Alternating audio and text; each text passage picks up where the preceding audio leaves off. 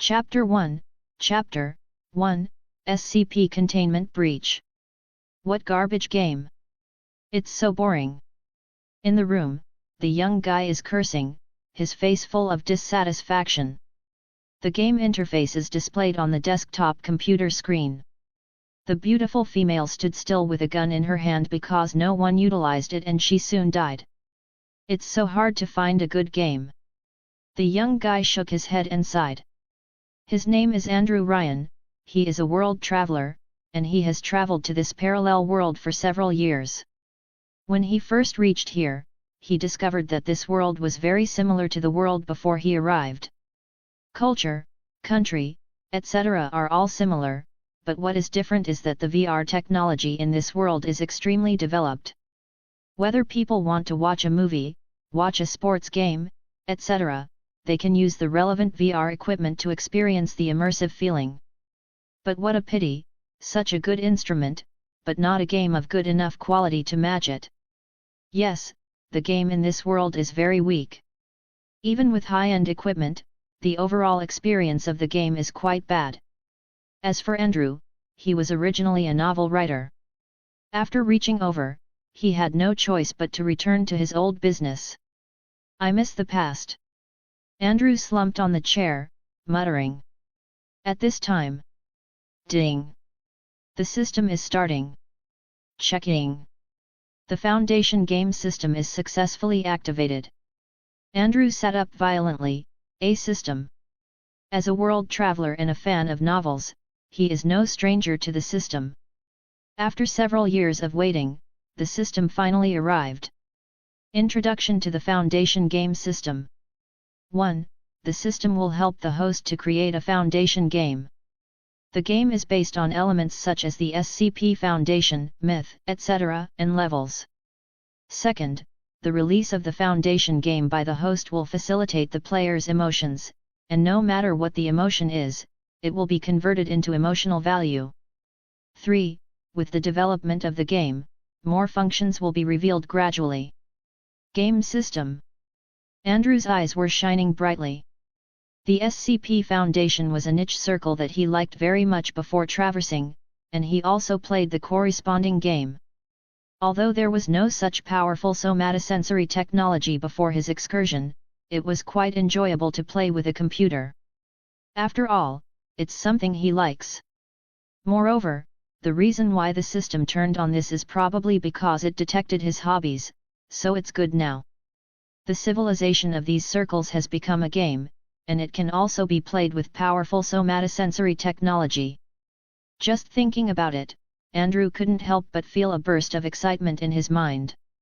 Andrew didn't waste time, and immediately said in his mind, "Make a SCP Foundation game immediately." Ding! The emotional value is 0, unable to create. Andrew Ryan was startled. Fortunately, the next moment, the system's notification sounded again. Ding! The system presents a novice gift package. Get 1 million emotional points. The game production list is as follows. Containment breach, 1 million emotional points, etc. A system panel appeared in front of Andrew, displaying a series of copies of the game. Damn, isn't it too expensive? Andrew was taken aback. From what he saw, he only had one game to choose from, there is no other that is less than 1 million. Forget it, the containment breach is not bad, it can collect a surge of points. The containment breach, Andrew had played it before the trip.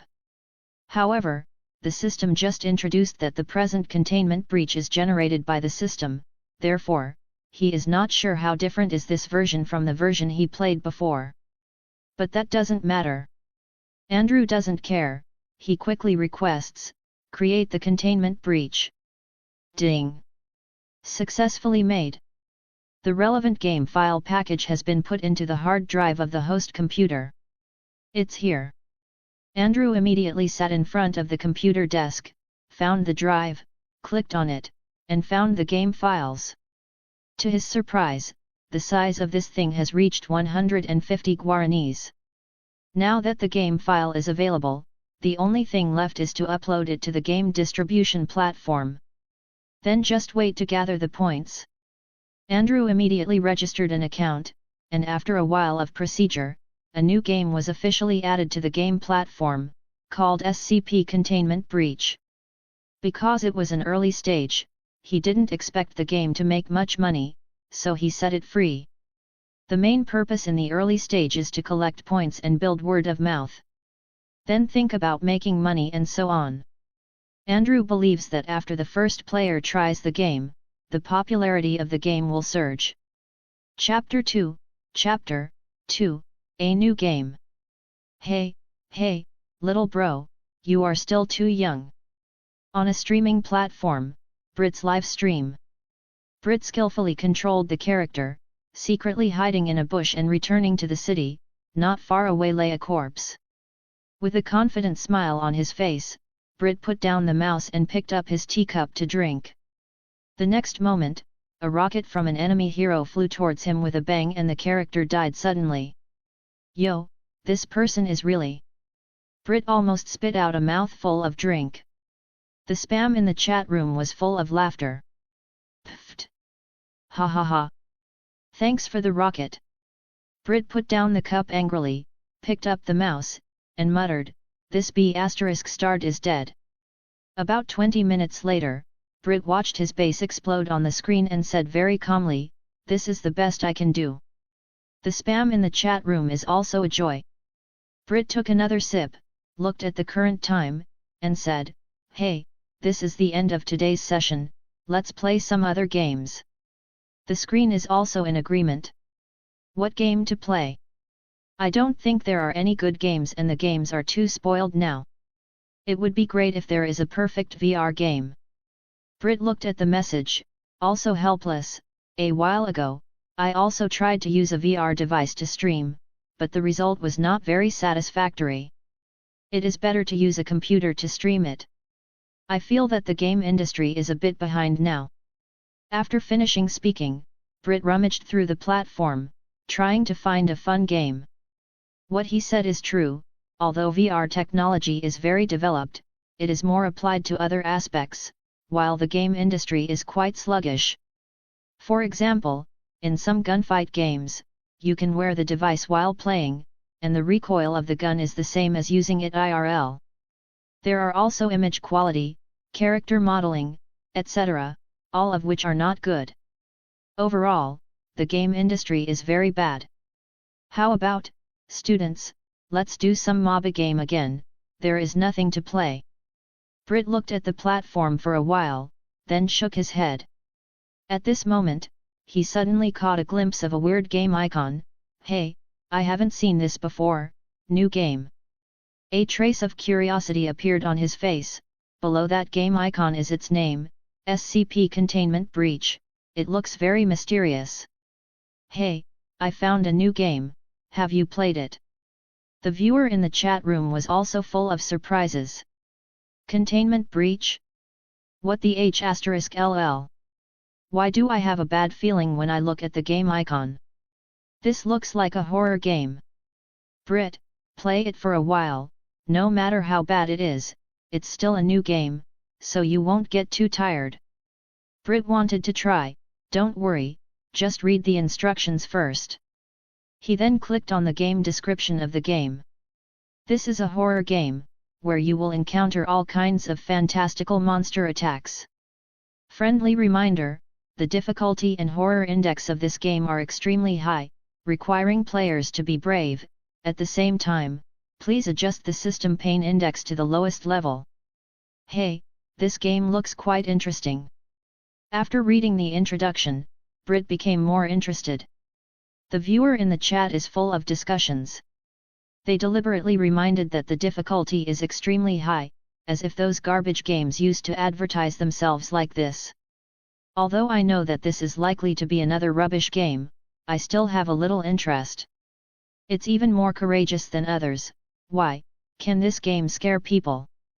Identified as a garbage game at a glance. Oh, something is better than nothing, try it out. Brit also thought that the game introduction was a gimmick, so he was still a little unconvinced. But I'm tired of playing the same game, even if this new game is rubbish, it's still something new. That's fine, let's play this. Brit then clicked download. Although the new game is free, the size is not small, with more than 150 guaranis. This made him quite surprised. Maybe there's something to this game. Brit has some expectations in his heart. After a while, the game is downloaded. Brit waved his hand, his face full of confidence. Let me try it first. If the game is garbage, don't download it. It's a waste of space. Chapter 3, the game officially begins. Brit confidently stepped onto the somatosensory device. This game said that its content is frightening, let's experience it and see how scary it is. After putting on the equipment, Brit officially started the game with confidence. He didn't care much about the friendly reminders in the game introduction, as he didn't believe the game could scare him. Most of the viewers in the stream are also holding the mentality of watching the fun, and none of them are nervous. They can see Brit's perspective in real time, so they can just watch it on the screen. As the game officially began, Brit suddenly felt that he had entered a dark space. The surroundings were very quiet, and he could only hear his slight breathing. Well, horror games must have dark elements, I understand, Brit said. As the voice fell, a few lines of writing that seemed to be spattered with blood appeared in front of Brit. Warning: if you suffer from heart disease, high blood pressure, convulsions, asthma, etc., please exit the game immediately. Brit smiled. The more warning the game is, the more curious he is. The chat has never stopped. This game can't be scary. What are you afraid of? How can it be scary? Don't talk about it. Get started, I'm even more curious. Brit glanced at the chat, smiled, and waved his hands. Everyone, don't be afraid, the strength of mine is obvious to all. Look at me performing a wave for everyone today. After Brit finished speaking, he clicked Start Game. Below the warning text, there's also a Quit Game option next to it, but he will not choose. After clicking to start the game, a progress bar appeared in the darkness in front of him and the progress bar advanced rapidly. Brit's attention was attracted by the movement around him. The surrounding area was dark, and nothing could be seen. But after the progress bar appeared, he vaguely heard some sounds coming from around. The sound was like a mixture of sirens, roars, screams, and so on. Brit unconsciously became a little nervous. There are some things in this game, at least the sound effects are very good. The viewers in the live stream also heard his voice, and they all became excited. Damn, did you pick up a treasure today? The quality of this game is really good. What's that sound? I feel a little nervous now. Make some scary sound effects, just to give people psychological hints, it's intentional. I guess so too. Mr. Brit, are you scared? Brit looked at the chat and shook his head. Afraid? It doesn't exist in my book. I just think this game should be good. After finishing speaking, Brit saw some pictures begin to flash in the surrounding darkness. Among them was a tall figure standing quietly in the distance, looming, as if staring at him. It looks like a statue. In addition, there was a huge reptile crawling past. Because it was too dark, Brit couldn't see clearly. But before he knew it, Brit felt that he had already started to get goosebumps. Besides these two, there seems to be a person sitting on the ground farther away, holding his face with his hands. Many scenes are flashing around and they seem to be in the same space as Brit, staring at him. Damn! Brit secretly swallowed his saliva. He already felt that this game didn't seem like the games he played before. The quality of this game is very high. Viewer, I think we need to change our previous statement, this game might not be the same. The viewers in the chat also noticed the surrounding scene, and everyone was surprised at the moment. Whoa, this effect is so realistic. There has never been a game like this before. I'm looking forward to the official game plot later. Do you think this game is really scary? Brit won't be able to handle it, right? Put it down. Even if it has some quality, that's all. If the game is rubbish, it doesn't make any difference. Brit no longer paid attention to the chat, he forced himself to focus on the progress bar. The surroundings are just cutscenes, however, maybe they also foreshadow something in the game. Just thinking of this, Brit saw that the progress bar in front of him was full. The next moment, the scene in front of him began to change. The game has officially begun. Chapter 4, Chapter 4, Class D Personnel. The game has officially begun, Brit muttered in his heart, and the environment around him also began to change at the same time. A light appeared above, and then the surroundings lit up. It can be seen that he is in a small room at the moment, surrounded by solid, heavy concrete walls. The door to the room was a dark heavy metal door. The furnishings in the room are very simple, there is only one old bed and one table. There is also a toilet and a sink next to it. This environment is not very good, but this image is so good. Brit quickly gave his evaluation. He had to admit that the graphics in this game were the best and most realistic he had ever played. The viewers in the live stream were also shocked by this great graphics. Damn! It's so good! My god! I feel like this game can be faked. It's the same as the real world. Look at that bed, the stains on the quilt are very clear, tisk tisk. This game is something. Brit's expression also became serious, he reached out and touched the wall. The solid touch made him think that he was in the real world. Looking down, he found that he was wearing an orange suit with the number 9341 printed in black on the front. What does it mean? Brit was confused. What should I do next? Go out? How to get out? The viewers also have no clue about this. Brit looked around, on the only table he saw, there was a piece of paper full of handwriting. Everyone, this must be a clue to leave. Brit's heart moved, and he picked up the paper. At the beginning of the paper, there are several large characters. And next to it is a strange symbol with 3 arrows pointing inside. At the bottom, there is a line that introduces the main content of this paper. Booklet for D-Class Personnel Training. D-Class Personnel, what do you mean? Brit frowned unconsciously. He vaguely felt that this D-Class personnel might not be a good thing. He then looked down. The Foundation welcomes you for joining us, willingly or not. Unfortunately, your mission is highly classified. Every D-Class personnel has a unique personal number, among which your number is D9341. During your work, you will participate in various testing tasks, some of which may be extremely dangerous. But if everything goes according to plan, you will be released at the end of the month, and all the crimes you committed before will be crossed off. Hey? I am a criminal. After reading the text, Brit said in surprise. He has probably finished reading the contents of this entire paper, which means that he was recruited by an organization as a criminal and became a test subject for this organization. D-level personnel are required to perform various dangerous tasks and must cooperate unconditionally, otherwise, they will be sentenced to D***. What do you guys think? Brit looked at the chat. The chat was no longer ridiculing at the moment, they were guessing. Foundation? What kind of organization is this? I don't know what's going on. Hahaha, this game is okay, Brit has become a guinea pig. I'm getting more and more interested in this game, I will download it now. Everyone, I guess that this booklet should tell players that they may be going to perform a very dangerous mission. Brit smiled very wisely.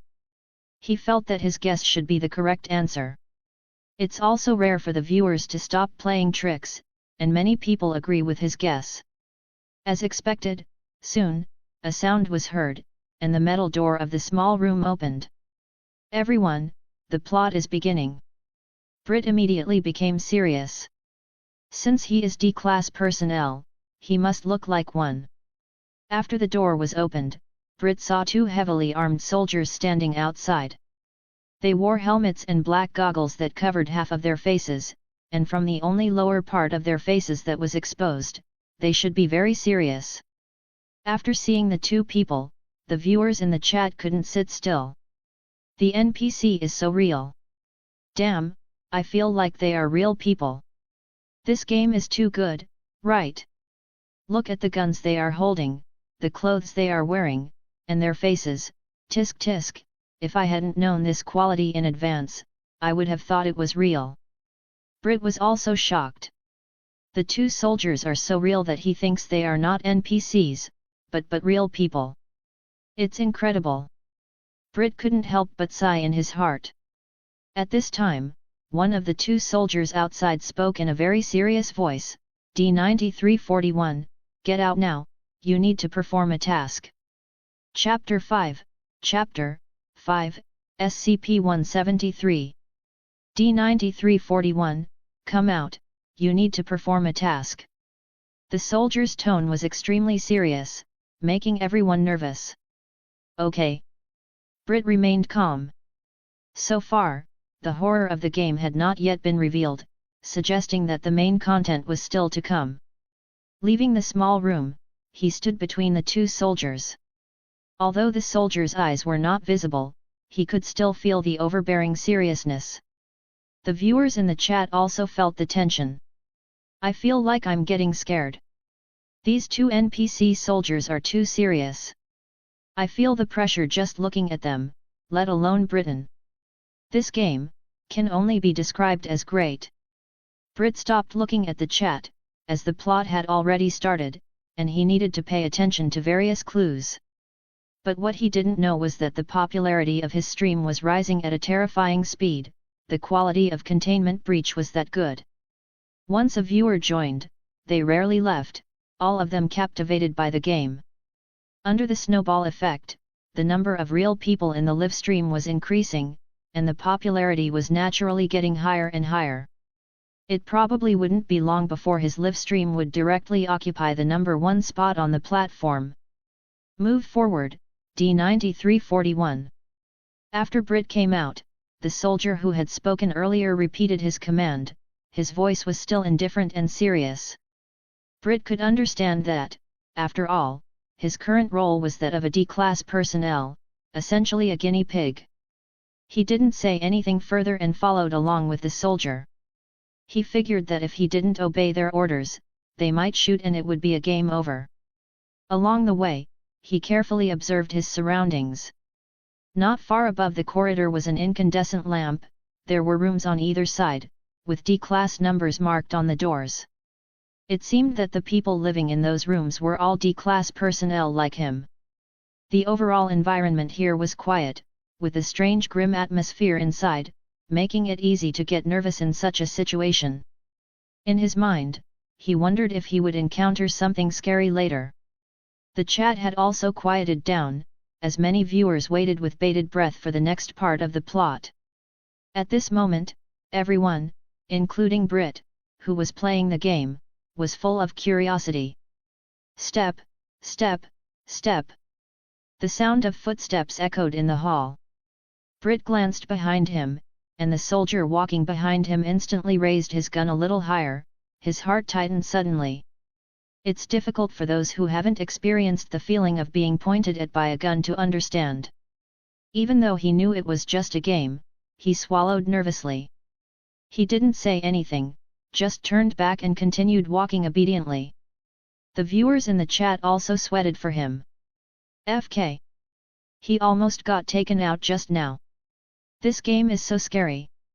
The soldier feels so real, it seems like if he gets hit, he'll die. I hope he can survive this level. Brit, don't be scared, we're all here with you.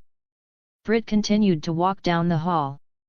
Not long after, the rooms on both sides disappeared, and they reached a circular hall. There were passages in the front, back, left, and right of the hall, with guards standing at each entrance. The soldier in front waved his hand, this way. Brit looked around, followed, and entered the passage on the left. The passage was circular, like a small mountain tunnel, making him wonder if this place was built inside a mountain. The passage wasn't long, and after exiting, they arrived at a smaller transit point and there was another identical passage on the left. They continued to turn into the passage on the left. After coming out this time, they reached a large hall with a bridge in the middle. Brit walked on the bridge, looking down. Some people were doing research there, with faint voices heard in the background. Is this a research institute? Brit wondered, hoping to observe some clues to clear the level, but he didn't find any. There was also an entrance on the other side of the bridge, and when the door was open, the soldier led him silently into the entrance. After entering, the soldier stopped. We've finally arrived. Brit's heart skipped a beat. He knew that a new plot was about to unfold, and this made him a bit nervous, unsure of what he would face next. The soldier then took out a piece of paper and handed it to him. Mission items. He took the paper, muttering to himself, and then noticed the content on the paper, SCP-173. D-9341, your next task is to enter the containment chamber of SCP-173 for routine testing. Chapter 6, Chapter 6, the statue can move and kill. D-9341, your next task is to enter the containment chamber of SCP-173 for routine testing. The soldier's voice was indifferent. Brit couldn't help gulping again. The place where he is now is a hall, and the logo of the Foundation is posted on the wall of the hall. A sense of urgency about imminent danger made his confidence gradually disappear. The entrance is over there. The soldier pointed in one direction. Following the direction of his fingers, Brit saw a tightly closed metal door. Let's go and see what the so-called test is like. Brit walked towards the metal door. During this process, he skimmed through the paper in his hand. It's okay if you don't look at it, but when you look at it, Brit was so shocked that he even forgot to walk.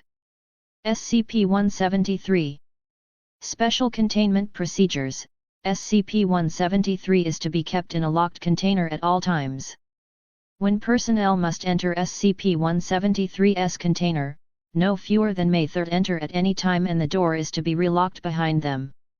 At all times, two persons must maintain direct eye contact with SCP-173 until all personnel have vacated and relocked the container. Description: origin is as of yet unknown. It is constructed from concrete and rebar with traces of Krillin brand spray paint. SCP-173 is animate and extremely hostile. The object cannot move while within a direct line of sight. The line of sight must not be broken at any time with SCP-173. Personnel assigned to enter the container are instructed to alert one another before blinking. Object is reported to attack by snapping the neck at the base of the skull, or by strangulation. In the event of an attack, personnel are to observe Class 4 hazardous object containment procedures.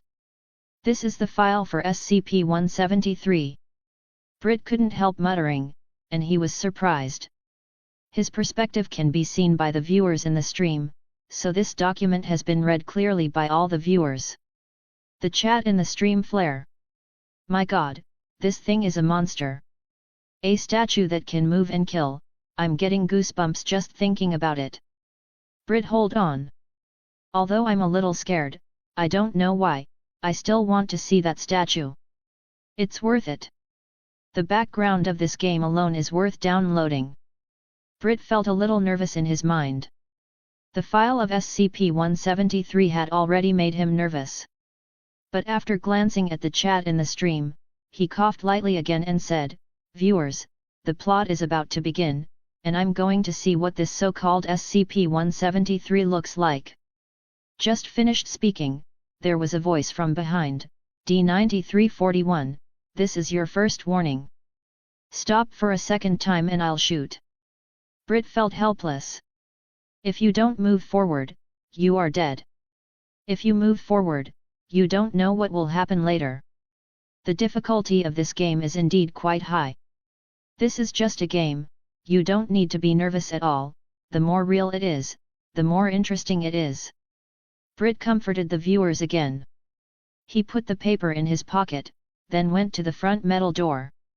It can be seen that the sign of SCP-173 is still on the wall next to the metal door. Among them, the object class that also marked SCP-173 is Euclid class. Euclid? This may represent the danger level of this containment. Brit murmured. He approached the metal door, which opened automatically. Brit took a deep breath and walked inside.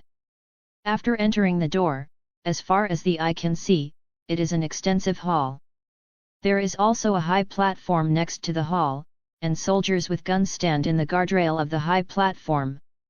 In front of the high platform is a containment room with a thick steel door, and the huge logo of the Foundation is sprayed on the wall next to it. Viewer, we should be here. Hey, it seems that we still have 2 colleagues. Brit looked at the door of the containment room, where stood 2 men who were also dressed in orange. They all have D-level marks behind them, so it is estimated that the people in front of him are the same as him, and they all have their personnel numbers. Seemingly aware of Brit's arrival, the 2 orange-clothed D-classes also turned their heads, but they turned away after one look.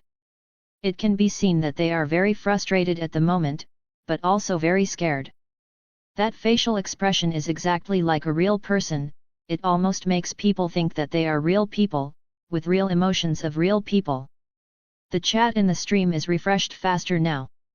Look at the expressions of those 2 D-class personnel, they look like they are about to die. Oh, I'm really worried about Brit. It's too real, this game is too real, every detail is top. Everyone, the more we get into it, the more we need to calm down and observe. While Brit was talking, suddenly, he heard the sound of the door opening, and the 2 steel doors of the containment room began to slide towards the 2 sides. Immediately afterward, he saw that inside the containment room, there was a statue standing against the wall. At the same time, the ground is also stained with blood. Chapter 7, Tingling. After the 2 heavy steel doors slowly open, a bright and spacious area is revealed.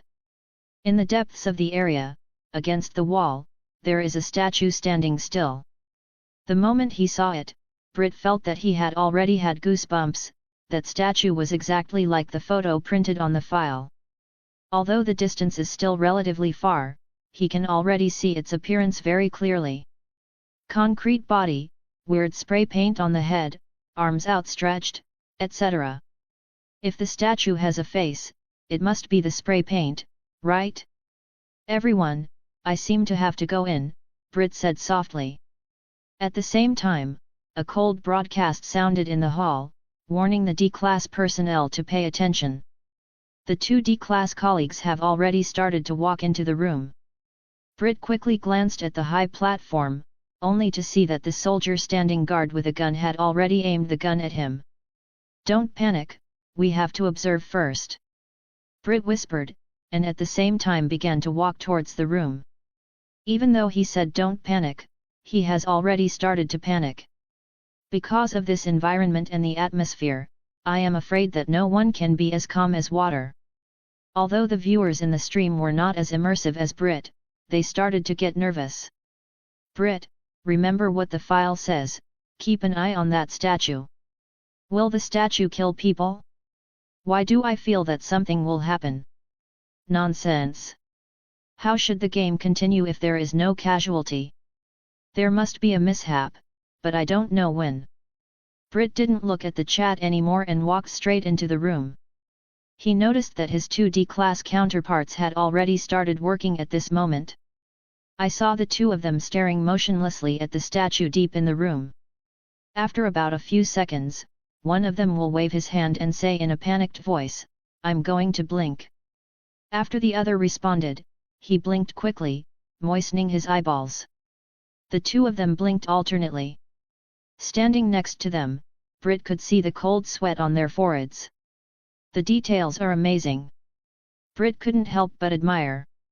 The viewers in the stream were also shocked.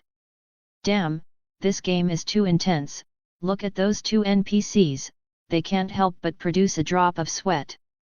No more nonsense, I have already downloaded it. Great game. Brit must be careful, there will probably be an accident soon. Brit didn't pay attention to the chat, he was lying if he said he was not nervous at the moment. The immersive feeling is no joke. What should I do now? Brit glanced back subconsciously, the steel gate behind him had been closed and there was no radio sound either. The task is to test, how to test? Brit looked at the statue again, because the distance became closer, so he could see more details. On the surface, the statue is just like an ordinary statue, even the rough texture of the concrete body surface can be seen. If he hadn't read its file in advance, Brit would never have thought that it was such a dangerous thing. In addition to the statue itself, there are many large blood stains on the floor of the chamber. Reddish-brown, it must be blood, right? Brit is not very sure, but he remembered the file he had just seen. In the chamber of SCP-173, there seems to be a mixture of feces and blood. Tisk tisk, it's terrible. While thinking about it, suddenly, Brit heard the sound of the door opening behind him. The two D-level colleagues next to them were also a little confused, but their professional ethics were very good, they didn't look back. As for Brit, he has a much worse experience, he subconsciously looked back. Is this the end? Brit muttered, it was also his first time playing this game, so of course he couldn't guess the progress of the plot. However, through the gate, Brit seemed to see the soldiers on the high platform talking on the walkie-talkie. I couldn't hear what was said, but it looked like the soldiers didn't know what was going on either. Seeing this, Brit knew in his mind. The turning point of the plot is here. Just thinking about it, suddenly, the lights in the entire room went out. Almost at the same time, he heard screams. F***ck. Brit was taken aback and turned around. After turning his head, the lights came back on again. Brit saw that the statue was already standing not far away, and two D-class guys were lying beside it. The necks of the two men were broken, their eyes widened, and their faces were full of horror. Hiss! At this moment, Brit, who has always claimed to be a tough person, couldn't help but feel his body tingling. Chapter 8, Full Site Lockdown Initiated. The moment he saw the two corpses, Brit felt his body go cold. He expected something to happen, but he never thought it would happen so suddenly. Those two DCLAS, in the blink of an eye, were killed. Brit subconsciously wanted to swallow his saliva, but he hadn't done it yet. Suddenly, as soon as he felt a pain in his neck, the scene in front of him instantly changed to behind him, and then his body began to limp. Everything around begins to blur, and soon, a bloody line appears in front of him. D9341, cause of death, fatal cervical fracture. F***ck. I've been killed. Brit was stunned and he returned to the dark space before the game started. The viewers in the stream are also very confused. Why is Brit dead? Looks like the statue did it. Brit, when you looked back at the corpse just now, you didn't look at the statue. That's when the statue twisted your neck. My god, this is too scary. Brit looked at the chat before he understood. It turned out that I was too surprised just now, and only looked at the corpses of the two D-class personnel, and then the statue killed him. Fortunately, the pain system is not adjusted to a high level. Although there is pain, it is acceptable. Brit took a deep breath and went through the entire game process carefully again. Soon, he regained his confidence. Everyone, the reason for this failure is very simple, it is because of my carelessness. Let's do it again next time, but this time, I will remember the traits of the statue. I have the confidence to pass the level with one life. Most of the viewers in the stream are also very confident. To be honest, the quality of this game is excellent, and the idea of the statue killing people is novel, but the setting that it can't be moved if it is stared at means that it shouldn't be too difficult to pass the level. I think as long as you pay attention and make good use of the map obstacles and the blink interval, you should be fine. I don't think it's that simple. I don't know what will happen after the plot of this game. Brit, turn it on again, I'm already downloading it. Brit regained his confident smile. After discussing a few words with the viewers in the stream, the game started again. The start is still the small room, this time Brit has experience. He briefly glanced at the D-class personnel training sheet on the table, then sat on the bed and waited for the door to open. Sure enough, after a while, the door opened and 2 soldiers stood at the door. D-9341. Get out now, you need to perform a task. With the first experience, Brit followed the 2 soldiers to the room with ease. Everyone, we will rush out as soon as the door of the room opens, because the statue will follow soon. Brit said confidently. All the viewers in the stream are also waiting and watching for the next content. Soon, the door of the room opened again, and the statue was once again displayed in front of everyone. Brit walked into the room calmly. Without squinting his eyes, he stared straight at the statue inside. After a while, I only heard the door suddenly open again behind me. Everyone, it's now. Brit let out a low voice, turned around, and rushed out the door. Who knew that just after rushing out, he heard the warning voice of the soldiers on the high platform, D-9341, stop right now. First warning. Second. Before the soldiers finished shouting the warning, suddenly, the entire hall suddenly lost power. Immediately afterward, screams came from inside the room. Brit's muscles tensed up all over his body. He knew that at this moment, SCP-173 was killing, and he had to leave as soon as possible. Thinking of this, Brit ran towards the hall door using his memory. But suddenly the power was restored and the hall was bright again. Immediately there were gunshots on the platform. Brit stopped, looked up, and immediately said something in his mind. He saw that SCP-173 had rushed to the high platform at some point, and the soldiers on guard were shooting at it. In just a moment, SCP-173 ran to the side of the soldier, and the soldier collapsed to the ground. Seeing this scene, the viewers in the entire chat surged, as if they were the ones at the scene. Run Brit, run! FCK, SHT, SH*T. Run, run, run! Its speed is too fast. Brit's nervous forehead seems to be sweating. But before he could start running again, the entire hall went dark again in the next second, only one extremely weak emergency light was on. Brit whispered in his mind that something was wrong, so he rushed to the side and hid in the corner next to the metal door. Hiss, don't come here! Brit stared at the corner, praying in his mind that the statue would not come over. A few seconds later, the statue did not come over, but the loudspeaker in the room sounded a shrill siren. This site is experiencing multiple Keter and Euclid class containment breaches. Full site lockdown initiated. Chapter 9, Chapter 9, Unknown Roar. This site is experiencing multiple Keter and Euclid class containment breaches. Full site lockdown initiated. A piercing siren sounded, accompanied by an emergency broadcast from the site facility.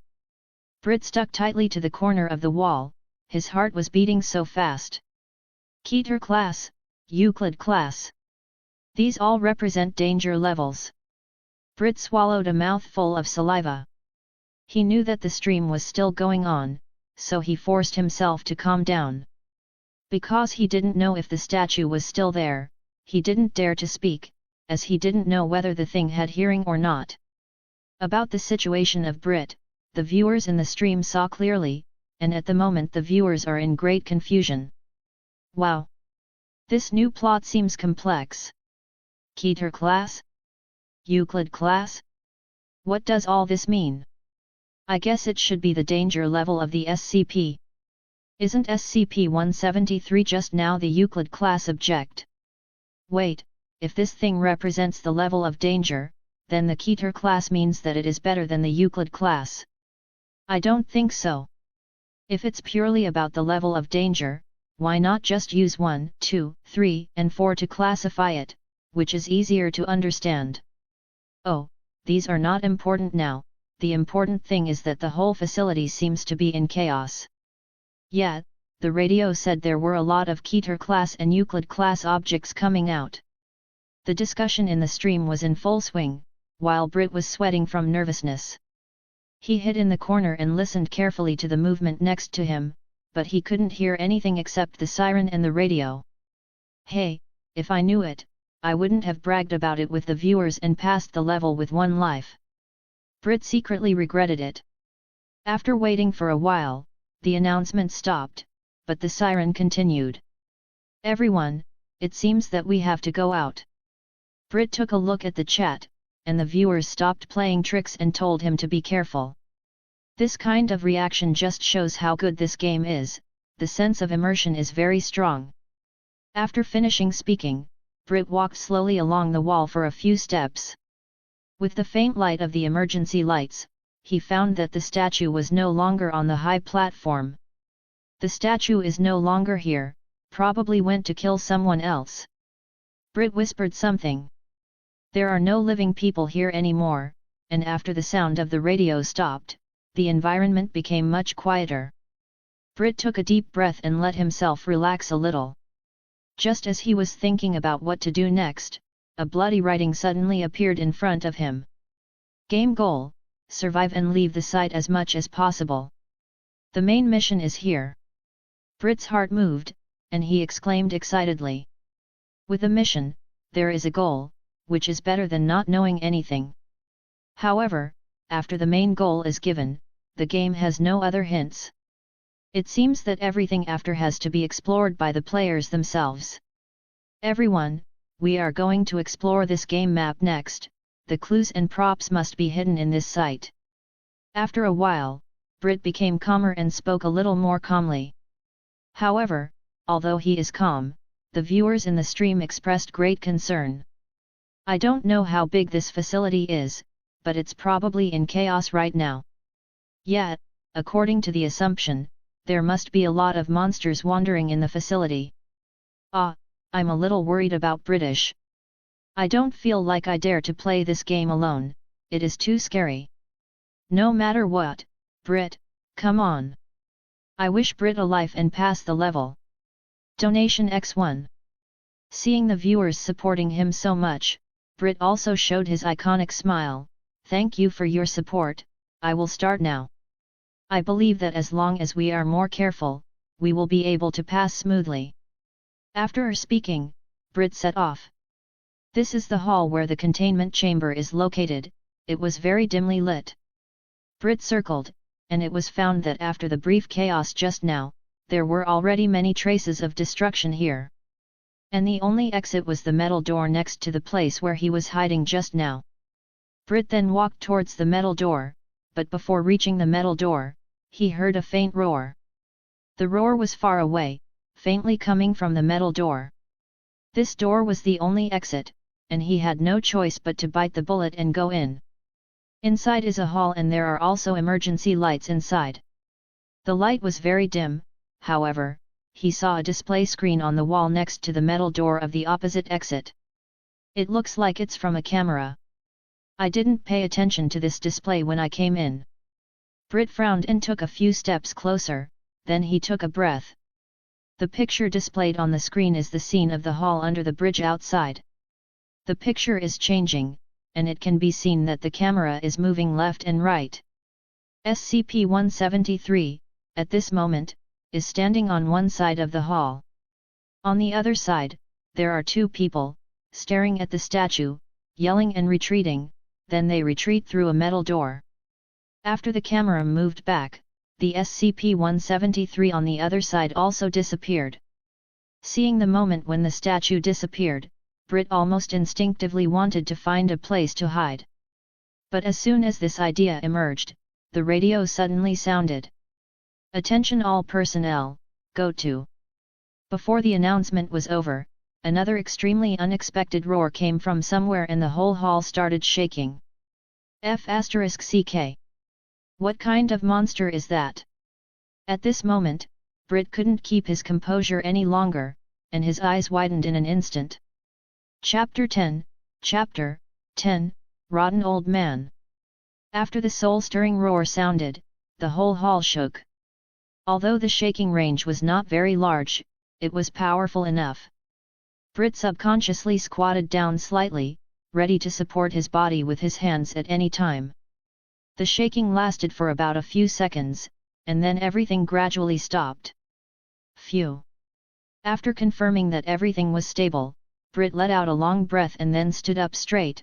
This game is really too incredible. The shock on Brit's expression had not dissipated. He won't forget the dreadful feeling just now. Not only was Brit shocked, but the viewers in the stream were also shocked, and they were discussing enthusiastically.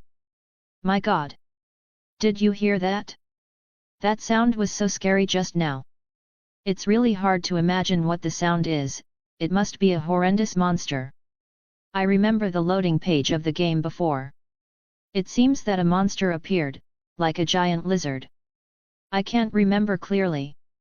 I remember it too, but I can't see clearly. That's a super monster. Brit looked at the chat and was also amazed in his mind. That roar was so shocking, that he even had a faint urge to see its true face. Shaking his head, Brit looked at the surveillance video on the wall again. The camera was still moving left and right mechanically, and the picture was turning back and forth, but there was only an empty hall in the picture. There was no one to be seen. It's time to go, everyone. Brit clapped his hands. The hall he was in at the moment had 2 doors. The door not far from the surveillance video leads to the hall bridge. As for the door at the back, it leads to the lobby of the room just now. Before leaving, Brit glanced back and silently said goodbye to the 2 D-class associates who had just died suddenly. Then, he cautiously came to the door not far away. The light outside the door was very dim, but you could see the hall bridge. It can even be said that apart from the limited distance in front of the eyes, everything else was dark. This kind of environment is really scary. But no matter what, the game has to continue. He was bragging before and wanted to pass the level with a single life. Even according to speculation, there must be many monsters wandering in this site facility at this moment, but games have to be exciting and interesting. If it's too easy to pass the level, what fun is there? Without hesitating for too long, Brit quickly entered the area of the bridge. When he got there, he could vaguely see the metal door on the opposite side of the covered bridge. He remembered that it seemed to be the door leading to the D-class quarters, which he had come from before. Next to it is a staircase that you can go down.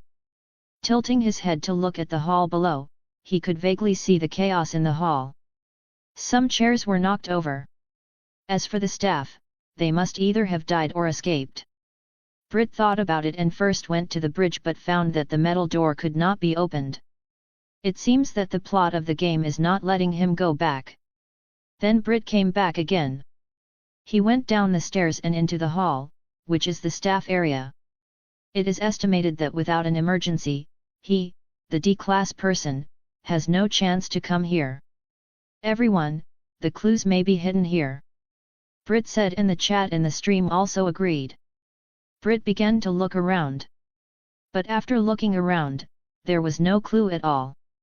The overturned desks, chairs, and computers didn't have anything of value. Looks like I have to go somewhere else. Brit said and looked at the metal door not far away. The metal door was the door through which the 2 people he had just seen on the surveillance above entered. Perhaps, the meaning of the surveillance video is to remind players to enter that door. Brit was thoughtful and then he came to the door. Next to the door is a device with a red button on it. When he pressed the red button, the metal door opened. Brit saw a hall. The overall area was not very large, and the light was also dim. He stepped into the hall, looked around, and prepared to continue exploring. But just as he was about to take a step, a corpse suddenly fell in front of him. He was shocked and then took a breath. The corpse was beyond recognition, it looked as if it had been tortured to the extreme. Brit looked up subconsciously. When he saw the scene above, he suddenly felt his muscles stiffen and all the goosebumps flared. What did he see? He saw that above him, on the ceiling, there was a dark, liquid-like substance. In the center of the substance, a rotten old man's head was smiling at him. Chapter 11, Please restart the game. Brit was shocked and his eyes widened subconsciously. The next moment, a slight and slow F***ck came out of his mouth. After that, the head of the rotten old man shrank back into the ceiling. Then, a large amount of dark substance suddenly appeared on the ground in front of Brit. The head of the rotten old man emerged from it and soon revealed half of the same rotten and frightening figure. The surrounding light is extremely dim and the original siren has long since disappeared. At this moment, Brit could even clearly hear his rapid breathing. In this situation, a great fear surged out frantically from his heart. Run! Brit screamed subconsciously in his mind. No matter how good his mind is, he has almost completely lost his sense of proportion at this moment. He turned around and was about to run wildly, but the next moment, his leg was suddenly grabbed. And at this very moment, the chat in Brit's stream also flared. Brit! Damn! What the h***ll is this? I almost piss my pant right away. Countless viewers stared at the screen with their mouths wide open, their faces full of fear.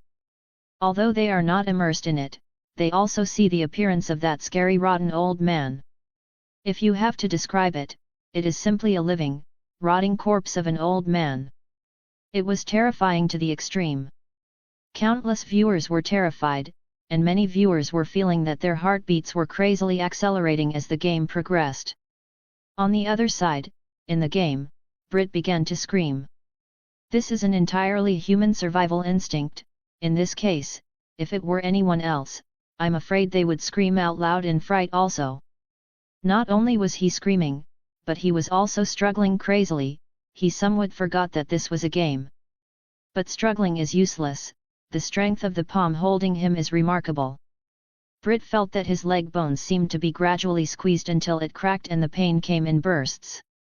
Fortunately, the pain setting he set was not high, otherwise, he guessed that he would have fainted from the pain. Game, this is a game, don't panic. At the critical moment, Brit remembered that this was a game, and he felt a little relieved, but the sense of fear did not decrease much. He struggled to look back. He saw the rotten old man's face, staring straight at him, with a huge grin. His lower body was still on the floor, holding him tightly with one hand. He doesn't know what the dark sticky substance around him is, but it looks extremely terrifying. This is a monster in the game. One of the Foundation objects. What class is it? What kind of effects does it have? **T.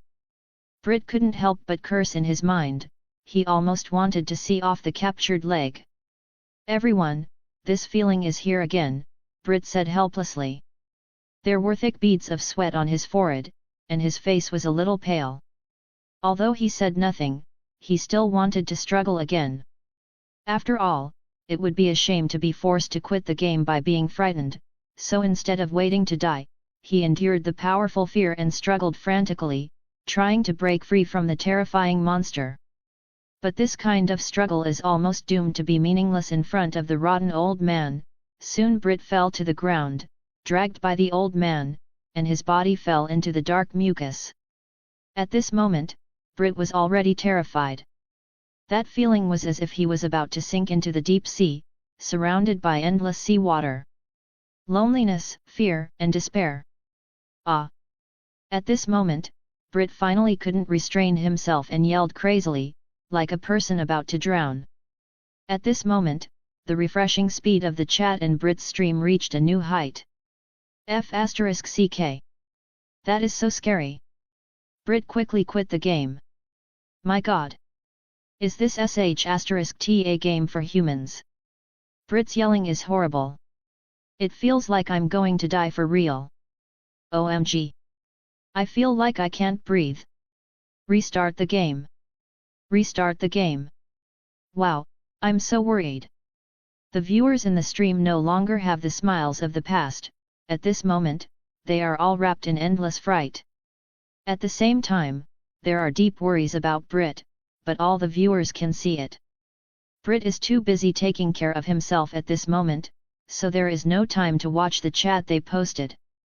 That kind of horrific shouting has completely lost any element of acting, it is the true emotion of Brit. The viewers are even worried that Brit will be scared to death because of this game. At this moment, countless viewers are frantically posting in chat, begging Brit, restart the game. We will pass the level with our lives intact, please. Chapter 12, it's over, Brit is motionless.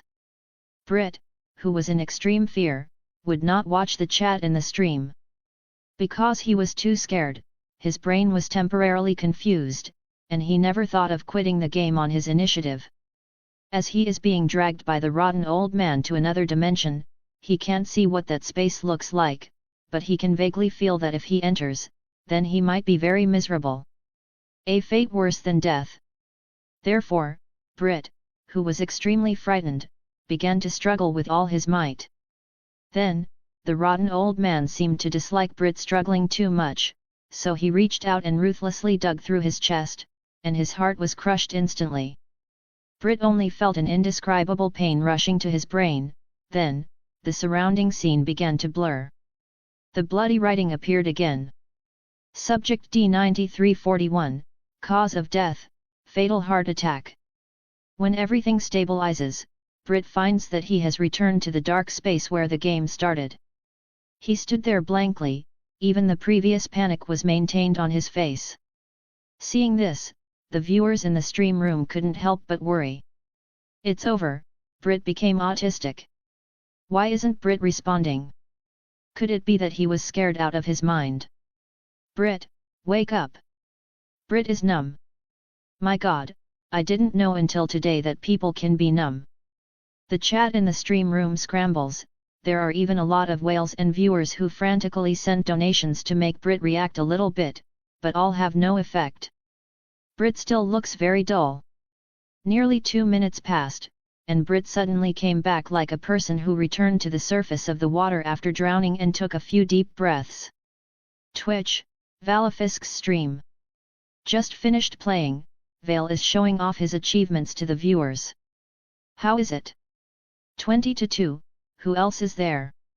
Vale raised his eyebrows at the camera and his face was full of smug. The viewers in the chat are also responding enthusiastically. Damn! You are the best! The enemy is sleeping at night, and you got out of bed. Let's do it again! Vale waved his hand and shouted, later, I am going to the bathroom. After using the toilet, he sat down again, and when he was about to start it again, he frowned, there seems to be something wrong. He is considered to be one of the more famous streamers on the platform. In normal times, the popularity of his stream and so on are all on the first page of the platform. But today, he found that his view was not as hot as 2/3 of his normal level. It is even continuing to decrease. Damn it, what happened? Vale suddenly couldn't hold back anymore. He immediately took a look, only to realize that the most popular anchor was Brit. Damn it, is Brit dressing up as a woman? Vale's mind is full of Brit's female attire, and he is wriggling in front of him. Just thinking about it makes me sick. Ahem. Everyone, something is not right today. I don't think many people are here. While talking, Vale looked at the chat. The chat quickly jumped out to respond. I guess they all went to see Brit's stream and I was still watching it just now. Vale, hurry up and check it out, Brit streamed a new game today, and it's exciting to watch. I've watched it too, and I'd like to call it the best game in history. Vale was skeptical. After finished playing, now he was free, so he directly clicked on Brit's stream.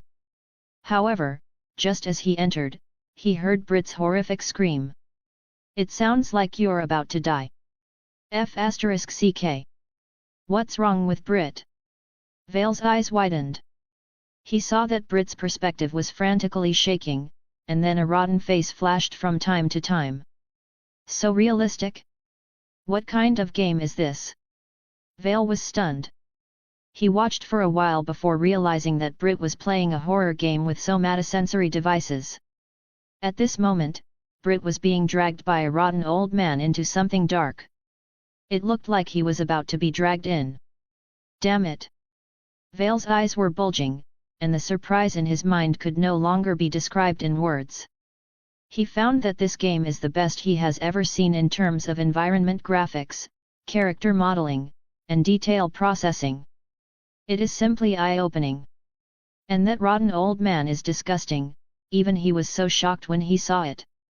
In the chat, many people were yelling that they were scared and wanted to change. Wait, there seems to be something wrong with Britain. Vale frowned suddenly. He found that Brit seemed to truly be scared. *CK, Brit, are you serious? Don't give me a heart attack. Vale subconsciously yelled. But Brit obviously couldn't hear his voice and just screaming for himself. Then not long after, Brit's cry stopped. Several bloody writings appeared on the screen of the stream. Subject D9341, cause of death, fatal heart attack. Then, Vale saw Brit standing in the dark space, motionless, as if he was R*****. It's over, Brit is motionless. Chapter 13, Chapter 13, Who is the creator of this game?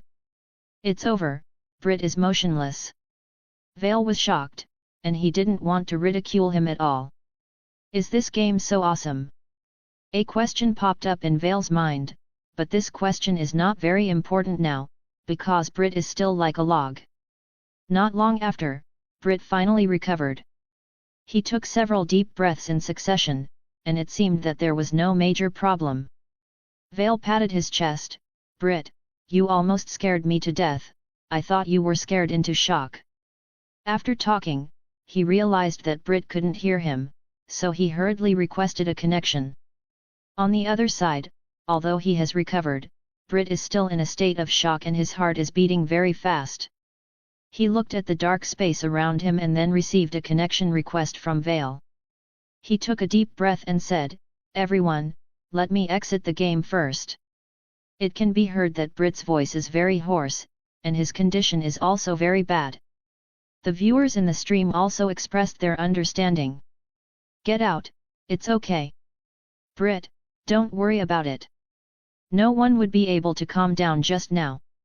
It's okay, take a good rest. Brit, as long as you're fine." Damn, I was so frightened that I almost called an ambulance just now. If it wasn't for the reason that I couldn't explain it, I probably already called it.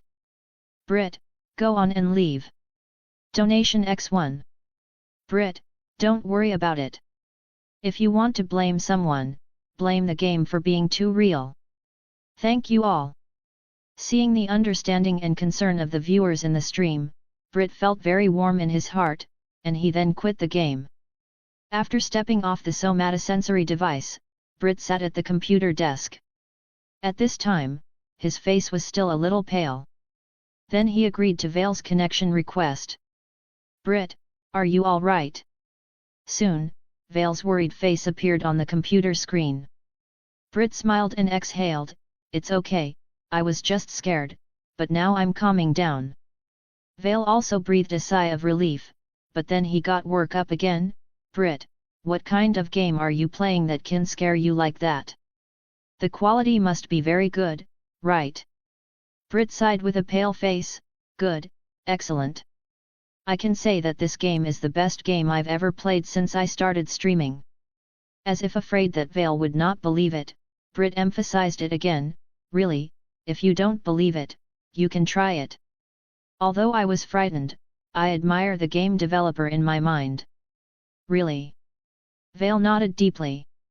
I saw it too, tisk tisk, from the game screen just now. It is so real. What's the name? I'll download it right away.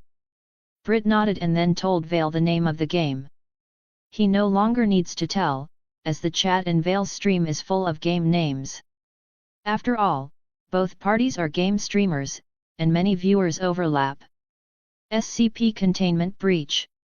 Vale looked at the name of the game and muttered softly. The name sounds a little strange, but he can't tell much about it from the name alone. Vale, you'll know if you try it. Brit chuckled, he seemed somewhat mischievous. After talking for a while, his psyche has almost recovered. He even has the urge to play it again. Vale also quickly showed excitement and anticipation, it will be done soon and I will try soon. Watch me show you a one-life finish. Although he watched some of the high-energy scenes in the game just now, he still doesn't understand the game as a whole, so he is naturally very curious. When Vale said this, Brit's face instantly became weird. Coughing twice, he said earnestly, "Don't bet your life to pass the level, I think it's pretty good if you can pass tonight." Vale's eyes widened immediately.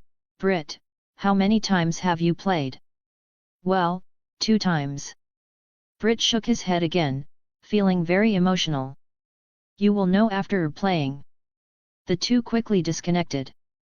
Vale went back to study the new game, and Brit thought about it and decided not to try it again today. He was worried that his heart couldn't take it. Although it will no longer continue, the popularity of Brit's stream has not decreased. It's still number 1 on the site. Viewers are also discussing enthusiastically in the stream. "I feel that the rotten old man monster just now should be spawned randomly. Brit is also considered unlucky, otherwise he wouldn't die so quickly. I have already downloaded it, but I dare not play it. Hey! Now I finally understand why this game reminds players not to play if they have heart disease or something, because this thing is deadly. Hahaha. Now I'm a little curious about who the developer of this game is, he's awesome. I'm also curious, I even admire the developer a little bit." Brit looked at the chat in the stream, and at the same time felt emotional in his heart. He also aroused some curiosity, who is the developer of this game? Chapter 14, Chapter 14, Overseer? Who is the developer of this game? Brit pondered. The quality of the game SCP Containment Breach is great. Brit can't think of any game company that can produce such an excellent game. Local company? Large company? Or other developers? Probably not. Brit shook his head. He is clear that the games created by those game developers have not been very good all the time. If such a game came out, how could they not promote it? Plus, this game is free, which is even more inconsistent with the habits of other developers. Brit thought about it but couldn't figure it out. Finally, he opened the game platform, found the game information, and looked at it. The developer is the Overseer. Brit frowned deeply. Overseer? What does this mean?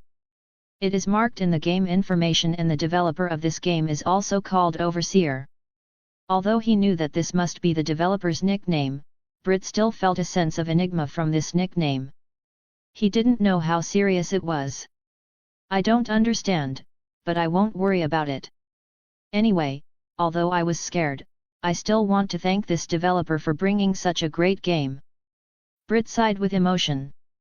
As for the chat in his stream, it also discussed the producer with Brit at the moment. Overseer. Wow! The name is so secretive. It feels like the creator is a cold and calculating person. I feel the same. The Overseer should represent a team or company, right? No matter what, I still want to thank the developer or team of this game. I didn't expect to be able to play such an amazing game in my lifetime. Brit couldn't help smiling while watching the chat in the stream. Although the game has not been cleared yet, he still hopes that the Overseer can improve the game, even for a fee. In Brit's opinion, games of this quality don't need to be free, even if they are expensive, they are worth it. Hey, let's think of a way first to pass the level. Brit smiled wryly and shook his head. At that moment, he noticed that his phone had received some messages. He clicked to open it. Brit discovered that it was a message from another big streamer on the platform. They are all on the same platform, so they have each other's contact information. Kiwo, Plumbella, RT. Brit laughed, feeling a little mischievous. The details sent by them were the same, all were asking about the specific situation of the game. The might of this popular game has already attracted their attention and the curiosity in there can no longer be suppressed. Brit didn't hesitate, he simply sent a short description of the game and added a sentence, "Be careful when you play." I was terrified and almost fainted. Whether they listened or not, at least he had given a warning, right? Haha. Brit laughed quietly in his mind. He checked the time, there was still a while before the next stream. So Brit started a MOBA game while clicking on other people's stream rooms, ready to watch a good show. He is very sure that tonight the popularity of the streaming platform will be dominated by SCP containment breach. Somewhere in a small apartment, a certain handsome young man sat in front of the computer, his eyes were piercing. He is the mysterious game developer, the overseer, Andrew. There are already thousands of downloads. Andrew was very excited. The computer in front of him displayed the game platform interface, and for his game, the number of downloads has exceeded thousands. Moreover, it is still rising at an extremely fast speed. It's thanks to Britain. Andrew shook his head emotionally. After he uploaded the game today, he began to wait for players to download it. However, at the very beginning, no one cared about it, so not a single download. Later, gradually, there were some downloads. The facts are just as Andrew guessed. As long as a player downloads and tries it out, the player will be immersed in the game world. Soon, the game received more praise. All the reviews said the game quality was great, others said the game was too scary but still gave it full stars. Andrew was not surprised by this. As expected, later, the game downloads suddenly increased at an extremely fast rate. Andrew was a little confused, but soon he saw from the game comment area that many people came from Brit's stream. Brit is playing his game. Andrew was overjoyed. Immediately, he clicked on Brit's stream. He saw that Brit was really playing, exploring the map, looking for clues, but later he encountered the rotten old man and was terrified. For this, Andrew could only say, "I am sorry." At the same time, he also sincerely thanked Brit in his heart. Otherwise, it may take some time for the game to become popular. While the game becomes popular and many people clear the level, what should I do next? In the room, Andrew was thinking to himself. Chapter 15, Chapter 15, enters the game. When the game becomes popular and there are a lot of people playing it, what should I do next? In the room, Andrew was thinking to himself. However, the issue is not urgent. At present, the number of downloads of the game is only a few thousand, and the number of completions is even 0. It will take a while for it to reach peak popularity. Forget it, let's not rush. Andrew shook his head, then opened the system panel. Emotional point, 4399. After Brit's contribution, plus other players, the point has already exceeded 4000, this speed is not too slow. But he was helpless, to unlock other content, too many points were needed. It is estimated that it will take a long time before there is hope. Andrew sighed, then turned off the panel. He thought about it, then he clicked on Vale's stream. He had naturally seen the connection between Brit and Vale before, so he knew that Vale was about to try his game. With the endorsement from Vale, a major content creator on the platform, Andrew believes that the popularity of the game will leap again. After entering the stream room, Andrew saw that Vale was about to enter the game. Seeing his excited face, Andrew felt a little strange in his heart. Hehe, I hope you won't be scared. The corners of Andrew's mouth raised slightly. He knew about the monster who scared Brit into screaming, its codename is SCP-106. It's called the Old Man.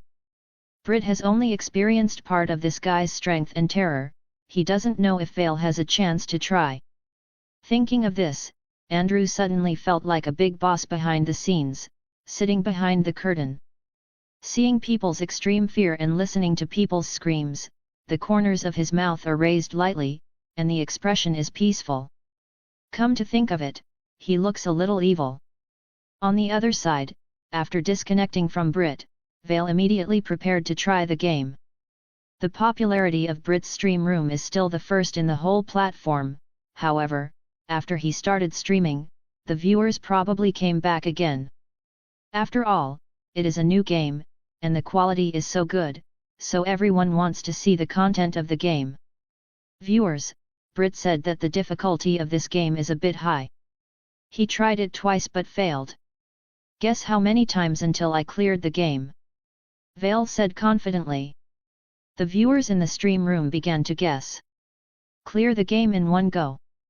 Vale, do it. It's probably impossible to clear the level in one go, I guess it's possible to die at least a few times. Vale, don't be scared. Come on. Looking at the chat, Vale smiled confidently. Don't worry, Brit said it's difficult, it's a bit difficult, so I don't say anything about clearing the level with 1 life, only 2 lives. At most 3. Look, I will pass the level with 3 lives. After finishing speaking, Vale began to prepare for the game. He was slightly taller and had a slightly fatter build, so it took a while longer for the somatosensory device to work. Everyone, I'm in, Vale shouted excitedly, and then, he officially entered the game. It is the same as when Brit entered the game. Vale also experienced the dark space, as well as game warnings and so on. If it's the first contact, Vale must have dismissed the warning.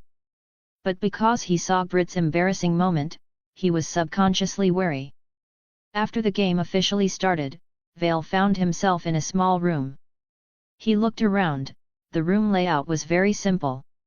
Bed, toilet, table, sink, there is also a piece of paper on the table.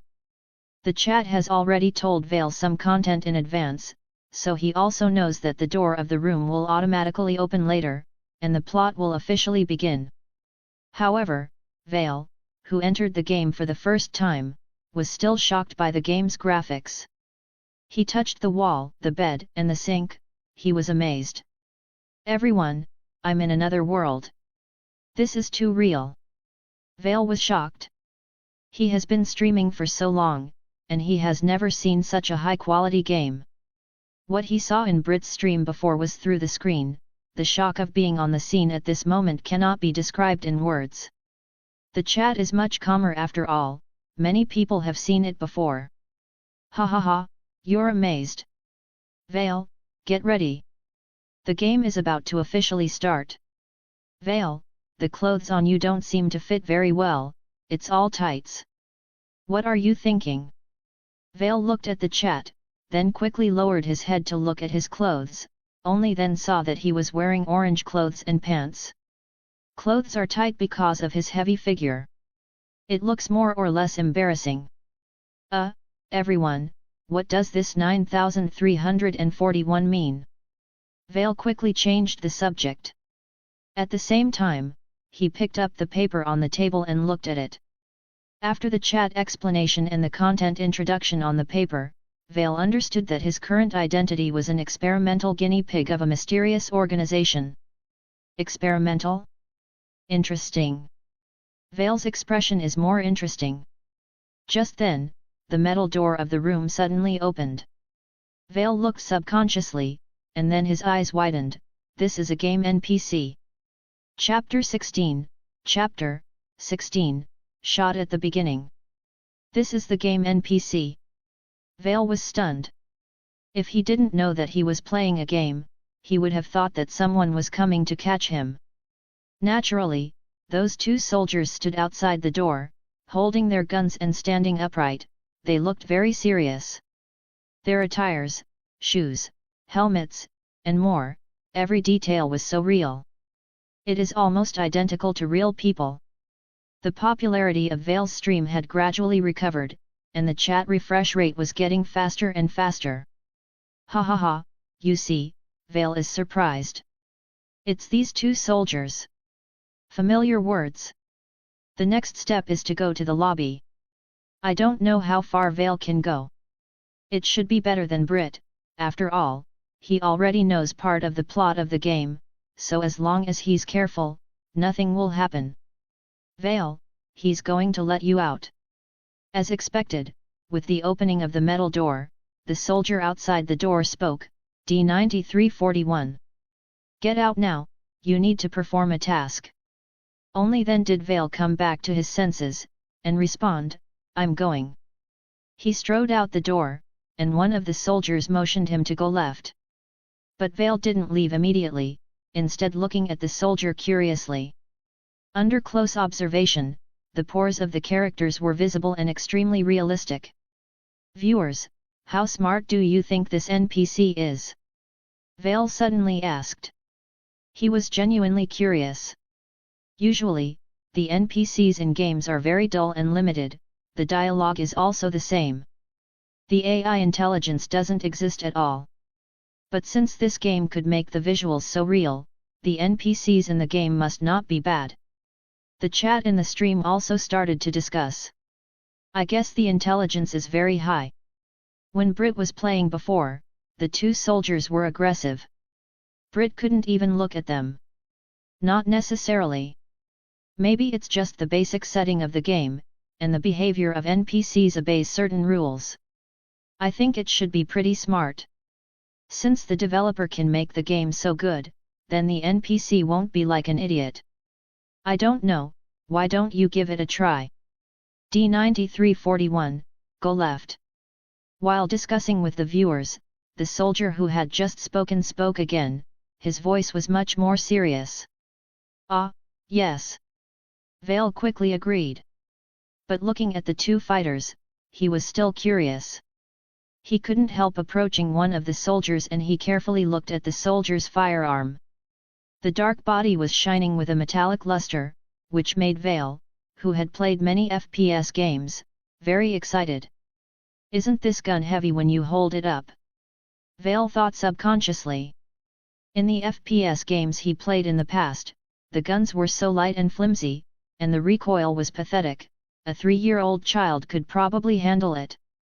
Now, the guns in this game were far ahead of other FPS games in terms of appearance. If you could pick it up, it would feel great. Thinking of this, Vale subconsciously wanted to reach out for the gun. But in the next moment, the gun he was about to touch was instantly lifted and aimed at his forehead. Boom! After a gunshot, there was a bloody hole in Vale's forehead. Vale was stunned. He felt pain in his forehead, then, his body fell limp, and the environment quickly became blurred. At last, he was back in the dark space where the game started. This accident happened too fast, he didn't even have time to react. It wasn't until several seconds later that he suddenly realized, damn! I just started, and I got shot. The viewers in the stream also burst out laughing at this moment. Pfft! Hahaha! I can't help it, sorry. Hahaha! Vale, why are you touching someone else's gun? If they don't shoot, who would? Hahaha! Congratulations to Vale for breaking the fastest death record, Brit sends his regards. Looking at the chat in the stream, Vale's face almost turned red.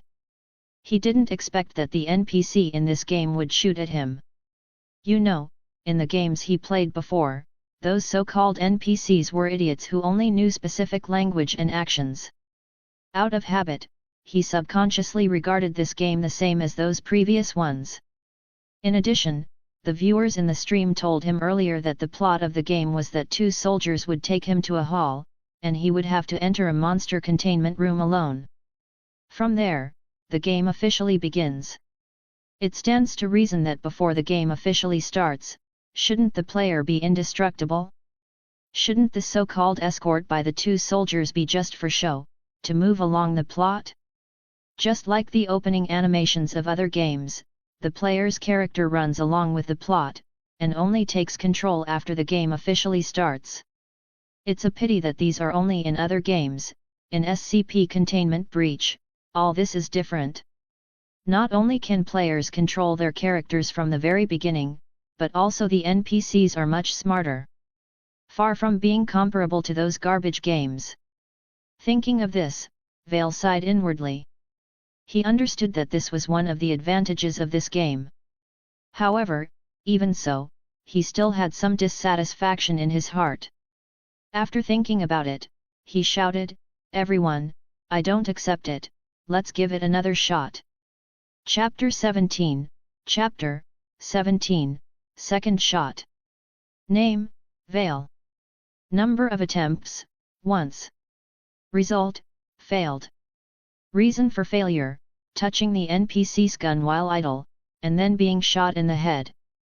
Everyone, I don't accept it, let's give it another shot. Even after trying to understand the reason, Vale was still very unconvinced. He even waved his hand and assured the viewers very confidently, "Don't worry, I will never face the same trick twice." The viewers didn't laugh all the time but encouraged Vale to keep going. After all, they also wanted to know the follow-up of the game. Vale wasted no time, he started playing again soon. After entering the game, he just sat on the bed obediently and stopped looking around. Soon, the metal door opened and the two soldiers stood straight outside. D-9341, get out now, you need to perform a task. All right. Vale took a look at the soldier who shot him and he was a little upset. The NPC in this game is much smarter than the NPCs in other games. If you do reckless things, they will probably shoot you. Vale didn't want to be shot again, after all, so many viewers were watching, he didn't want to be embarrassed. In addition, he had already said that he could pass the level with a maximum of 3 lives, so being shot suddenly just now already consumed 1 chance. Now there are 2 left, so he needs to make good use of them. Vale walked out very honestly, being very cooperative. After exiting, he followed the soldier's guidance and walked to the left hall. One soldier was in front of him, and the other was behind him. The 3 passed through the accommodation area for D-class personnel, through the tunnel-like passage and corridor bridge in the hall, and arrived at the containment room's neighboring hall. Vale already knew this part in advance, but the reality of the environment along the way and the seriousness of the atmosphere still shocked him. Forget everything else. Just from the environmental visuals alone, Vale thought this game was worth playing. Soon, Vale got the information files of SCP-173 from the soldiers. After reading the file, he was even more amazed. Tisk, everyone, this thing feels a little weird. The chat in the stream was much calmer than Vale's. Don't panic, that's it. What are you afraid of? It's a statue. Just keep staring at it. It's okay, Brit has only been killed by this thing once. Although Brit has only played twice. Remember to run outside after the door of the containment room is opened, and ignore the guards on the high platform outside. The lights in the hall will be off, so there will only be emergency lights. Many viewers had watched Brit's stream just now, so they had a better understanding of what was going to happen next. Vale was in a good mood.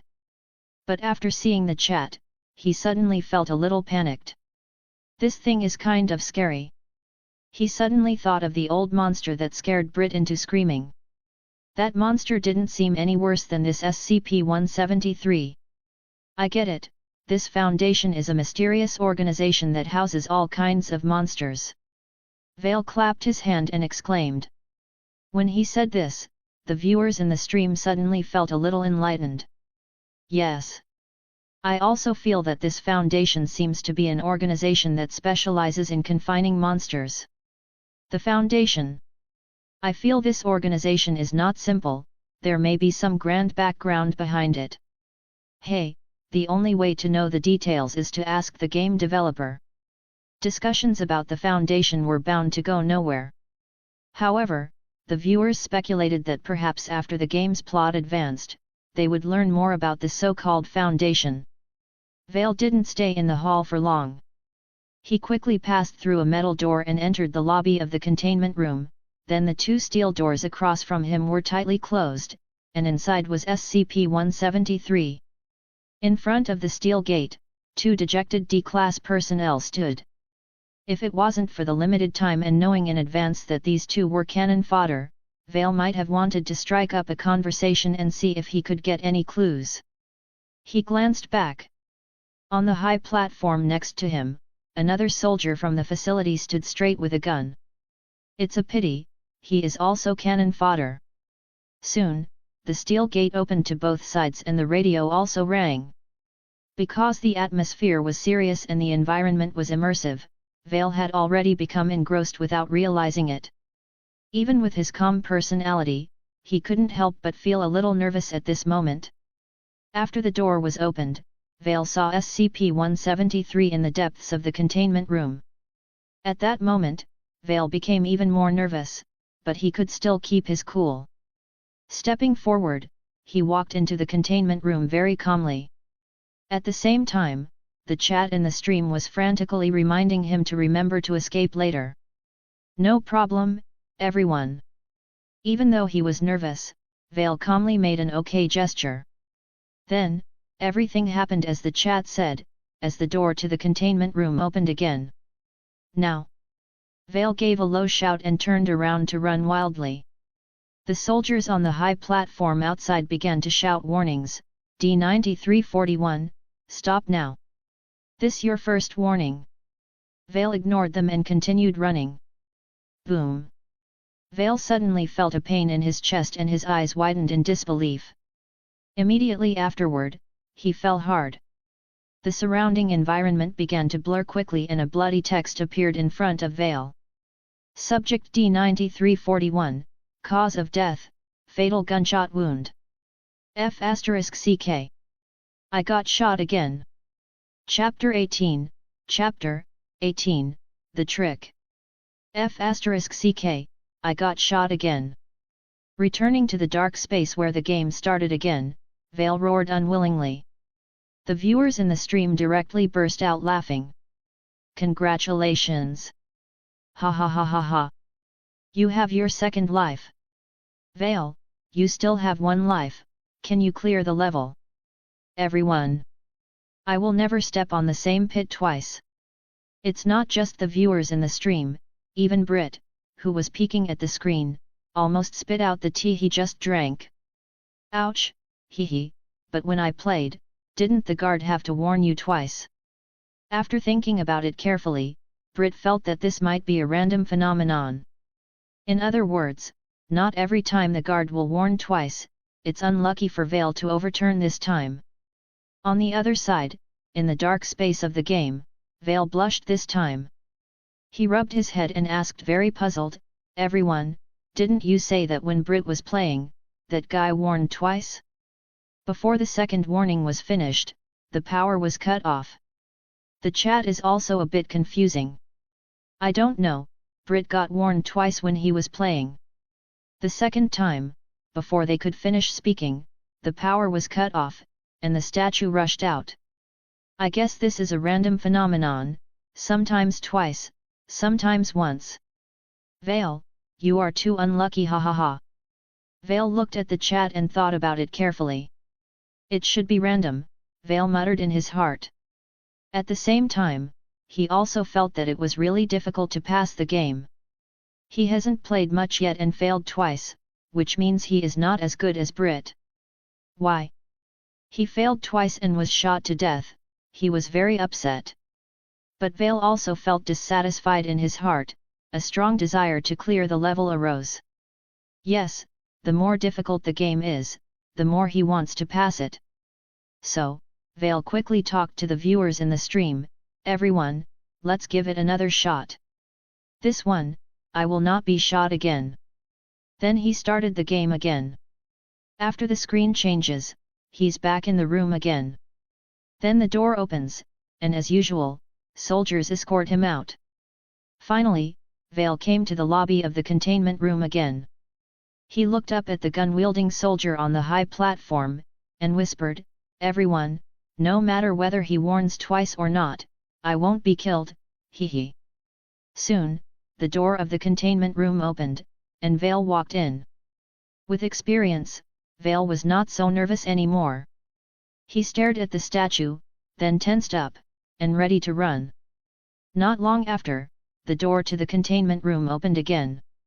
Slip away. Vale turned his head and ran away. As soon as he ran out, the soldiers on the high platform shouted, D9341, stop now. This is your first warning. Vale didn't even look at it, and just yelled, watch my ultimate technique. While roaring, he suddenly lay down on the ground. Hey hey! Vale quickly got up from the ground. At this moment, the lights in the hall suddenly went out. Then, the screams came, and after that, the hall lights turned on again. Vale sees the guy on the ledge who shot him shooting the statue. I'll go, that thing is really fast. Vale was startled and hurried to the exit of the hall. While running, the lights in the entire hall went out again, leaving only the emergency lights. The surroundings suddenly fell into darkness. Vale continued to run according to the hints. Finally, he ran to the place where Brit was hiding before. His forehead was slightly sweating, and the tight orange clothes on his body seemed to be sticking to his body. But he still laughed out loud, how about it, everyone? I said I wouldn't get shot again, and I did it. Hee hee. The viewers in the stream are also madly sending messages. Let him pretend this time. Ha ha ha. The ultimate technique. Ha ha ha. Vale's unique trick.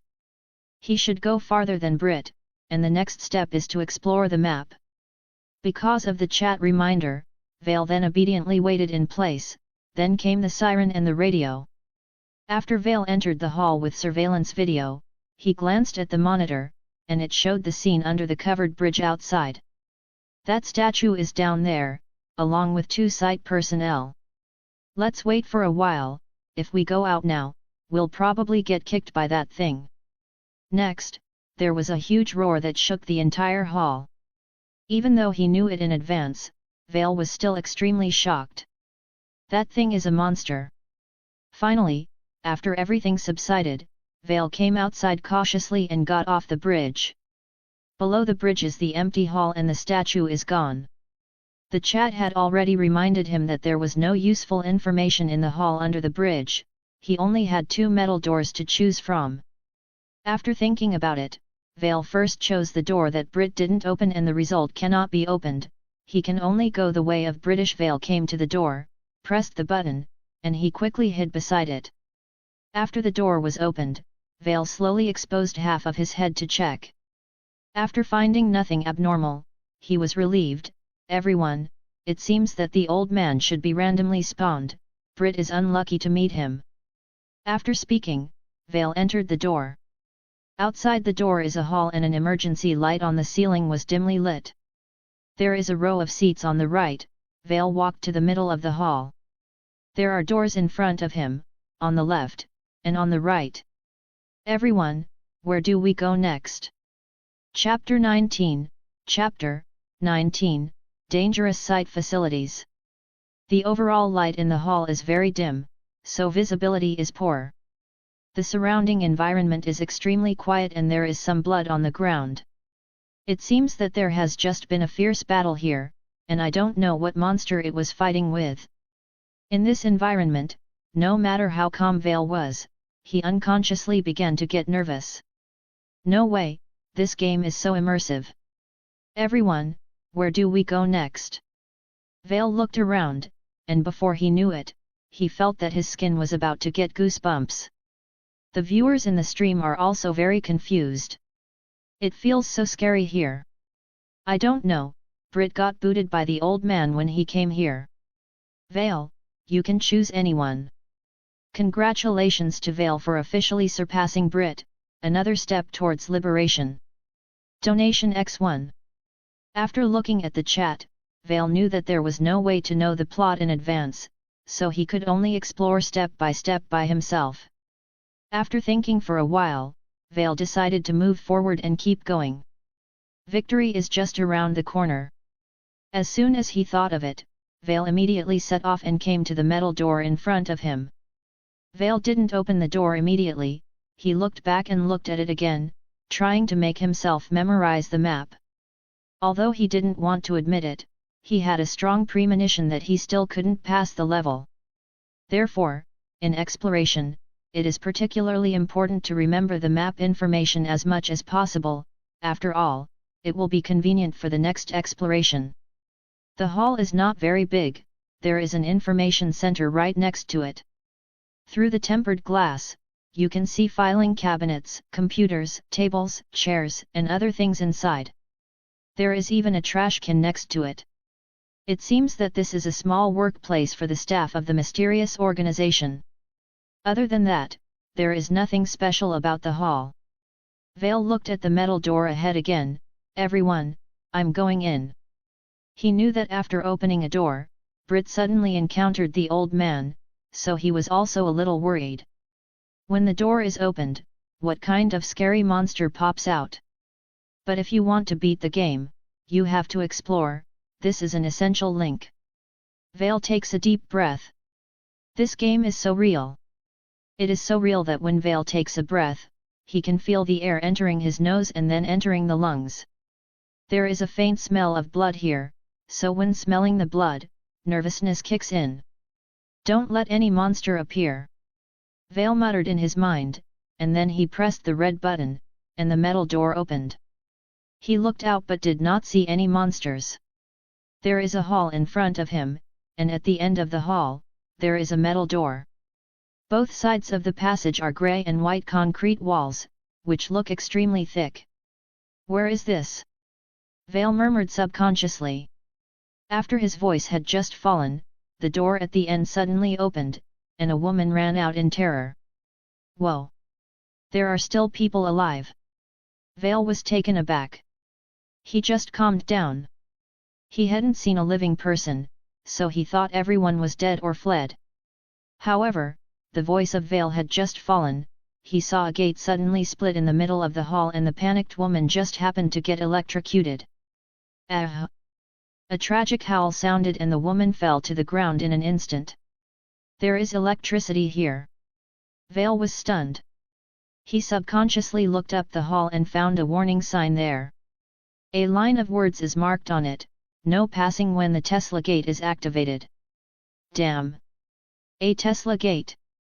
The viewers in the stream were also stunned. It's a good thing Vale didn't run, if he had gone over, wouldn't he have become a piece of ash? This game is too thrilling. It feels like the whole map is full of danger. Vale, this road ahead is dead, it seems that you have to go another way. Vale wiped the cold sweat from his forehead. He walked slowly into the passage and came to the front of the Tesla gate. The woman was dead while her body was lying on the yellow and black striped activation area. Vale doesn't know how high the voltage of the Tesla gate is, but it must be no problem to electrocute him. Forget it, everyone, let's go another way. Vale looked up, the small red light above, indicating that the Tesla gate had been activated, was blinking. He looked towards the end of the passage again. Where does that door lead to? Vale was thinking. But this problem is currently unsolvable, maybe later on there might be a way to turn off the gate. Let's go. Vale turned and left, returning to the hall. Vale thought for a while, walked around, and found that the door couldn't be opened either. It seems that this is also a useless scene facility. Okay, everyone, now there are two routes, left and right, which one to go? Chapter 20, Chapter 20, Stick with SCP-173. Okay, brothers, now there are two routes, left and right, which one to go? Okay, three routes, but one of which has the Tesla gate which makes life difficult. So there are only two left. After listening to Vale's inquiry, the viewers offered their ideas one after another. Some to the left and some to the right. Vale rubbed his chin and finally decided to take the route from the information center. It's the same wherever you go, as the road ahead is unknown. Vale immediately turned to the metal door next to the information center on the right. When he came to the door, Vale pressed the red button. The moment the door opens, Vale is ready to see any scary scene. But the terrible scene imagined did not appear. As far as the eye can see, there is only a dark passage. The emergency lights inside were all broken and the entire passage was extremely dark. Vale unconsciously swallowed his saliva. The scene in front of him, he had no courage, he dared not go in. Everyone, how about we change the route? Vale tried to ask. But the chat was very disrespectful, and the scrolling was fast.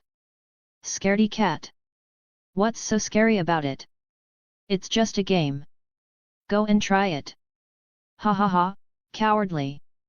Looking at the chat, Vale felt a little bit ashamed. After thinking about it for a few seconds, he gritted his teeth and strode into the darkness. He felt as if he was swallowed by the darkness in an instant, and he could hardly see his fingers. The environment was quiet with only the sound of his footsteps. Of course, there was also his tense, deliberately low breathing. The viewers in the stream couldn't see clearly because the surroundings were extremely dim, and they could only faintly see the outline of the aisle. Occasionally, there was an irregular black thing sticking to the wall. Don't think too much, it must be blood. Darkness, silence, bloodstains.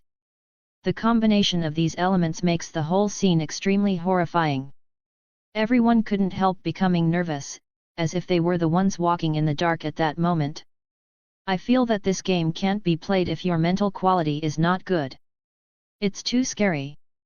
To tell you the truth, I downloaded it when Brit was streaming, but I didn't dare to play it. A good game is a good game, but it's a bit exhausting to play. Vale wasn't in the mood to watch the chat anymore. He touched the side passage wall. The place where his palm touched had the texture of slightly frosted concrete, occasionally there were sunken places. He didn't dare to walk too fast, for fear of attracting some unimaginable monsters. Dark corridors, quiet environment. Nervous breathing. Vale swore in his heart that this was the most fearful game he'd played since he had started streaming for so long. Finally, after walking for a long time, Vale reached the end safely. He even touched some sticky blood on his hands, he wiped it on his trousers, squatted down, looked carefully, and finally saw the red button. Vale took a deep breath, then, the button was pressed. Just hearing a click, the metal door opened quickly and light came in from outside the door.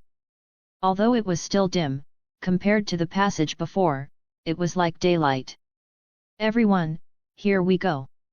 Seeing the light, Vale heaved a sigh of relief. He first stretched his head to look around and found that the inside of the door was just an ordinary passage, it didn't look like there was anything special about it. Vale walked in cautiously. This was a very ordinary corridor. There were concrete walls all around, and pipes were running through them. The emergency lights here were fine. With the line of sight, there was no need to panic. Vale felt a little more relaxed. He reached the end safely again and opened the metal door at the end. Vale was stunned for a moment. He saw that this time the scene inside the door was no longer a corridor but a small hall. The lobby was surrounded by tall concrete walls. Vents, pipes, and the white light of emergency lights gave the hall a cold and hard feeling. There was also a metal door across the hall. In addition, there should be another door that couldn't be seen on the right. Other than that, there seemed to be nothing else. What puzzled Vale were the things on the floor of the hall. It was a large piece of dark substance. At first glance, it seemed to be still flowing slightly. What is this? Vale instinctively felt that this thing was dangerous and it was vaguely familiar. Vale was quite calm, but the chat in the stream exploded at this moment. Isn't this the mucus made by the rotten old man? Oh my god, the rotten old man is nearby. Run Vale! This is the rotten old man who made Brit go cold-blooded. It's over, Vale is going to be gone. That thing is scary. Vale looked at the chat, paused for a moment, and then reacted instantly. Damn it! Did I find that thing? He had seen Brit screaming like crazy while being tortured before. Vale's forehead was sweating a little and he wanted to run back immediately. But when he turned around and thought about it, running back would still mean taking the road he had just walked. Forget it, let's fight it, Vale muttered to himself, and then quickly walked around the black mucus on the ground. But because it covered too much area, there was still no way to avoid it completely in the end. Vale gritted his teeth and jumped violently. But he overestimated his jumping ability, so after he landed, his feet still stepped on the edge of the substance. The moment he stepped on it, Vale felt like he was sinking. F***ck. I'm going to sink. He let out a low exclamation. The fear in his heart was crazily rising, so he hurriedly strode forward desperately, barely running out of the substance. After coming out, Vale hurriedly took off the shoes on his feet and threw them aside. Vale took a breath. He now understood Brit a little better. The feeling of sinking just now was scary. Who knows where he would end up after sinking? After a short rest, Vale walked barefoot towards the metal door next to him. There were 3 doors in this hall. The door he had just come out of was one, there was a door opposite that door and another door on the right. As for the one on the left, it was an iron fence with a protected mechanical device inside. The door Vale was going through at the moment was the door on the right. He approached the door, opened it, and the scene behind the door was displayed in front of Vale. After seeing the scene behind the door, Vale was stunned again, then, his eyes widened suddenly. In just a split second, a stream of cold sweat broke out from behind Vale. He saw that the extremely fast statue was standing behind his door, facing him. The 2 sides were extremely close. Chapter 21, Chapter 21, Shock. The moment the metal door opened, Vale came face to face with SCP-173. SCP-173's concrete arms are almost poking into his face and Vale's heart tensed instantly. Knowing that he just got rid of the black mucus, he relaxed a little. But suddenly saw SCP-173, coupled with the environmental factors, and one can imagine how strong the impact of that fear is. Vale's forehead was covered with sweat and his mind was terrified. The viewers in the stream were also frightened. Mother***er. How did this thing get here? It's over, don't blink. Don't blink. Don't blink. Quickly think of a way. Don't move. If you move, you will die. Vale swallowed his saliva with a grunt. He didn't have time to watch the chat, as his mind was spinning fast. Don't blink, can't break. A drop of sweat trickled down his cheek, but after thinking about it, Vale slowly stretched out his hand and approached the red button not far away. SCP-173 stands directly in front of him, with the spray paint on its head that appears to frame its face and appears to be staring at him. This put Vale under great mental pressure. After a few more seconds, Vale's hand finally touched the red button and he pressed it hard. Click! The metal door then closed. During this time, Vale kept staring at the statue and he felt that his eyes were starting to dry out and hurt. Finally, the metal door is officially closed. Vale waited for another 2 seconds, and after confirming that there was no problem, he let out a long sigh of relief. The chat in the stream was also frantically refreshed at this time. Damn! Vale is so calm, if it were me, I might have already passed out. Mom asked me why I was kneeling, and I said I was watching Vale's stream. This route is also impassable, only the door over there is left. This game is too difficult. Vale glanced at the chat, smiled wryly, and shook his head. It is really hard to imagine the fear without experiencing it personally. Everyone, let's go. This place is like a maze. Vale continued to set off. He has no other choice. SCP-173's outside the door behind him. Although the other party may leave after closing the door, he can't take the risk to gamble. As for the remaining 2, one of them is the way he came over, so he can't turn back. So, that's the only door left. Vale carefully walked around the black mucus and came to the last door. He presses the red button and the metal door opens. What was revealed in front of Vale was a fairly bright passageway. On both sides of the passage, there are tall concrete walls, and there is a huge fan running in the middle, which is probably the exhaust device of a certain system. Vale walked carefully through the passage and came to the end of the passage, and there was no danger during this period. I guess this is an exploration game, and there are no NPCs at the beginning of the plot, Vale muttered softly. Along the way, he went around, but he didn't see any people, even if you want to communicate with NPCs to get clues and items. With a curl of his lips, Vale opened the metal door in front of him again. This time, behind the door is not just a passage, there are also some rooms on both sides of the passage. Vale's eyes lit up. The boring passages and halls are meaningless, I can't find any useful clues or items either. The room, on the contrary, may have clues. Vale walked into the passage cautiously. He probed his head and looked around the scene. However, before Vale could see the specific situation of the passage clearly, he saw a strange thing gradually approaching in the darkness far from the passage. What is it? Vale froze for a moment and frowned. At the same time, he was also ready to run away at any time. But when the thing got closer, Vale saw that it turned out to be a little bear. However, after seeing the bear's appearance clearly, Vale felt his body goes into shock instantly. Even a group of viewers in the stream were furious and frantically launched a chat. Damn, damn! What is this? A bear made of ears? It made me get goosebumps. This thing is absolutely dangerous. My sanity is going crazy. Close to Vale, it was a little bear. But no ordinary bear, instead, a bear made of ears. It has human ears all over its body. Chapter 22, Chapter 22, The Ultimate Fear.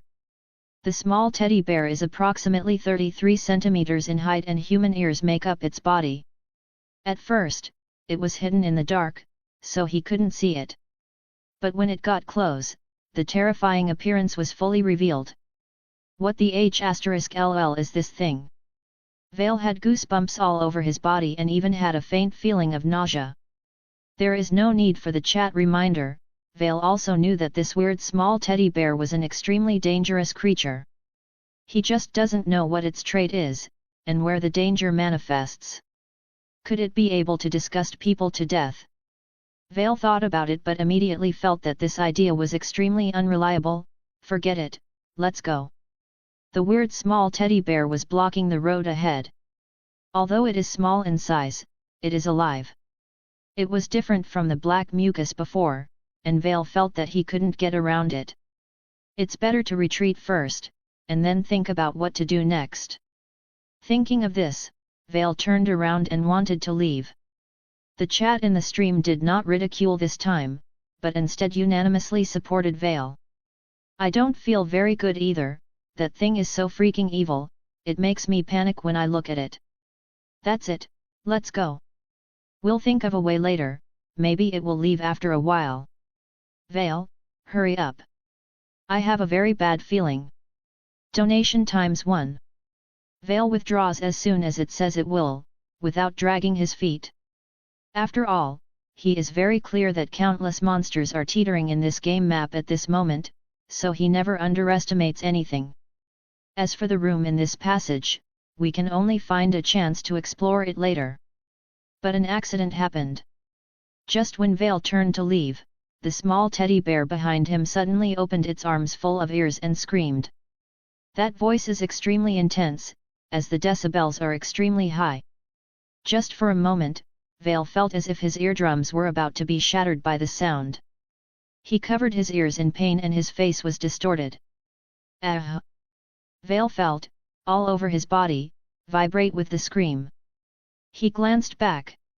Just in time, he saw that weird small teddy bear staring at him, with its ears and arms stretched out, its mouth opened wide, and it was screaming loudly. Ah! Vale couldn't help screaming. The piercing pain of the sound waves can't be described in words. He turned his head and stumbled back. At the same time, the chat in the stream has also been greatly reduced. Because countless viewers can't help but cover their ears in front of the screen at this moment with surprise and fear on their faces. Even the viewers who are separated from the screen are uncomfortable, let alone Vale who is on the scene at the moment.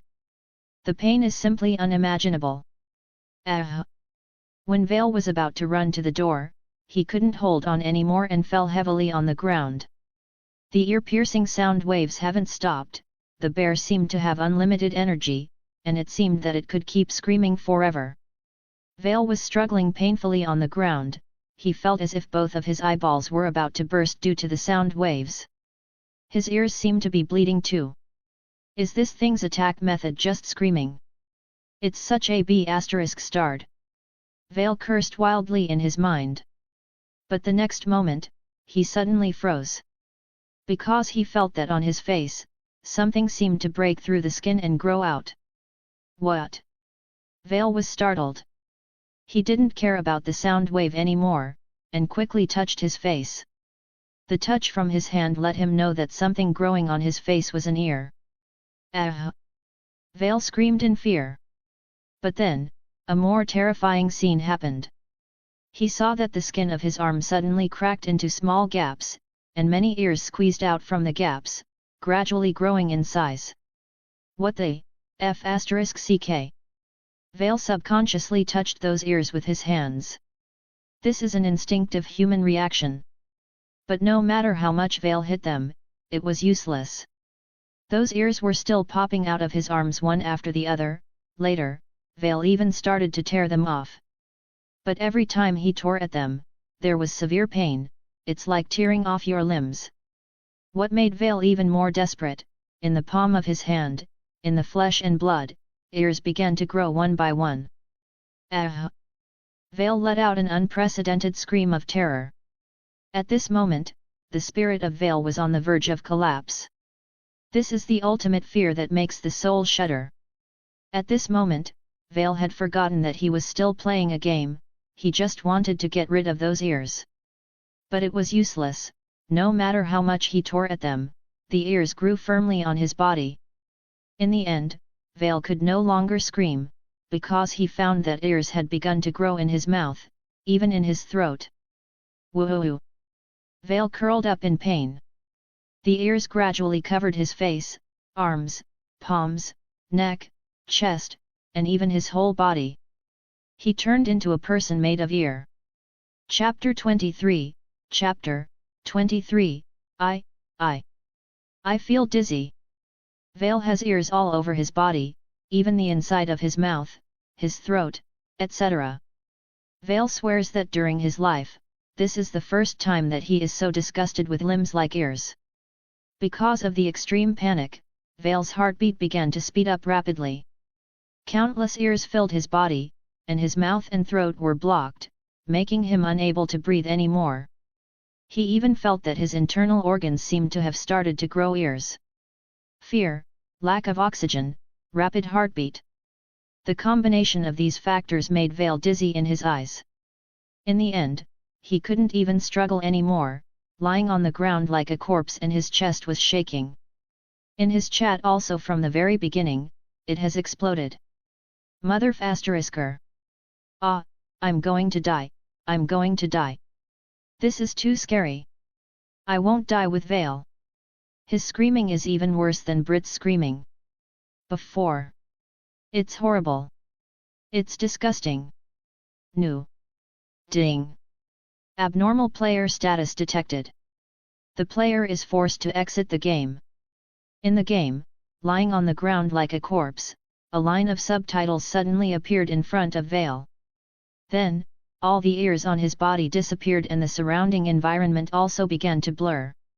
Finally, he's back in the dark space where the game started. Just like Brit back then, Vale also froze in place.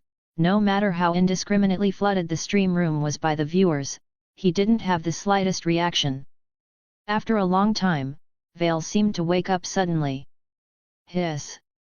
He took a deep breath, then blew it out quickly. Thump, thump, thump. He felt his heart beating so fast, it seemed that his heart would jump out of his mouth in the next moment. After regaining normal consciousness, Vale said his first sentence, "Everyone." I almost pissed in fear. Vale didn't feel ashamed anymore, because this is the portrayal of his true mood. The viewers in the stream room did not laugh, but expressed their understanding. I understand, I understand. It must be the limit, otherwise the game will not be forced to end. Oh, I'm so scared that I almost piss across the floor, let alone in the game. Damn. I have to admit, this game is really scary. I have a love-hate relationship with the game developer now. Hey. Do you want to give it another shot? Vale looked at the people asking him to do it again, and shook unconsciously. No more. No more. At least. I can't play now. Vale doesn't want to experience the feeling just now. He felt that as long as he was a normal person, it would be impossible for him to remain calm in the situation just now. He just felt like he was going to die. Fortunately, the game has protection settings. As long as the player's state is too abnormal, the game will end directly. Otherwise, the consequences would be unimaginable. Everyone, I have to take it easy, that thing scared the sh*t out of me. Vale shook his head and said very sincerely. Then, he quit the game. After stepping off the somatosensory device, he saw that Brit wanted to chat with him again. Vale gave a wry smile. Sitting in front of the computer, he clicked agree. Then, Brit's smiling face appeared on the screen. Are you all right? Vale. Vale took a deep breath, shook his head, and said, It's okay, I was just shocked. Brit gave a few words of comfort and then said, How is it? It's too much. I never thought that I would be shot twice, and then forced to quit the game by the game system for the third time. Vale howled. Brit laughed, hee hee hee. The viewers in the stream room also laughed instantly.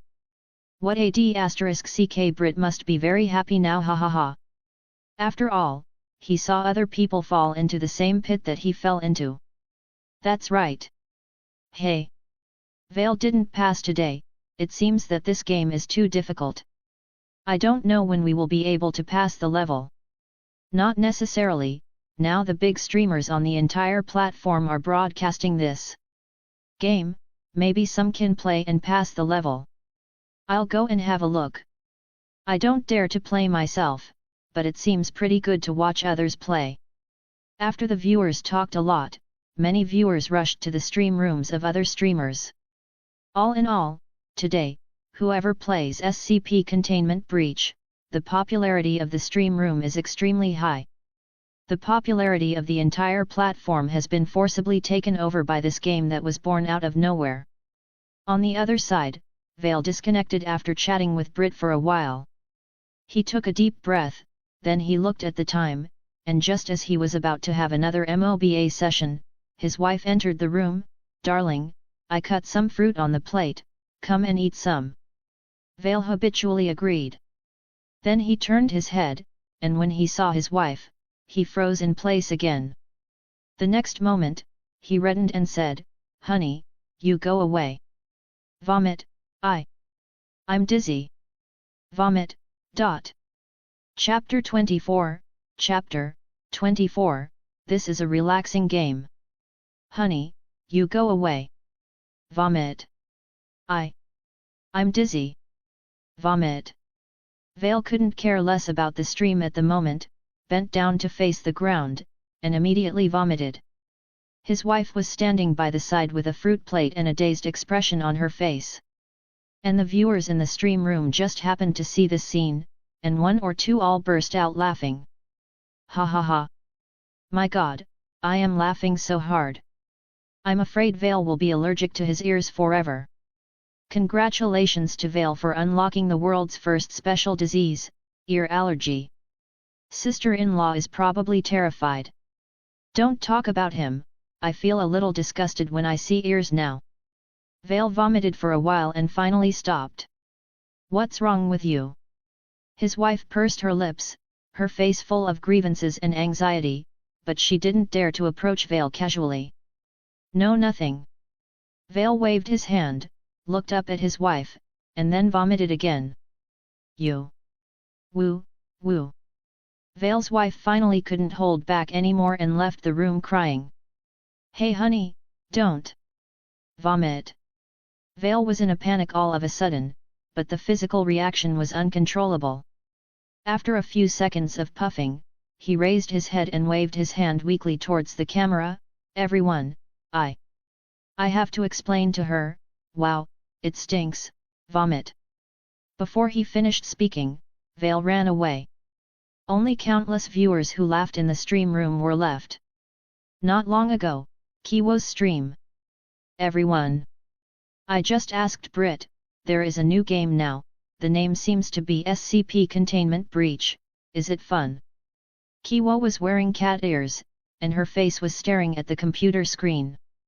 She was searching for new games on gaming platforms. The chat in the stream was fast. Fun. Fun. So much fun. Play, old woman. I've never seen such a fun game. Hurry up and go play. Trust me, Kiwo, you won't regret it. And you can't be fooled, it's worth it. Kiwo frowned slightly, showing suspicion, are you fooling me? Brit just said that this game is a bit difficult, The chat quickly responded. I will never fool you, what good does it do us to fool you? That's just a horror game with great graphic quality, it's no different from previous games. Don't worry, play it. That's right, I'm tired of playing MOBA every day, and I'm tired of watching it, let's play another one. Come on, old woman. Brit is so cowardly, that game is not scary at all. Come on, the old woman. Donation ×1. Brit is too ludicrous, you don't do the same, do you? Kiwo was still a little hesitant at first, but when she saw the last chat message, that little tantrum came up slowly. Humph. Let's play and watch me perform a one-life finish. She immediately rolled up her sleeves and slammed the table hard. Come, let's play the game now. Kiwo went to download it. Her internet speed is naturally very fast, so it didn't take long for the game to be downloaded and installed. It's here. Kiwo said grandly. To start preparing to stream new games today, she went to the somatosensory device, and after putting it on, the game started. After entering the dark space, Kiwo suddenly began to feel uneasy. This game seems a bit scary. Although she was a little scared, Kiwo still gritted her teeth and insisted on starting the game. The reason is nothing else, the first is because of the instigation of the chat, she can't quit the game before entering it, right? Second, it is obvious that this new game is a new wave of trend. If she doesn't stream, then the popularity of her stream will be shared by other streamers. Of course, she didn't want to see that. Seeing that Kiwo was a little scared, the chat in the stream room also began to comfort her. It's okay, it's a relaxing game. The theme of the game is monsters, love, and redemption. That's right, don't be afraid. There are so many people accompanying you. The game is emotional, you may be moved to tears later. Kiwo is not a fool either, she knows that the chat is most likely deceiving her, but she has to bite the bullet and keep playing. The monster shadow on the game loading page was scary enough, but Kiwo gritted her teeth and resisted. After officially entering the game, she found herself in a small room. The room is small but brightly lit, so there is nothing scary for now. Hey? This game is okay. Kiwo's mood gradually relaxed, and she looked around curiously. Chapter 25, Chapter 25, SCP-914. Hey? This is all right. Kiwo is much more relaxed. The imaginary monster and darkness did not appear, which gave her a little more confidence.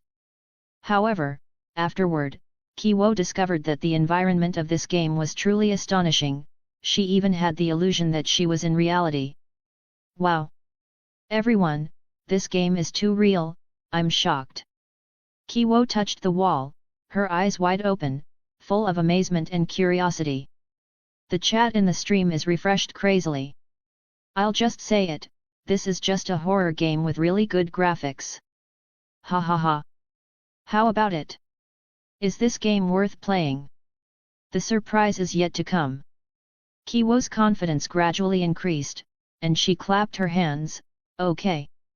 Look at me, I'm very good at playing games, so I will pass the level with one life. Then, according to the guidance of the chat, Kiwo checked the paper on the table and knew that her current game character was a guinea pig. Dressed in orange with number D9341. Then, the metal door opened, and she followed the two soldiers to the containment area. Many viewers also posted chat reminders, so Kiwo probably knows what will happen next. In the end, Kiwo successfully passed the early stage of the plot and went to the lobby. The chat is also less joking at this time, and more viewers begin to remind her. When you enter the containment room later, run out immediately after the door opens again. Kiwo, remember, you just run. Run towards the door you entered, the hall will lose power, don't worry, it will restore after a while. Those two D-class personals are going to be killed, don't worry about them, it's best to stay away from them. Kiwo firmly remembered the chat reminder. After a while, the door of the containment room opened, and she walked in slowly. After seeing that strange statue, Kiwo felt like she had goosebumps. I'm already getting scared. As expected, before she could take a closer look, the door of the containment room behind her suddenly opened again. Run! Kiwo turned around and ran away without hesitation. After running out, the soldiers on the high platform immediately began to warn twice. But it's not over yet, as the hall was immediately cut off and screams sounded. Then the power was restored, and there were gunshots on the high platform. Ah! Kiwo ran to the exit with her eyes closed, crouched in the corner, and hugged her leg. She was trembling with fear. The lobby is powered off again and emergency lights are on, the whole environment becomes dark. Then the siren and the radio sounded. The game officially begins. Woo! I don't want to play anymore. Kiwo shrank into a ball in fear, her voice already crying. The original self-confidence is gone, as the screams and gunshots just now scare her. The donations in the stream increased, and the viewers began to encourage her. Don't be afraid, there are so many people accompanying you. This is just the beginning. Hurry up, Kiwo, show your heroism. It's just a game, it's okay. Come on, Kiwo. Donation ×1. Seeing the encouragement of many viewers, Kiwo pursed her lips and stood up. I'll try again. After all, she was a woman, and she shouldn't be afraid in such a terrifying environment that seemed so realistic. Immediately afterward, following the guidance of the chat, Kiwo came to the lobby with a monitoring screen. After the statue on the monitoring screen and the other two site personnel left, Kiwo came to the covered bridge. Then followed the stairs next to the covered bridge to the hall below. This is where the monitor screen was just now. You can see that the surveillance probe is next to it, still moving left and right. That, everyone. I admit, I'm scared. Kiwo had a bitter face, her mouth tightly pursed, her arms folded, and she kept looking around. She felt that it was very dangerous here. The viewers were still encouraging her and donated a lot of gifts. Seeing so many donations, Kiwo hesitated for a few seconds, then gritted her teeth fiercely. This is a game, it's a game. All right. She suddenly roared, her voice was unusually heroic. It shocked the viewers in the stream. Go, go, go. Come on, Kiwo. Donation ×1. This is what you should be like. Then, under the guidance of the many viewers in the stream, Kiwo opened the metal door that Brit had opened before. As far as the eye could see, it was another empty hall. Information centers, trash cans, long rows of chairs, etc. Where are we going next? Kiwo walked into the hall cautiously. There was a metal door on the left, right, and front. After looking around, Kiwo finally decided to move forward. Coming to the front metal door, Kiwo hid beside it and pressed the button lightly. Click. The metal door slowly opened. Kiwo peeked out her head from the side of the door, looking carefully at it. Then, she slightly widened her eyes. As far as the eye could see, it turned out to be two thick steel doors, and on the wall next to it, there was an insignia. SCP-914. Chapter 26, Chapter 26, It is a big machine and it can't move, so it's safe? SCP-914. Seeing the insignia, Kiwo unconsciously opened her eyes wide. Hahaha, everyone, I seem to have found a new SCP. There is a reminder before the chat, so Kiwo also knows the concept of the so-called SCP at this moment. The viewers in the stream also saw the insignia, and all of them showed curiosity. SCP-914. 914, 173. It seems that this so-called Foundation uses numbers to distinguish their contained objects. Hey, you said that from a numerical point of view, 914 is bigger than 173, so is this SCP-914 stronger than SCP-173? Who knows? However, I don't think they use numbers to compare their strengths. I feel like this should be a kind of number, just like Kiwo's current D-level personnel number, just to distinguish it. Kiwo didn't watch the chat, as she glanced back first, and the hall behind her was still silent. The cold atmosphere made her feel a little scared. Everyone, let me go in first and take our time, Kiwo said something in a low voice and then ran into the containment room of SCP-914 in small steps. After running in, she closed the metal door from the inside very cunningly. The metal door has control buttons inside and out, so it can be opened and closed from the inside too. At this time, Kiwo was relieved. At least the area here is relatively small, so you can see clearly at a glance, so she won't worry about any monsters appearing. In fact, at about the same time, when Vale was also playing the game and entered the previous lobby, similarly, Vale also chose the door. But after Vale opened the door, there was a Tesla gate, which was different from Kiwo. It can be seen that the map of this game will be refreshed every time the game is started, and it is not the same map. Guys, what the H*LL is this SCP-914? After Kiwo closed the door, she looked around the small hall with great interest. The two heavy steel gates must be very strong, and they may not be destroyed with grenades.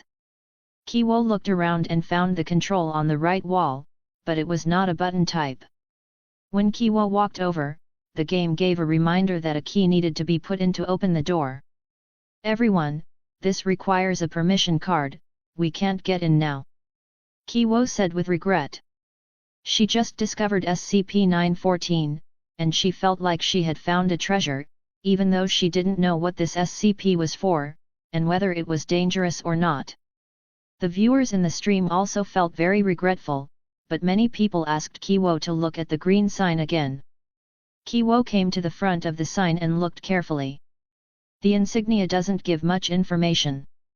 First of all, at the top of the insignia is the iconic three-arrow symbol of the Foundation, and then there's the SCP-914 number below. Next to it is its class, safe, then there is a picture of it. Nothing else but this information. Everyone, this SCP-914 seems to be a machine, and you can see that its level is safe. Does this mean that it is very harmless? Kiwo wondered. What she said was good. In the green logo, what the picture shows is a machine that occupies a large area. There are tons of gears, levers, and more. It looks like an ordinary machine. The viewers in the stream are also very puzzled. SCP-914 is a machine. It's so strange. Why can a machine be an object? Logically speaking, shouldn't objects be all monsters? I guess this machine must not be simple, otherwise it wouldn't be locked up by this organization, and it's closed with such a thick steel door. The class of this machine is safe, so is this machine not dangerous? I don't know, I feel that this Foundation is too mysterious. Kiwo watched the discussion of the viewers in the stream and rubbed her chin to think. If I remember correctly, the strange statue before seems to be Euclid class, right? It belongs to a very dangerous kind of object. Then this machine is at a safe class, and this machine won't move. Ah, I see. Kiwo clapped her hands excitedly. The container that moves is the Euclid class, and the one that doesn't move is the safe class. Do you think my guess is correct? Chapter 27, Chapter 27, the unfinished score is also a Euclid class object. The object that moves is an Euclid class, and the one that doesn't move is a safe class. Do you think my guess is correct? Kiwo was very excited, she felt that her guess was probably true. But not all the viewers in the stream agreed.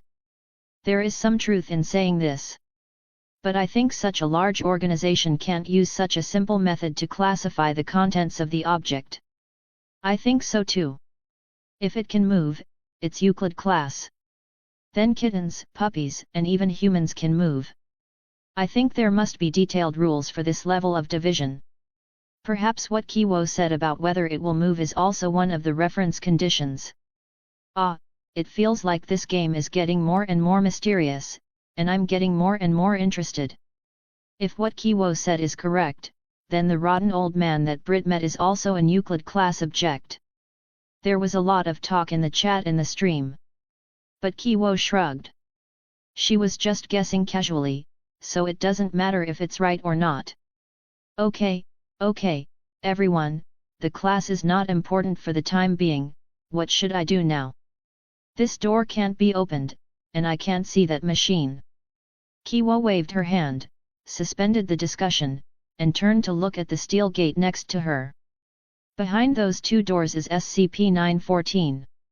It's a pity that she can't get in, otherwise, she can take a good look at this strange machine. The viewers in the stream have no other way, the only way is to find a key. Kiwo walked back and forth in front of the gate several times and finally said thoughtfully, perhaps if you want to complete this game, you need to use this big machine. Do you think it will be a key item? When Kiwo said this, the viewers suddenly realized. Hey, that's right. This object may be of great help in clearing the game. That's right. I just don't know what the purpose of this machine is, but unfortunately, we can't get in. It makes sense. Kiwo, you can reason. Hurry up, Kiwo, go find the key card, come back, and open the door to go in and have a look. Looking at the chat, Kiwo smiled very wisely, haha. I just said that I am very good at playing games, so I will clear the level with 1 life. Then Kiwo took a deep breath, ready to go out and continue exploring the game map.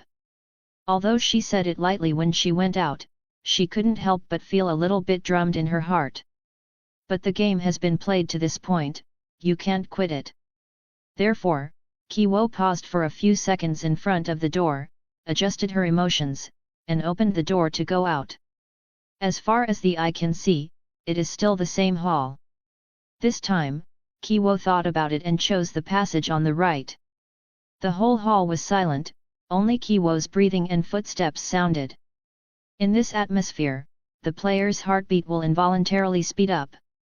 Coming to the front of the metal door on the right, Kiwo carefully pressed the red button, and the metal door opened, revealing a passage. Kiwo stepped into the passage immediately. The passage has concrete walls on one side and a metal door on the other. Kiwo looked at it and found that she also needed a keycard to open it, and this door appears to be a containment chamber. There is a sign on the wall next to the door, similar to the previous SCP-914 symbol, SCP-012 is contained here. What kind of object is this? Kiwo asked curiously.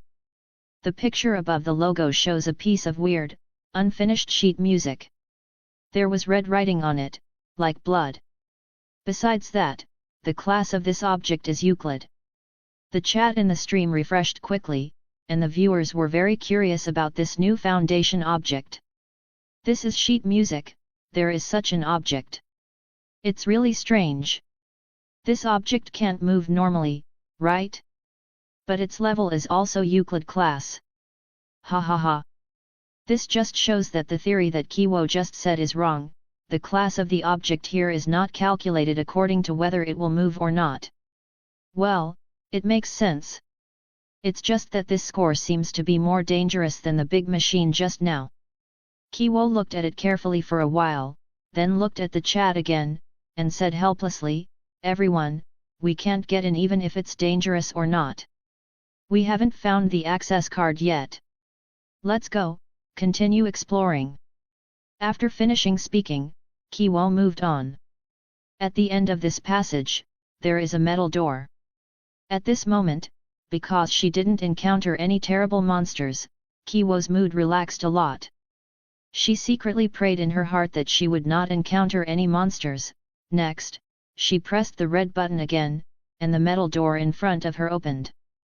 This time, there was no longer a straight aisle in front of Kiwo. It's a T-shaped area and there are passages on the left and right sides. Kiwo looked around and was surprised to find that the one on the left turned out to be an elevator. Chapter 28, Chapter 28, Blood Red Monster. Everyone, it's an elevator, Kiwo whispered excitedly, her hand pointing to the left. She didn't need to point it out, the viewers in the stream could see that there was an elevator. The elevator door was opening, and the lights flickered slightly, which was a little scary. I don't know where this elevator leads to. Kiwo ran to the elevator in small steps, looked at the elevator, and then looked back at the metal door opposite the elevator, a little hesitant. When she arrived, Kiwo also learned that playing this game was like navigating a maze. The main gameplay is to explore and collect items. Items are used to finish the game, but they haven't been found yet. I don't know where the keycard is, and how big this game map is. Kiwo frowned and thought.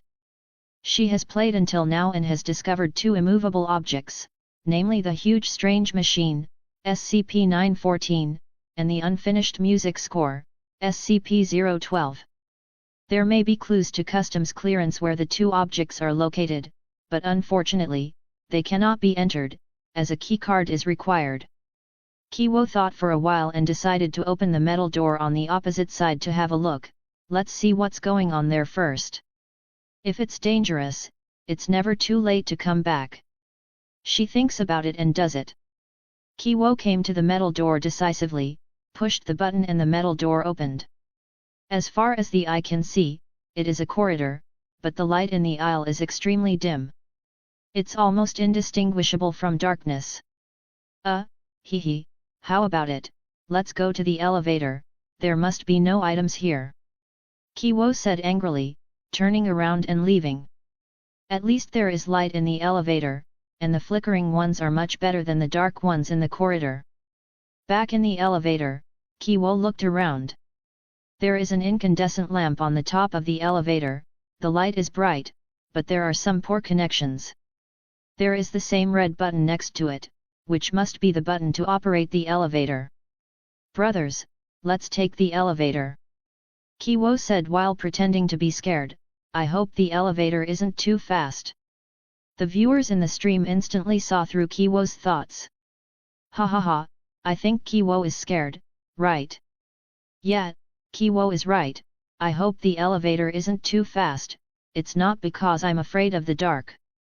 I feel the same no matter where I go. There are too many weird things in this game.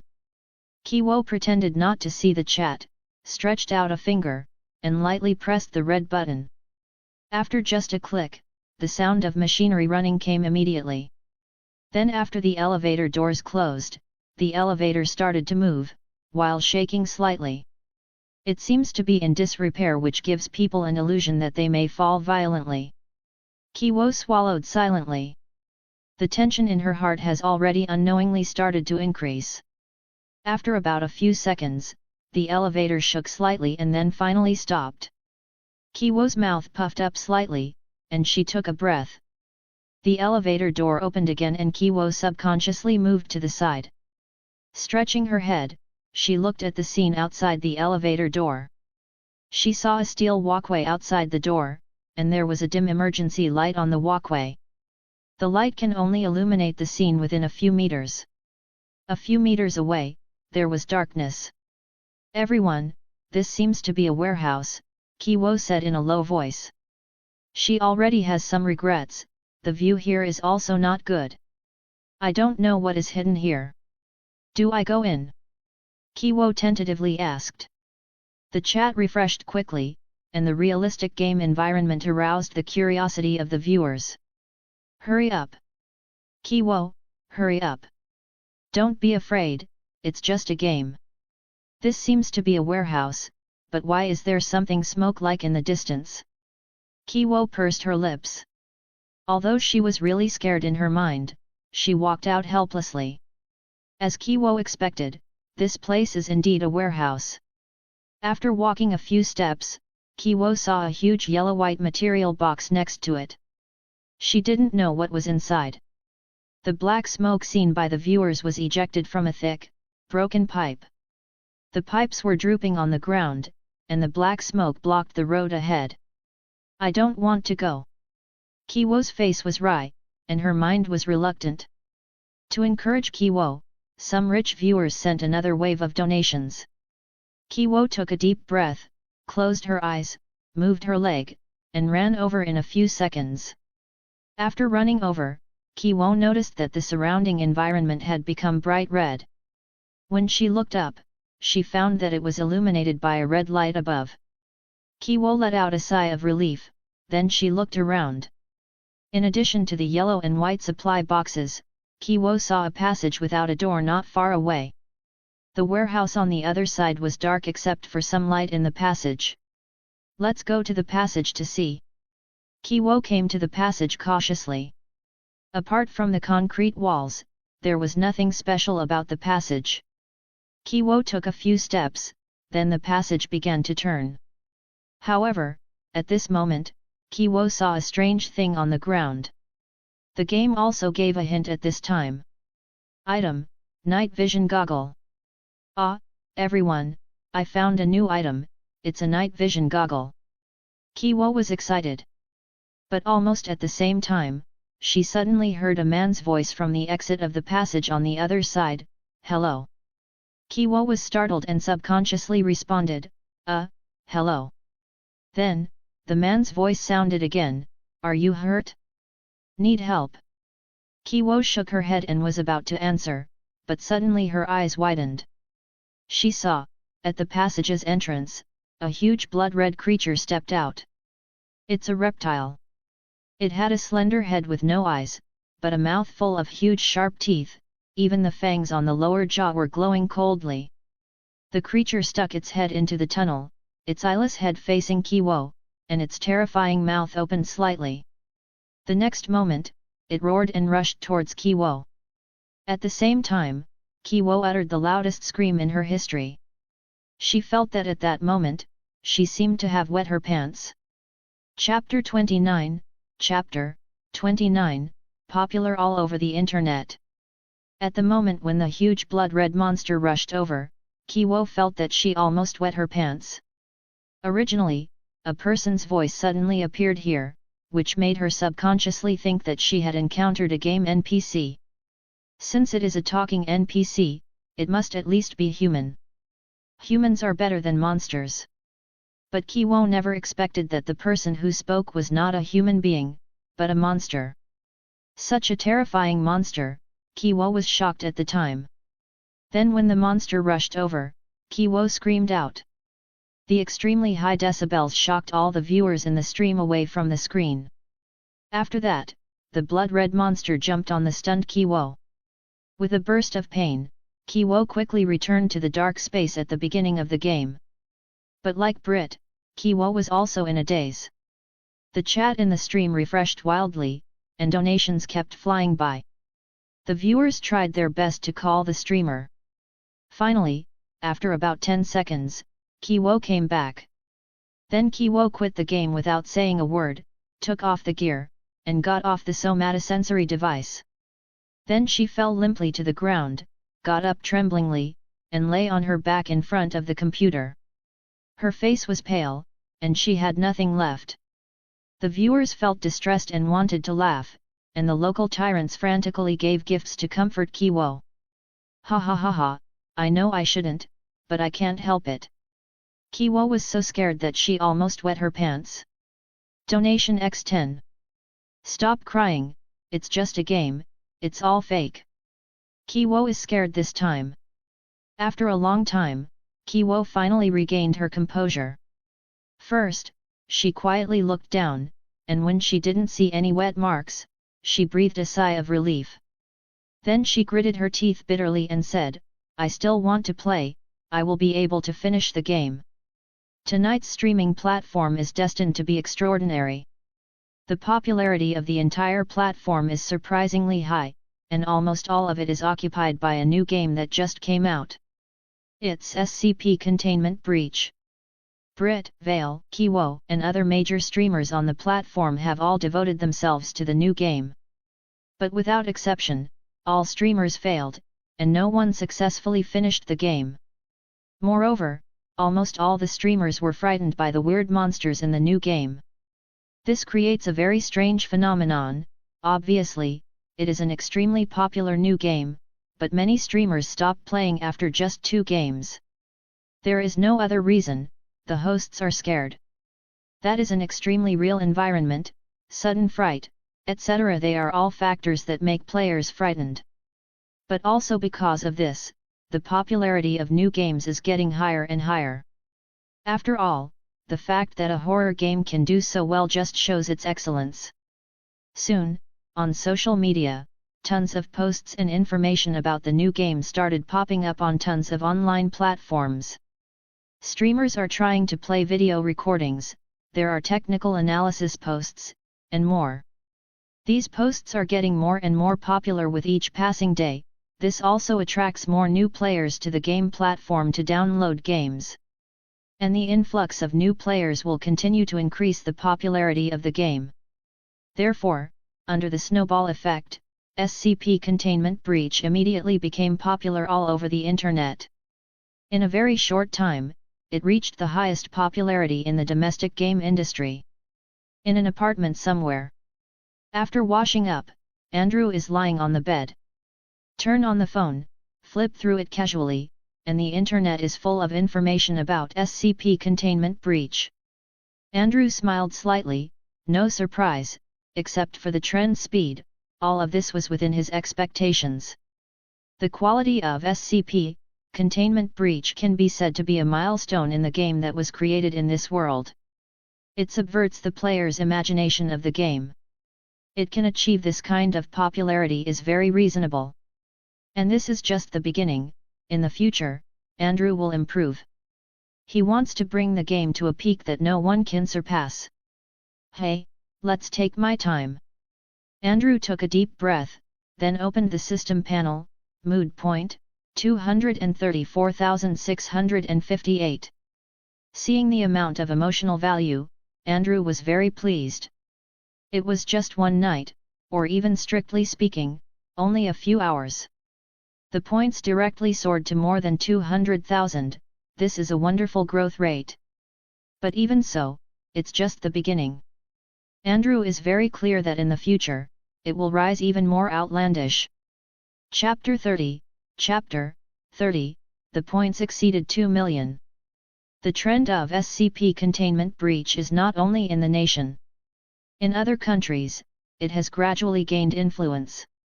Countless game videos, screenshots, highlights, etc., have gradually spread overseas through some platforms after they became popular in the country. The game's extremely high quality has gradually attracted many players. And like a snowball, more and more players have noticed the birth of this new game and have been shocked by the quality of the game. When they noticed that this new game was produced in Toussaint, much curiosity appeared. In the stream of a well-known game streamer, Toussaint produced this game. I can't believe it. Great game. I was so scared by the game, how could those people make it so scary? This must take a long time to develop. And also the budget must be astronomical, so they must be a big company. I want to ask, which one did it? I want to know. I don't know either, but I don't care. That's right, I agree too. When the streamer saw the discussion with the viewers, he also had a plausible opinion. After talking, the streamer said, the Toussaint is improving. Leaving aside the game development, I heard that none of them has successfully cleared the level so far. The viewers in the stream responded one after another. No way, so far, there is no completion clearance video from Toussaint. It's so absurd. Hahaha, it's too funny. Don't make fun of others too much. How long has it been? The Toussaint hasn't finished the game yet, it's so funny. The streamer laughed, don't make fun of others too much. I am going to be the first one to clear the game. I've already downloaded and installed it. The viewers immediately became enthusiastic and responded one after another. Hurry up, I can't wait. Come on, clear the game quickly. Hahaha. I can already imagine your expressions after playing. The streamer flexed confidently, then he started the game and walked onto the somatosensory device. Everyone waits for the good news. Then, the streamer started the game. About an hour later, the streamer quickly quit the game and got off the somatosensory device tremblingly. It's too scary. My whole body is covered with ears. Woo! A grown man burst into tears. The chat in the stream suddenly stopped, and countless fans stared wide-eyed. They want to say something, but can't say it. Although no one could see them, they felt their faces were flushed. But what they didn't know was that the video of the streamer situation had been spread unknowingly. The next day, at 9 o'clock in the morning, Andrew just woke up from his sleep. Yawning and stretching, Andrew lazily picked up his phone and swiped it habitually. Then he was shocked, damn, the popularity is so high. All the online forums, the most popular related forums are about his games. He then takes a look at the game platform. Wow! The number of downloads directly exceeded 6 million and it is still increasing at an extremely fast speed. But it's free after all, plus such great quality, how can gamers not be tempted? Andrew sighed and shook his head, then he opened the system panel, points, 2,345,624. It broke through 2 million. Andrew was slightly taken aback, feeling a little unbelievable. Last night's mood value was only around 200,000. In the blink of an eye, it increased tenfold. This growth rate is fast. After a while, the points should be enough to exchange for new content. Thinking of this, Andrew was about to get up. Chapter 31, Chapter 31, Game Analyzer. SCP containment breach is scary, but it's normal to have such an effect. Andrew shook his head with a smile. Fortunately, the creation of games in this world is completely free, so don't worry about anything. In this world, the game system in Toussaint and even the whole world is very loose and unrestricted. As long as you have talent and ideas, you can make games almost as you like, you don't worry about being restricted or anything. Of course, although the game is free to make, it must also be graded according to age groups. For example, there is no such thing as a kid going to play a VR killing game, etc. However, Andrew did not need to consider this point, he just needed to do his own game well. Moreover, both the game and the somatosensory device have an emergency protection system. Once the player's state is too unstable, the game will be forcibly stopped and let them take a step back.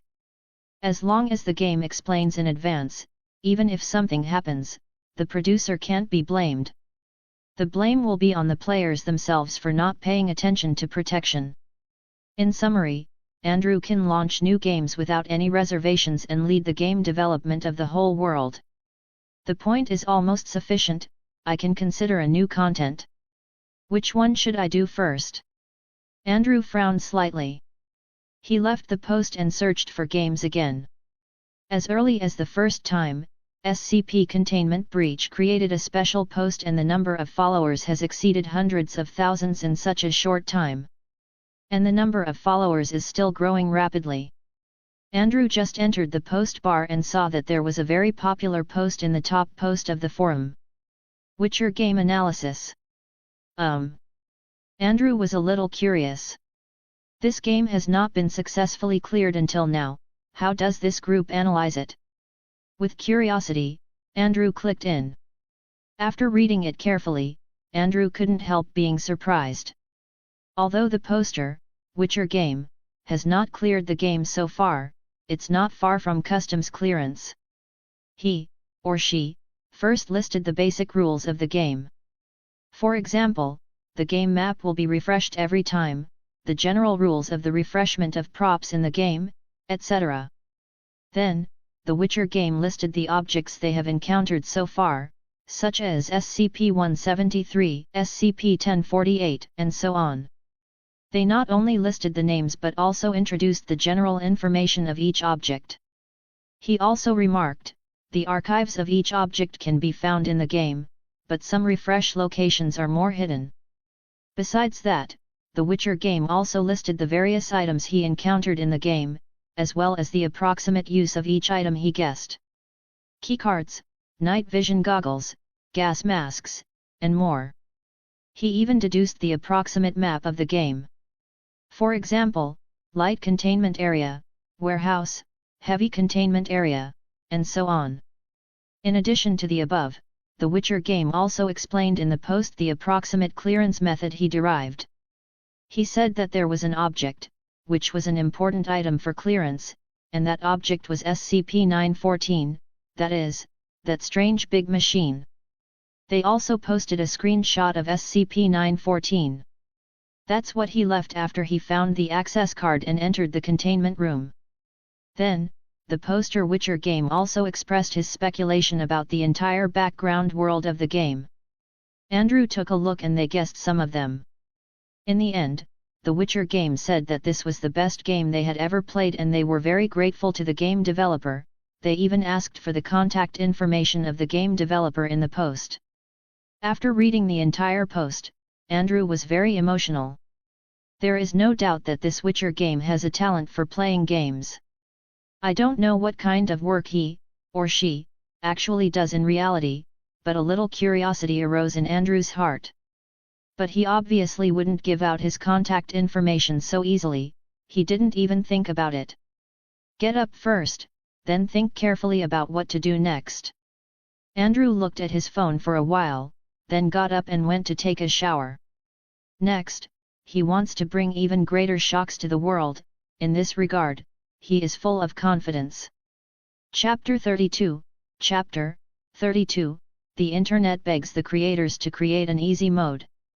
Early morning in Kiwo's stream. God! I'm going to die.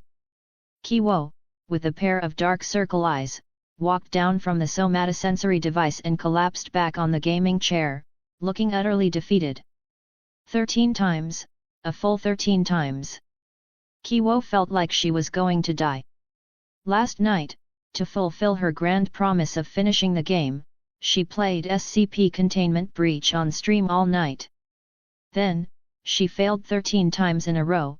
Most of the time, she was killed by the statue. There were also times when she was shot by site personnel and once, she even got electrocuted by the Tesla gate. The scariest moment was being chased by the extremely vile rotten old man. At that moment, she was so scared she nearly lost her mind. Finally, she rage quit the game. God! Kiwo couldn't even believe she survived the night. The chat in the stream was no longer mocking her, and most of the viewers were urging Kiwo to rest. Okay, Kiwo, we all know you're determined to beat the game, but go rest. No way, I'm already wide awake. Kiwo hasn't finished it yet. Kiwo is working too hard, get some rest. Kiwo is the best. Donation ×1. Kiwo's eyes were blank as she lay on the chair, looking like she had lost her soul. This made the viewers even more worried. Everyone knows that the content of SCP Containment Breach is terrifying, so they started to worry if Kiwo had been seriously affected. Luckily, Kiwo's absent-minded state didn't last too long. Soon, Kiwo suddenly sat up. Although her face was pale, she still looked incredibly determined. Seeing this, the viewers in the stream started getting a bit nervous. Everyone thought that Kiwo might be starting the game again. After all, she hadn't beaten it yet. Many people were ready to type and persuade her again. But suddenly, they heard Kiwo shout, "I want to protest. This game." Kiwo's voice suddenly paused, and then she burst into tears, her emotions seeming to collapse. "It's too difficult. I've died so many times. Kiwo's eyes were red, and she looked like she was about to cry. Woo! The viewers in the stream tried to suppress their laughter and sent messages to comfort her. Oh, it's okay, up till now, no one has cleared it yet. Don't cry, you're not the only one, no one can beat the game. Don't cry, let's ask the developer to change the difficulty together. After all, it's too hard. Yes, I thought so too. The game is great, but the difficulty is too high. Players have been stuck for ages, and it's so frustrating. Seeing the chat, Kiwo was stunned, and then she suddenly realized, that's right, guys. Let's leave comments and ask the creator to lower the difficulty. Otherwise, no one will ever beat it. Hahaha. I can't pass it, it's not just because I'm bad at the game, right? No one can beat it. Kiwo seemed to have regained her confidence. She looked at the chat in her stream expectantly. That's right, it's not Kiwo's skill, it's because the game is too hard. As someone who also played all night, I was killed by that SCP-173 multiple times. Same here. Right. And that creepy bear made of ears, my god, it's terrifying. Ears growing all over my body. The chat kept refreshing rapidly, and everyone was complaining about how hard the game was. The excitement on Kiwo's face grew stronger. Finally, she said, let's go, everyone. Head to the game platform and leave reviews. Let's make the creator change the difficulty. Even if they don't, let's at least get a simpler mode. And with that, a crowd flooded the game platform. But when they were about to leave reviews, they found that the SCP Containment Breach comment section had already been flooded with victims. Ah!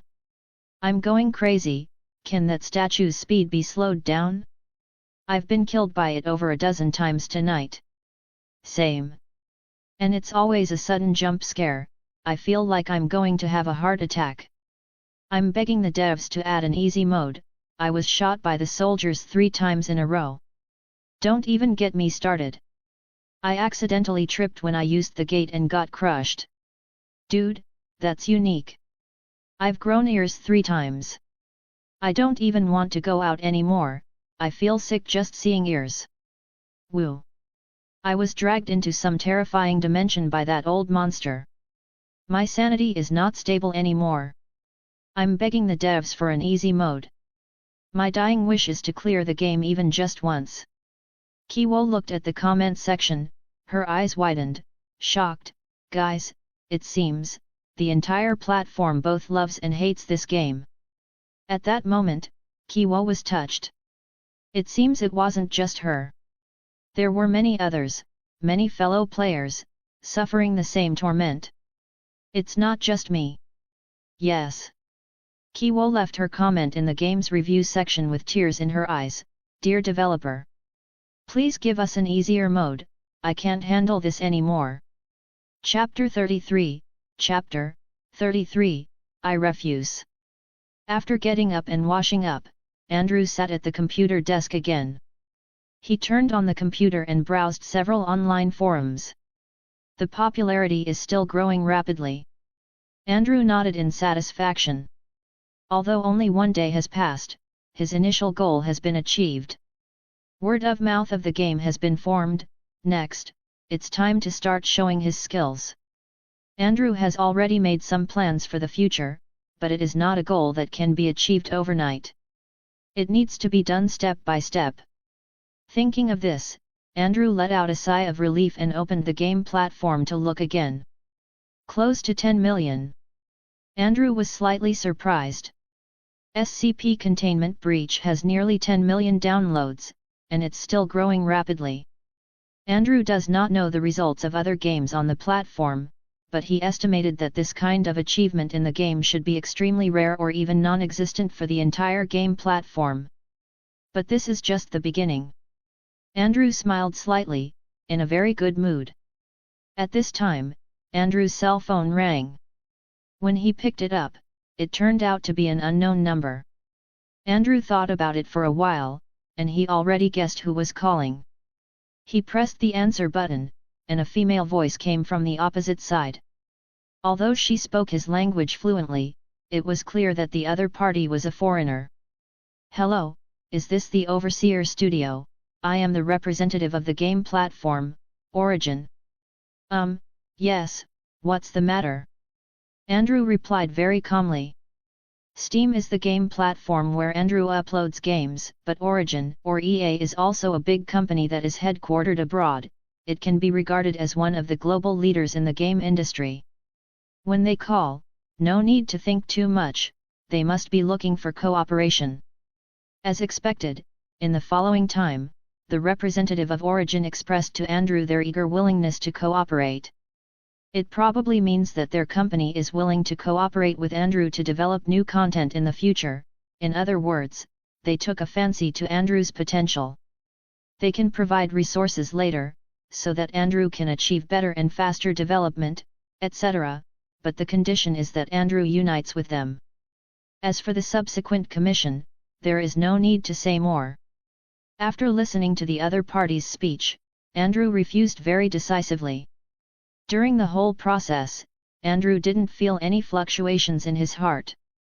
Those conditions that may be very attractive to other game companies are of little value to Andrew.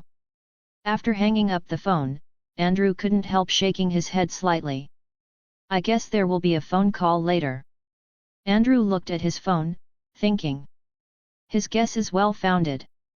The influence of SCP containment breach is not insignificant. The popularity can be said to be the highest in the history of the game circle. Major game developers at home and abroad must have been shocked by this new game that was born out of nowhere. By then, the phone calls may be endless. However, Andrew has already made plans. Any so-called cooperation, he will refuse them all. There is no room for negotiation. After hanging up the phone with the representative, Andrew turned his attention to the computer screen again. When he was answering the phone just now, he discovered that something was wrong in the comment section of SCP containment breach. The first is the game rating. The game score is very high. It can be said that it is the best game on the entire platform. This is normal, after all, the quality is there. However, the comment area of the game is overwhelmingly full of bad reviews from players. For example, bad review. It's too difficult and the content is too scary. Although the scarier it is, the more addictive it is, it's always depressing to not be able to pass the level. Could the developer give me an easy mode? I'm going crazy.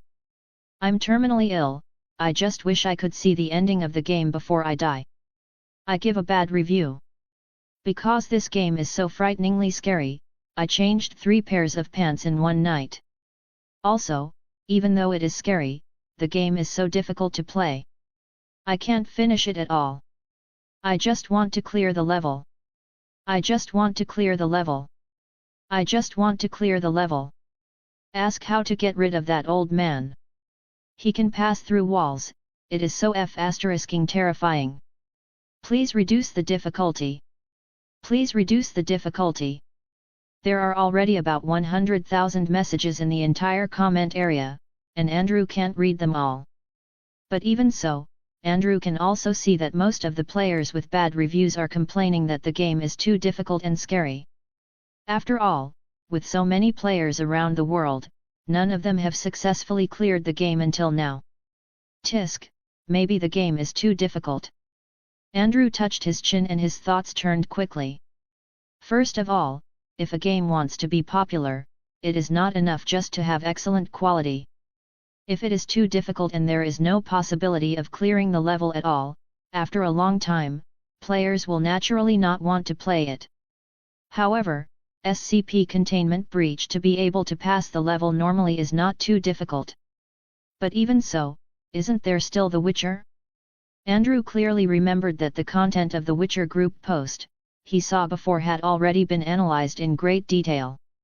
Give some more time, the Witcher group might finish the game successfully. However, players like Witcher must be in the minority. If you want the best development of the game, what you need to consider is the feelings of the vast majority of players. How should I do it? Andrew looked at the computer screen, thinking silently. Chapter 34, Chapter 34, Tonight at 8 o'clock, be there or be square. How should I do it? Andrew sat in front of the computer thinking.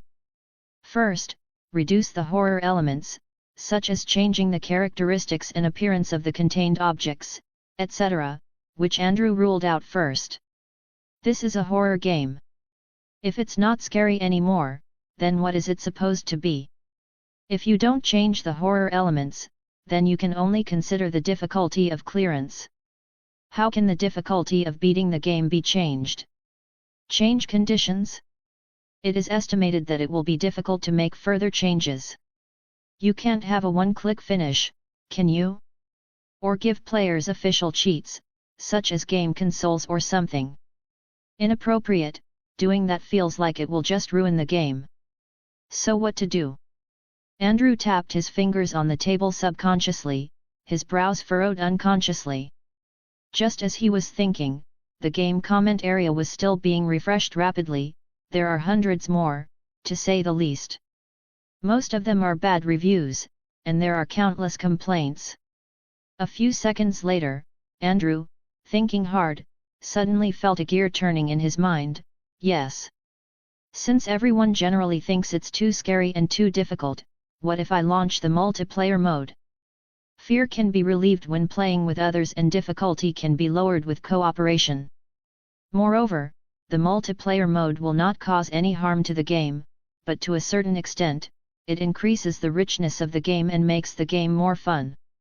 After all, there are still many friends who like to play games together. It is estimated that after the multiplayer mode is launched, many people who don't play games very much may be attracted by their friends to experience the game. It's perfect. Andrew's eyes light up slightly. With no hesitation, he got to work right away. Updating the game is not difficult. Andrew can get the file package through the system. Of course, this will consume points. But now Andrew doesn't care about the consumption of that little point. Update SCP Containment Breach, add a multiplayer mode. Andrew requested. The system responded. Ding! The update is complete, and the relevant game files have been stored in. Andrew took a look, and sure enough, some points were consumed, but not much. This consumption mainly depends on the degree of update. The bigger the update, the bigger the consumption. Now just upload the game files and update the SCP Containment Breach on the platform. Andrew looked at the game platform and smiled slightly. Of course, he won't upload it right away. Before uploading the update, he must first do a good job of marketing to pave the way for the next new content. And, he already has related ideas. First of all, Facebook. Andrew opened Facebook, registered a new account, and changed his nickname to Overseer. Then write a sentence in the introduction, the developer of SCP Containment Breach. After finishing, Andrew went to Twitch to register an account with the same name as Overseer. Then, Andrew posted, "Tonight at 8 o'clock, Twitch, answering questions about SCP Containment Breach, see you there." After doing all this, Andrew leisurely went to get some breakfast. What would happen next? He already had a rough guess in his mind. Now, just wait. Andrew's post was originally only in the corner of Facebook, inconspicuous. But when the first person sees it, things start to change. Hey? The Overseer? So familiar. Wait. Isn't this SCP Containment Breach? Shocked, the first person started retweeting. Then more people saw the post. F***CK. Is this the official developer? I don't believe it, but he said that it will be live at 8. It should be true, right? Wow, it's the Overseer. Overseer. I'm looking forward to it. As more and more people retweet, the popularity of Andrew's post is getting higher and higher, and there are more and more comments. Curious people have already searched on Twitch.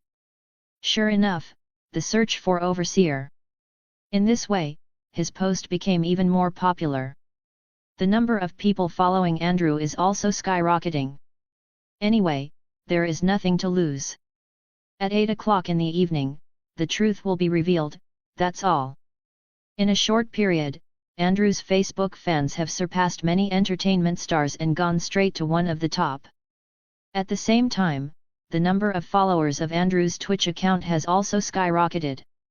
With that kind of growth rate, any streamer who watched it would be envious and look as if they had eaten a lemon. The instigator, Andrew, watched all this quietly in his small apartment. Not too long, as the number of fans on Facebook and Twitch reached a certain scale, Andrew's phone rang again. Chapter 35, Chapter 35, Official Announcement. When the phone rang, Andrew was not surprised. He answered the phone calmly, "Hello." "Ah, hello, is this Mr. Andrew? We are from Facebook." "It's me, what's the matter?" "Ah, that's right, we also saw your post, so I would like to ask, are you a member of the production team of SCP Containment Breach?" Sure enough, after listening, Andrew smiled slightly. They did not exceed his expectations, and they called to verify his identity. After all, SCP Containment Breach was hugely influential. If he is real, the foot traffic he brings is not a small number. "Yes," Andrew said calmly. "And you said on Facebook that you will start a stream on Twitch at 8, correct?" "Correct." "Understood, thank you for your answer. To be honest, Mr. Andrew, I am also a fan of the game. I look forward to Mr. Andrew's stream." "Thank you." After hanging up the phone, Andrew was lost in thought. First of all, Facebook is a big company, and it is impossible to trust him just because of a few words. However, such a large company is likely to confirm its identity through channels such as game platforms. Of course, Andrew doesn't care whether the other party believes it or not, everything will be revealed after he starts the stream. Next, the streaming platform, Twitch, also called Andrew, verified his identity. Andrew just dealt with it casually and passed. Still, he doesn't care whether the other party believes it or not, it won't affect him anyway. As for whether someone will pretend to be Andrew to grab traffic or something, Andrew is not worried at all, because everything will come to light. In the end, Andrew registered accounts on 2 major platforms, and his information might be leaked. But that's also not a big deal. Andrew had long expected that it was impossible to keep his information completely secret. Those big companies have ways to dig up his information, so it doesn't matter if it's leaked or not. Time flew by, and soon, it was almost 8 o'clock. Throughout the day, the popularity of SCP Containment Breach skyrocketed several times again. It can be said that SCP Containment Breach is now a masterpiece that is popular all over the world. In less than 2 days, he has attracted countless fans and firmly secured the #1 throne in the game industry. He is simply a legend in the gaming world. Andrew sat at the computer desk and he looked at all this with a little expectation in his mind. The first is the update of SCP Containment Breach, and the multiplayer mode is launched. Andrew reviewed all the elements of tonight's stream in his mind. Time passed slowly, and soon, Andrew, who had been prepared for a long time, also officially started the stream. When he just started streaming, countless chats appeared in his stream room. "Overseer! Overseer! Overseer! It's on! My God, is it the official game developer? Just take a look and you'll know. Don't worry, the truth will be revealed later. Hey, the Overseer doesn't show his face." Andrew looked at the countless chats in the steam room, raised the corner of his mouth, and said softly, "Hi everyone, I'm a member of the game production team of SCP Containment Breach, you can call me the Overseer." He didn't show his face, instead, there was a high-definition logo of the Foundation. The comment area broke out again. "Really? I can't believe it. The developer, I just want to know how you made such a fun game. I love you, Overseer. Overseer, are you real? I can't believe it. Please lower the difficulty, the game is too difficult. Looking at the dense chat on the screen, Andrew was not surprised at all. It is normal to be suspicious. Wouldn't it be messed up if he could say that he was the official game developer by simply jumping out of nowhere? And to reassure game fans, Andrew is well prepared. Don't worry, everyone. First of all, I can tell you the latest information about SCP containment breach. It will be released in the form of an announcement on the game platform later. This information is that to take care of the game experience of the majority of players, SCP Containment Breach will launch a multiplayer mode tonight. It's 8:03 now, so everyone waits for 7 minutes, as the announcement will be made at 8:10. After Andrew finished speaking, he logged on to the game platform again and clicked on the announcement that had been set long ago. Countless viewers poured into the game platform one after another. As long as the time comes and the game official makes an announcement, it means that the overseer is real. Soon, 7 minutes have passed. And when the time had just arrived at 8:10, the game official issued an announcement, "Dear player. Chapter 36, Chapter 36, the whole network is simmering." 8:10 on time, the SCP Containment Breach official announcement appeared. The general content of the announcement is to announce that the multiplayer mode of SCP Containment Breach will be launched soon. This point is the same as what the overseer on Twitch said. At this moment, the whole network is simmering. Countless netizens are excited and looking forward to it. They call their friends to be ready for multiplayer mode anytime. And on Twitch, in the overseer stream, countless donations appeared. The chat is also densely packed. If the filter is not turned on, the entire screen will probably be crowded. The announcement is out and it's 8:10. The streamer is the overseer. I'm so excited. Overseer, I love you. I love the games you make so much. Sure enough, an announcement has been made, the overseer is real. Donation X10. In the apartment, Andrew shook his head with a smile as he watched the dense chat and presence in the stream room. He had thought that there would be many fans, but he didn't expect there to be so many fans. It felt like the server of the platform was about to explode. It is so, the current real number of people in Andrew's stream room is already hundreds of thousands, and it is still increasing, especially after he confirmed his identity. The speed of increase is unheard of. It's not just the members of the platform itself. Countless new visitors signed up for the platform account to watch Andrew's stream. They flocked into Andrew's stream room frantically. Scattered everywhere, their excitement practically overflows the screen. Many loyal fans give Andrew donations. There are so many things to see, too many to count. The director of Twitch held an emergency meeting immediately, asking the technical department to do its best to keep the server from crashing. Whether it is accessing a new server or using other methods, in a word, this opportunity must be seized, no matter what, at all costs. After giving the order, the director of Twitch couldn't help but look up to the sky and sigh. Thank you. His thanks are sincere and from the heart. This wave of foot traffic tonight is one of the biggest movements since the establishment of the platform, and this is all brought by a single person. To express the importance it attaches to the overseer, the platform immediately put Andrew's stream room on the homepage. As long as visitors enter the platform, they can see the big, high-definition picture of the Foundation logo. This is a treatment that few streamers have had before. At this moment, that triple arrow sign has endless appeal. The spread of news is extremely fast. The news that the SCP Containment Breach official, that is, the overseer, was streamed live on Twitch quickly spread on all major platforms, such as Facebook, X, Instagram, etc.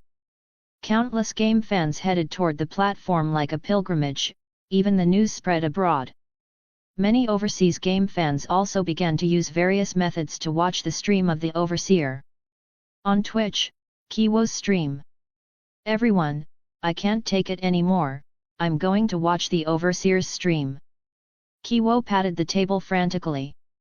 After her all-night stream, she spent most of the day catching up on sleep.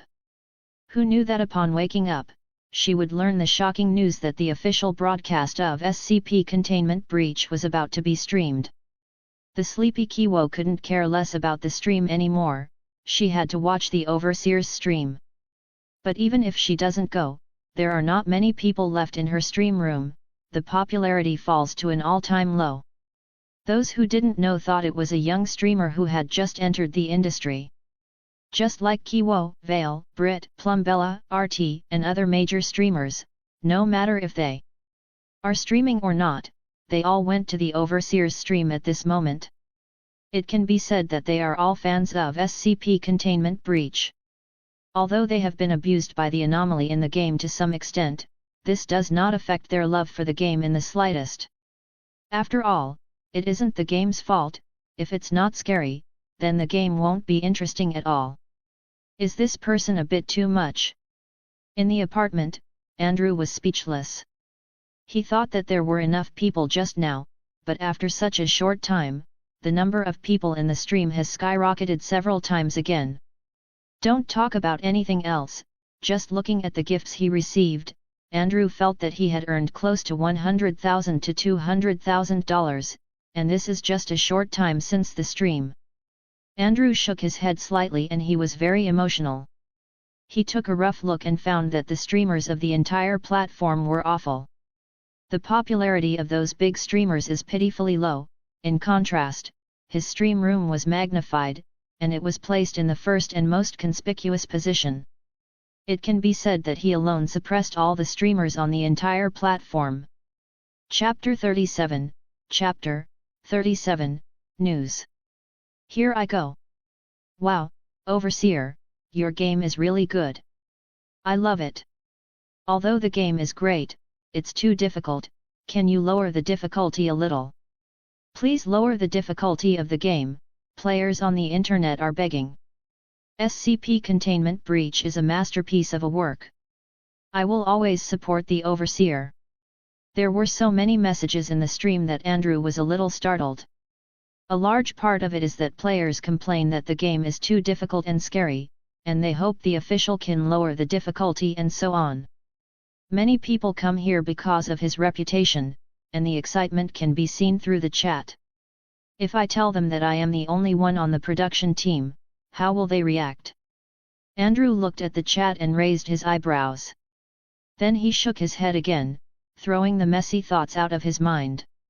He coughed lightly, and Andrew spoke again. The announcement has been sent out, everyone should have seen it. A second later, the chat was all I saw it. Andrew nodded subconsciously and continued, actually, everyone's comments have been seen by the production team. Regarding everyone's demands, such as reducing the difficulty of the game and reducing the horror elements of the game, etc., the production team has also seriously considered it. After careful consideration and decision, the production team finally decided to launch the multiplayer mode. Although this did not directly reduce the difficulty of the game nor the horror elements of the game, it indirectly made the game easier, and relatively speaking, it also made the game less scary. If everyone cooperates to clear the game, the fear and difficulty will be reduced. Having said that, Andrew stopped. And the chat started a heated discussion. That's okay too. Hahaha, when there are people, I won't be so scared. I think the multiplayer mode is very good, more people are better. Although the difficulty remains the same, more manpower will increase the possibility of clearing the level. I support the Overseer. Although the difficulty of the game has not been reduced, this is also very good, at least I can have more people to accompany me. When the multiplayer mode is online, I will immediately pull my 70-year-old grandma into the game to let the elderly experience a different kind of excitement. Damn bro, you're so awesome. The multiplayer mode is very good, looking forward to it. Looking at the chat, Andrew nodded slightly, the chat was a voice of approval. It can be seen that launching the multiplayer mode is a correct operation, so Andrew heaved a sigh of relief in his heart. Then he said softly again, don't worry, everyone, the launch time of the multiplayer mode has already been announced in the notification. It will be officially updated at 10 o'clock tonight, so everyone will then be able to experience the fun with friends. After Andrew finished speaking, countless donations and expectations floated across the chat. Andrew laughed. Chapter 38, Chapter 38, Recommend the Witcher post. Looking at the dense chat messages flooding the stream, Andrew let out a slight breath. It's done. In the coming days, he could already picture the frenzy as everyone dove into SCP containment breach. During this period, they'd bring him a huge wave of points, boosting his content. Alright, today's stream is coming to a close, Andrew said, his voice soft but confident. Does anyone have any last questions? The atmosphere in the stream had reached a peak. He was almost ready to sign off when, all of a sudden, someone sent super popular emojis into the chat. Andrew glanced at the username and couldn't help but smile. It was Vale, one of the big streamers from the Twitch platform. After sending the super popular emojis, Vale quickly typed, "Overseer, how do you avoid that teddy bear? You know, the one covered in ears? That thing scared me half to death." Laughter erupted in the chat as viewers caught on to Vale's question. Many had already seen Vale's stream and vividly remembered the moment when the bear scared the big man senselessly. His startled reaction, followed by his reaction to his wife, had become a classic moment in the community, and the viewers still weren't over it. Andrew stifled his grin. As part of the game's official production team, he had to remain serious, even though Vale's misfortune was fresh in his mind. "That's a great question," Andrew began. "When you're searching for clues and you run into that bear, the best thing you can do is either leave immediately or close the metal door before it starts screaming." As he finished explaining, another 20 donations popped into the stream, filling the chat with bright animations. This time, it was Brit, another top streamer. "Mr. Overseer, how do you deal with that the old man? He's tough to shake off?" Brit asked, his usual playful banter coming through even in text. Andrew patiently responded, "Ah, the scary old man. Unfortunately, there's no perfect solution. If you encounter him, the best option is to escape quickly. Of course, there are useful items scattered throughout the game. It's up to you to find and use them at the right moments." But he kept the specifics to himself, as he couldn't give everything away. After all, letting the viewers in on the secret would spoil the game for the others who had yet to figure things out for themselves. That wouldn't be fair. As more questions rolled in and more donations lit up the chat, Andrew took a moment to reflect. So many were asking variations of the same thing. "Overseer, I'm on the verge of giving up. How do I beat this game faster?" Andrew paused, thinking of the best response. "Well, I've browsed quite a few forums in my spare time, and there's one post that stood out to me. The user The Witcher made a fantastic guide. Go check it out and you might find it helpful." As the chat continued to buzz, Andrew began wrapping things up. "On behalf of the production team, I want to thank everyone for tuning into the stream today. Your support means everything. Rest assured, we're hard at work creating even more incredible content for you all. And with that, today's stream has come to an end. Stay tuned for the multiplayer mode, which will be launching soon." With a final click, Andrew disconnected the stream and leaned back in his chair, releasing a long breath. Though the stream had ended, the chat lingered on screen, full of heartfelt goodbyes, excitement for the upcoming game, and words of encouragement. The next content. Andrew's eyes drifted as his mind wandered to plans. After a few seconds, a smile crept across his face. It's going to be unforgettable. Chapter 39, Chapter 39, Streamer Team Up. The new content needs to be finished quickly. Although I will decide the release time, it can't be delayed for too long. Andrew lay on the chair for a while and then got up. Just then, Andrew's cell phone rang again. "Hey!" Andrew looked at the unfamiliar number, He hesitated for a second and chose to answer it. "Hello, is this the manager of the production team of SCP Containment Breach?" "This is."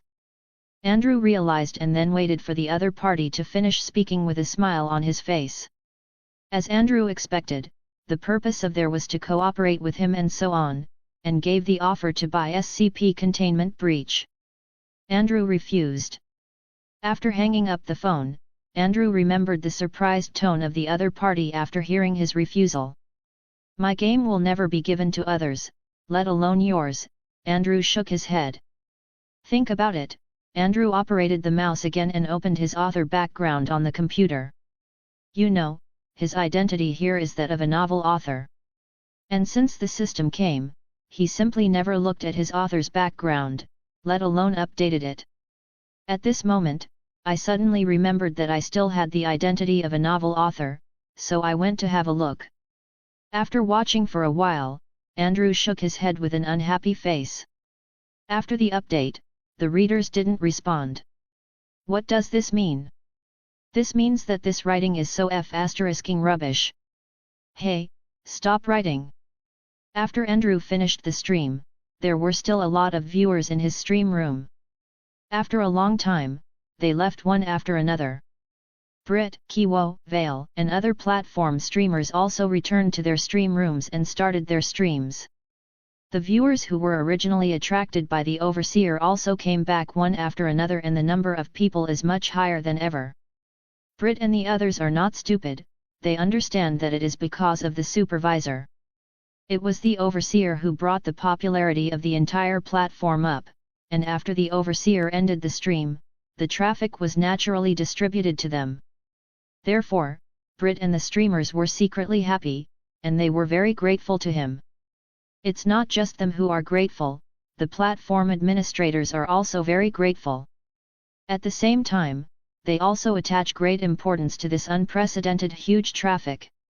To this end, the manager of the Twitch platform directly called Brit and other major streamers on the platform and asked them to form a team to clear the game after the multiplayer mode of the game was launched. There are two reasons for this. First, keep this wave of foot traffic.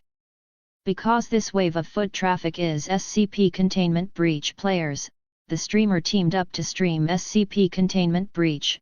It must be very attractive, and it is no problem to keep this wave of foot traffic. Second, if they can clear the game the first time, then the Twitch platform will go to the next level and their platform might become the best streaming platform. Just thinking about it makes people excited. On Twitch, Kiwo's stream. "Hey everyone, it's past 9 o'clock, I'll form a team with Brit and the others later, how about going to clear the new game together?" Kiwo was full of excitement. She got enough sleep and refreshed herself. The chat in the stream room is also exciting because the viewers also want to see the scene where several big streamers form a group to play a new game together. That concept may be very interesting.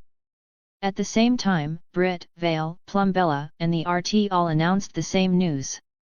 They are about to team up to clear the SCP Containment Breach. This news immediately made their viewers hooked, and everyone was looking forward to the launch of the multiplayer mode. Chapter 40, Chapter 40, Join Forces. Hahaha, everyone, it will be 10 o'clock soon. The multiplayer mode will be launched. In her stream room, Kiwo, who was wearing tight-fitting sportswear, patted the table excitedly, full of energy and vitality. The chat in the stream room was also full of expectations. "I'm looking forward to it. I heard that Brit and the others will be in this wave. I'm so looking forward to it." "That's right, there's Brit, Vale, and RT. They all said it in the stream room. Didn't you see their photos hanging on the homepage of the website? The Twitch platform isn't stupid. They won't miss such a huge wave of foot traffic. I don't care about that much, I want to see them play now, hahaha. Let's get started." I don't know why, but when I think of streamers playing peekaboo together, I have an inexplicable feeling of wanting to laugh. Kiwo no longer cares about the chat in her stream room. She is staring at SCP Containment Breach on the game platform now, almost counting the seconds to wait. At the same time, Brit, Vale, and other streamers are basically in the same state. Although each of them has been scared before, their enthusiasm for the game has not diminished in the slightest. If we say that before several big streamers streamed the game for work, maybe that was true. But at this moment, they are not only doing it for work, but a large part is for their interests. That interest in exploring new worlds, it has been a long time since they experienced this kind of strong curiosity about a new world. It makes each of them refreshed and always ready to show their talents. Time passed by every minute, and finally, it was 10 o'clock. Almost at the same time, countless players standing by the computer saw that SCP containment breach on the game platform showed an updatable status. Marvelous! Multiplayer mode is coming! Woohoo, let's go! Countless people were cheering and quickly started downloading updates. Several major streamers on the Twitch platform also started updating enthusiastically.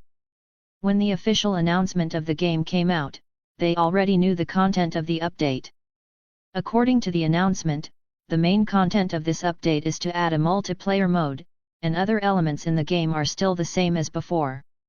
The announcement of the number of team members showed that it was 5 people, therefore, the manager of Twitch only notified the major streamers, including Brit, Vale, and Kiwo.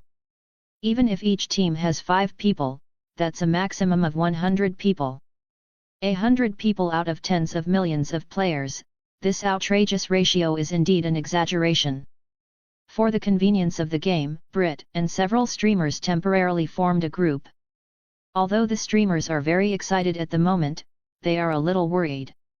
Brit took the lead in saying in the group, "Hey, do you think we can do it?" Kiwo replied immediately, "It's a bit difficult, but it doesn't matter so much. At least you try your best." Vale followed closely and typed, "If you let me meet that eared bear again, I really might throw up." Another female streamer in the group, Plumbella, also agrees with Vale's words, "That little bear is really scary, I hope we don't meet it." Finally, RT made a concluding speech, "Here we come, the update is ready. Hurry up everyone, hurry up. We want to be number 1. Brit and the other streamers also responded quickly. Never mind how difficult the game is, no matter how small the chances are, they will try first. That's how it went. Under the expectant eyes of countless viewers, Brit, Kiwo, Vale, and the others, including Plumbella and RT, who were ready, quickly logged into the game, created a game room, and quickly entered the dark space at the beginning of the game. 5 people stood side by side in the dark space. They were tall, short, fat, and thin. It seems that there was some inexplicable joy. "Viewers, watch us finish the game with 1 live, Kiwo shouted with great confidence.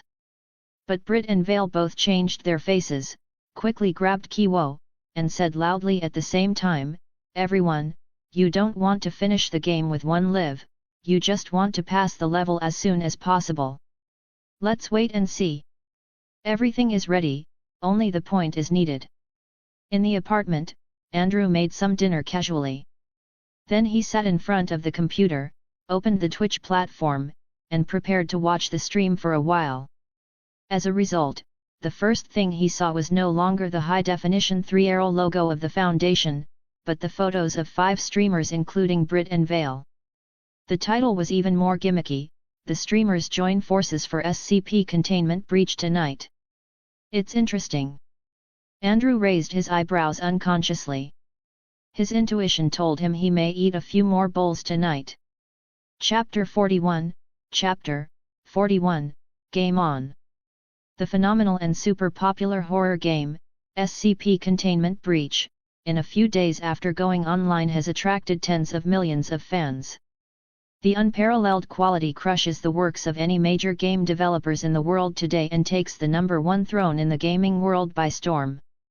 And tonight at exactly 10 o'clock, the production team of SCP Containment Breach, which understands the demands of players and fans, as they launched a multiplayer mode. From now on, players can work together to pass the game. The difficulty was reduced and horror lessened quite a bit. Besides, the overseer of the game even foretells the upcoming release of new content. On a global scale, after the first 20 players or teams have cleared SCP Containment Breach, they will be eligible to try the new content early. This is a blockbuster. It ignited the game enthusiasm of players all over the world. Countless players have started their adventures in various parts of the world. For those 20 places, many people are ready to fight to the end. If they do not clear the level, they do not sleep. On the Twitch platform, there is such a stream, which is broadcasting the joint journey of 5 major streamers on the platform. Everyone, the game is about to begin. In the dark space, Kiwo said boldly. The whole person can be described as high-spirited. Around her stood Brit, Vale, Plumbella, and RT tall, short, fat, and thin. A group of 5 stood together, and the originally scary dark space suddenly seemed a little crowded. All the horror atmosphere is gone. The chat in the stream also flew up. Hey, this mode is really useful. Look at Brit, Kiwo, and the others standing together, there is no sense of fright. Hahaha, this makes people more powerful. No matter how many monsters there are, you will not be afraid. I don't know if Brit and the others can finish the game tonight, I feel a little uncertain. I think it might be possible, after all, Brit is quite calm. Come on. 5 major streamers teamed up to play games, which is extremely rare on the Twitch platform. With the luxurious lineup and the attractiveness of SCP Containment Breach, the number of real viewers in the stream is increasing at a rapid rate. If it wasn't for the scarce preemptive announcement, there would be even more people in the stream. Those who can come to the stream to watch are either loyal fans of the streamers or casual players of the game and don't care about the competition. Another possibility is that they know they can't grab it, so they just give up. This last one accounts for the most. In the dark space, the game's progress bar starts loading. Brit stood side by side with the 5, each with a confident smile on their faces. Soon, the game progress bar is full and the game officially begins. 5 people team up to play the game, that is, 5 D-class personnel at the beginning, therefore, the 5 were divided into 5 small rooms by the game system. The 5 people were already familiar with the opening of the game, so they waited patiently for the door to open. However, while waiting, Vale in a certain room suddenly had a small thought. He giggles and asks the viewers in the stream, everyone after the door opens, do you think there are still 2 soldiers? If there are still 2 soldiers, then with 5 people together, can we snatch the gun of those 2 soldiers? Like damn, their guns are so realistic, with the gun, we will be able to finish the game better. Chapter 42, Chapter 42, the peanut is confused by so many eyes, right? Like damn, their gun is so realistic, with the gun, we will be able to finish the game better. Vale gets more and more excited the more he thinks about it. The first time he played the game, he was intrigued by the guns of those 2 soldiers, he even tried to touch them with his hands. As a result, he was shot by a soldier. Now they have 5 people, if they try their best, it seems that they do it. The viewers in the stream were taken aback by Vale's thoughts. Vale, are you sure you want to snatch those them? I feel that the final result may not be good. After all, they have guns and they are all combatants. I feel that when dealing with ordinary people, they will beat 2 or 3 casually. Hahaha, Vale, just give up, if you dare to snatch it, you will lie on the ground 100%. The game plot is impossible for you to successfully grab a gun unless you are indestructible. Vale looked at the chat, stroked his chin, and thought about it. It seems that the chat is right. How can 5 ordinary people fight 2 well-trained combatants? And they also carry guns. Not to mention that there are 2 ladies among the 5. Oh, forget it, time is precious, let's not waste time again. Vale shook his head and gave up the idea of grabbing the gun. Soon, the metal door of the small room opened and there were still 2 soldiers outside the door. Vale was a little puzzled. When he went out to have a look, he realized that Brit was already standing outside. Next came RT, Kiwo, and Plumbella. They're all in the D-class room next door and the 2 soldiers released them one by one. The 5 people were wearing orange clothes with their numbers printed on their chests and followed the 2 soldiers obediently. Because there are 5 people, the numbers are no longer unique, they are 5 random numbers. As they walked, Vale saw a message appearing in his stream chat. Hahaha, Vale, it's a good thing you didn't grab those 2 soldiers. A friend of mine just tried it, 5 men, and all of them were strong. They went to grab the soldiers at the beginning, and then the 2 reacted instantly. The soldiers shot them. In addition, a group of soldiers appeared on the other side of the passage. This means that no matter what, you can't successfully steal. After watching the chat, Vale secretly rejoiced. It's a good thing I didn't do anything, otherwise my death will be miserable, and that would be a shame.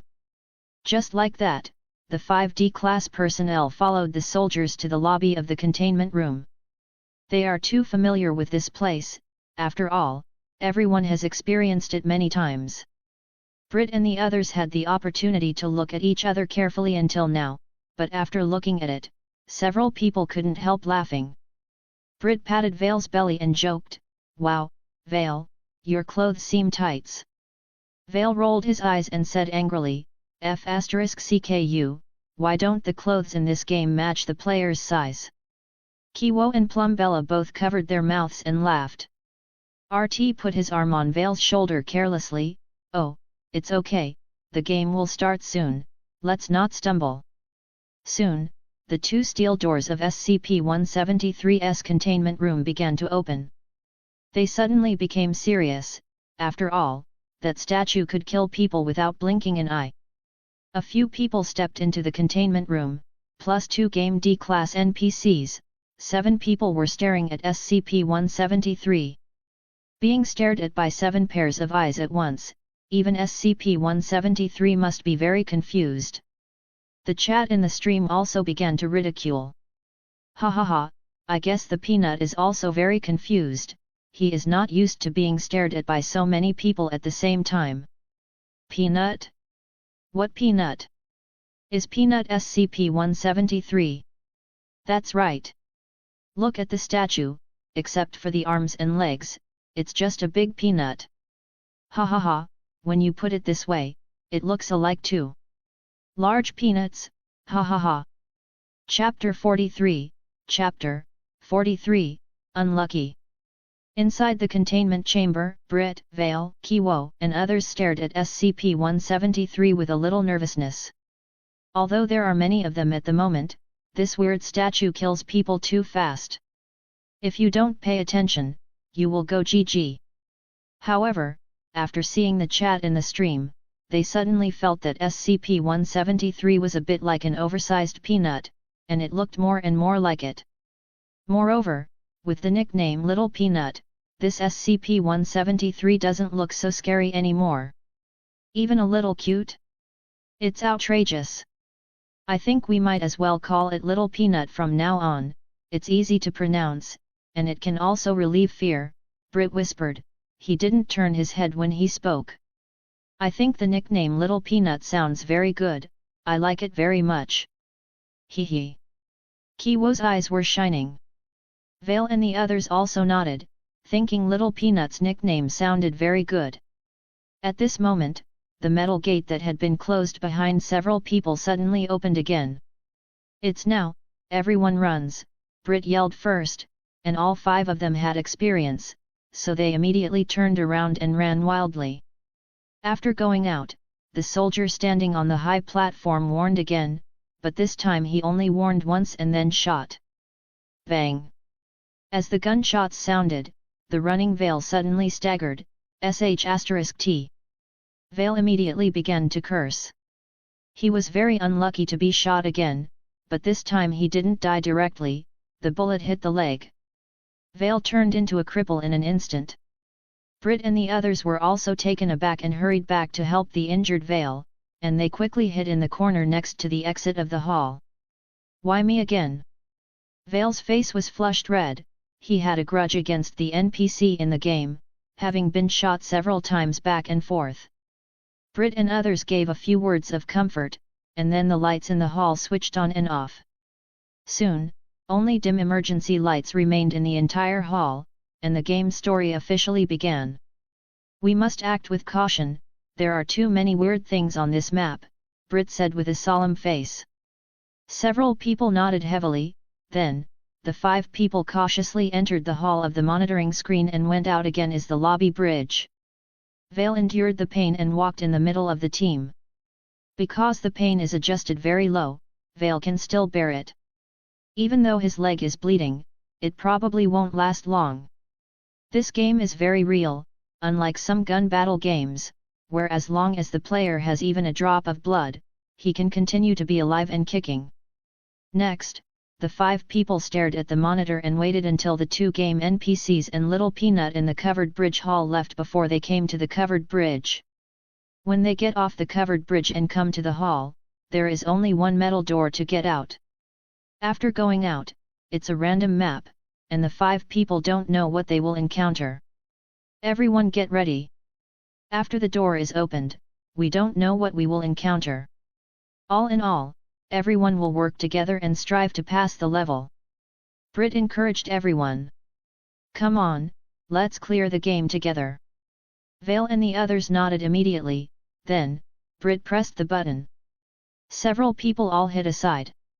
After the metal door was fully opened, 2 heads of Kiwo and Plumbella appeared on the left, and 3 heads of Andrew, RT, and Vale appeared on the right. The 5 people carefully looked inside the door. As far as the eye can see, it is a T-shaped aisle. Dim emergency lights illuminated the hallway, with many pipes running through the middle of the tall concrete walls. Right in front of it is an iron net, and inside is some kind of mechanical device that is running. They can't see the left and right sides, but they must be 2 metal doors. This time it's not the lobby with the information center. It doesn't look dangerous, so let's go. Brit walked in first. Vale and others followed suit. "Which way should we go first?" Brit stood in the middle, looked around, and hesitated. "Go to the left." Kiwo pointed to the left. There is nothing to hesitate about because they don't know the situation on either side. A few people came to the left, and when Brit was about to open the door, he heard a plop. Then Vale shouted out, "The F***CK. What the hell?" When they turned their heads, they saw that Vale had turned into a dead body. The corpse looked extremely miserable, it was as if he had been tortured to the extreme before he died. Vale was knocked over to the ground, and couldn't get up. "It's that old man." Brit was stunned and quickly looked up, just in time to see a dark sticky substance on the ceiling above his head. But that old man hasn't shown his face yet. Go, it's dangerous here." Brit hurried over to help Vale, and Kiwo and the others also went over to help, but suddenly, a mass of black mucus fell. When several people looked up, their faces changed drastically. They saw a highly decayed old man wrapped in some dark mucus, staring at them and laughing. "Ah!" The 2 female streamers screamed at that time. Chapter 44, Chapter 44, SCP-1048. I am feeling a bit generous today, so have another one. Also, please send me some stone and comment more, as I like to see your thought about the story. In the quiet and dark T-shaped hall, Vale was knocked over by a bloody corpse. Before Brit and the others had time to help Vale, a rotten head popped out of the ceiling. It was the horrible rotten old man who terrified Brit before. Kiwo and Plumbella were so frightened that they screamed on the spot, while RT and Brit also turned pale with fright. Brit swallowed sharply and hastily pulled Vale. "Help! We need to get out." A few people hurriedly dragged Vale out from under the corpse. Because the corpse was in such bad shape, one eyeball was gone, and there was only a bloody hole. Kiwo and Plumbella felt their stomachs were overwhelmed in an instant, and they were about to spit it out. But the situation no longer allowed them to stay still. The old man retracted from the ceiling, and a sticky substance soon appeared on the ground. The rotten old man got half of his body out of it. Hurry up! Brit was so anxious that his brow was sweating. Fortunately, he has some immunity now and has not been scared out of proportion. He and RT were holding Vale, and Kiwo and Plumbella followed behind. They quickly came to the metal door on the left, opened the door, and ran in. The old man got out of the ground very quickly and it was covered in a large amount of black goo. Quickly, close the door! Brit shouted anxiously, and Kiwo hurriedly closed the door. This is a subconscious behavior. At this time, they had subconsciously ignored the fact that the metal door may not be able to stop the scary old man. After the metal door was closed, several people were in the mood to look around. They found that this was an ordinary passage, with concrete walls on both sides and a huge exhaust fan running above the middle of the passage. The gloomy passage and the sound of the exhaust fan made several people shudder unconsciously. We need to leave quickly. Brit patted Vale on the shoulder. Can you still go? Vale gritted his teeth fiercely and immediately tore off part of his clothes into strips and tied them to his legs. Yes, I can go. Ah, go, go, it's chasing us! Plumbella suddenly shouted, her voice full of fear. Several people looked back and were stunned. The metal door of the passage was covered with black mucus at some point and the old man came out through the substance. F***ck. The door didn't stop it. RT said in surprise. Run! It's probably not just the door, nothing can stop it. Brit patted RT and ran to the other side of the passage first. Several people ran after him. In the end, Brit quickly opened the door, and several people rushed in without looking at it. It was too late to close the door at this time, anyway, it's useless to close the door. The new passage was still dark, but this time, there were several rooms on both sides of the passage. SCP-860, SCP-1025, SCP-427, and SCP-714. Brit stared at the room signs with wide eyes. There was no doubt that these rooms were all containment rooms, they just didn't know what these objects were. Moreover, the door of the room needed an authorized keycard to open it, so there was no hope of entering it now. Let's go, Brit. We'll find a chance to come back later. RT pulled Brit, and they ran away. Several people quickly came to the end of the passage and opened the metal door again. This time, what appeared in front of everyone was still the same T-shaped passage as before. Right, to the right. Kiwo hurriedly said. A few people rushed to the right again, opened the door, and ran in. This time it was still a passage, but the passage was empty, there was nothing. My God, it's like a maze here, Kiwo complained. Several people had no choice but to run to the end again and open the metal door.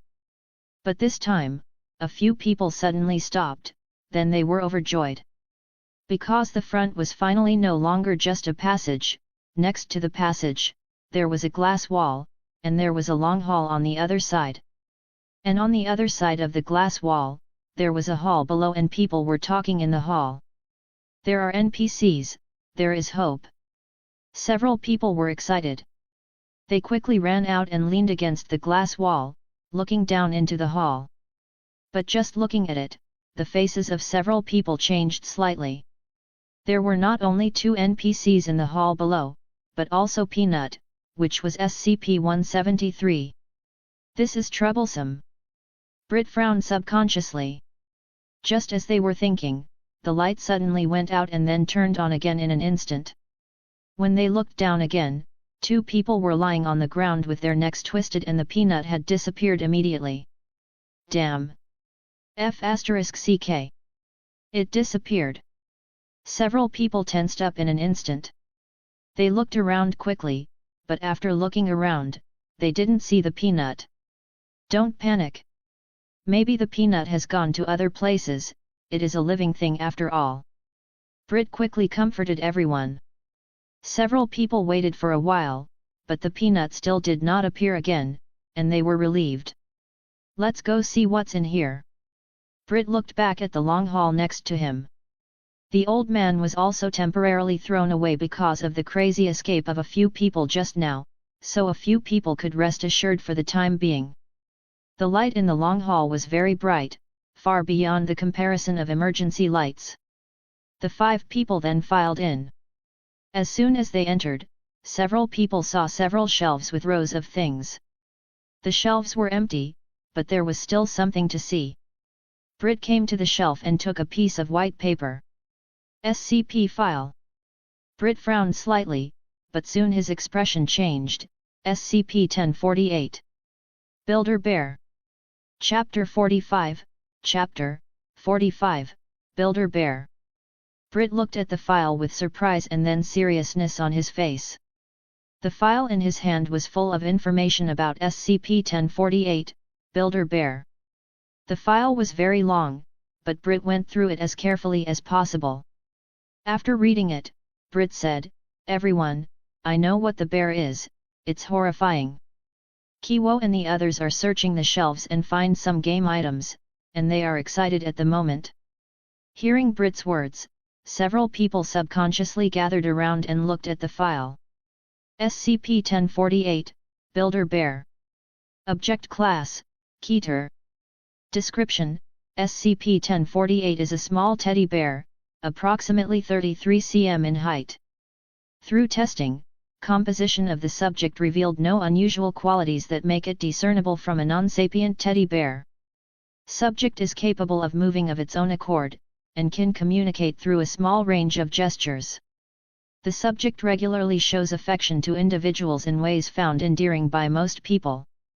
Affection is usually given in the form of a hug to the lower leg, but subject has also been observed dancing, jumping in place, and in 2 separate events it has even drawn childlike pictures for janitorial staff. All Foundation personnel that have interacted with the subject have responded positively to its affection, even D-class with normally sociopathic tendencies. Attempts at direct communication with SCP-1048 have not been considered successful. Though it is capable of simple gestures to indicate a yes or no answer, it will often not react to lines of questioning concerning its nature or where it originated from. It is not known if this is because SCP-1048 simply does not know the answers, or because it does not want to answer. Though capable of drawing pictures, it has not used its art as a form of communication beyond showing affection, even when encouraged to do so. The more anomalous behavior of SCP-1048 was not observed until approximately 7 months after it was originally secured. It is hypothesized that the subject is able to construct crude replicas of itself using various materials, by a process that has yet to be observed directly by Foundation staff. Dr. Carver has suggested that SCP-1048 uses its endearing qualities to lull those around it into a false sense of security, allowing it to collect materials to produce these creations. Currently, there are 3 known creations of SCP-1048, designated SCP-1048-A, SCP-1048-B, and SCP-1048-C. The nature of these creations has been in stark contrast to SCP-1048's general behavior, as all have exhibited extreme violence towards humans. Currently, there are 3 known creations of SCP-1048, designated SCP-1048-A, SCP-1048-B, and SCP-1048-C. And as follows. SCP-1048-A, subject resembles a teddy bear similar in size and shape to SCP-1048, but is made entirely out of human ears. The subject emitted a high-pitched shriek that inflicted intense pain in the eyes and ears of everyone in a 10-meter radius. Ear-like growths immediately began growing on those within 5 meters of the subject, covering their bodies in less than 20 seconds. Every person afflicted with this symptom died within 3 minutes, resulting in the death of personnel. SCP-1048-B. My God, this bear is so scary. After roughly reading the file, Plumbella couldn't help but exclaim. Kiwo and the others also showed fear on their faces. According to the archives, the bear that Vale met before was made by another teddy bear of similar size. The original teddy bear itself is alive and it also looks friendly and cute, but that's just its superficial nature. It can create a lot of teddy bears that look like it but have different properties. And, every creation shows extreme violence against humans. The ear bear is just one of its creations. In the archives, it also has scary teddy bears made of human infants, scrap metal, and other materials. What the H*LL is this? Vale even started to sweat coldly on his forehead. If he didn't play this game, he wouldn't be able to think of such weird and terrifying things. Even if he was killed.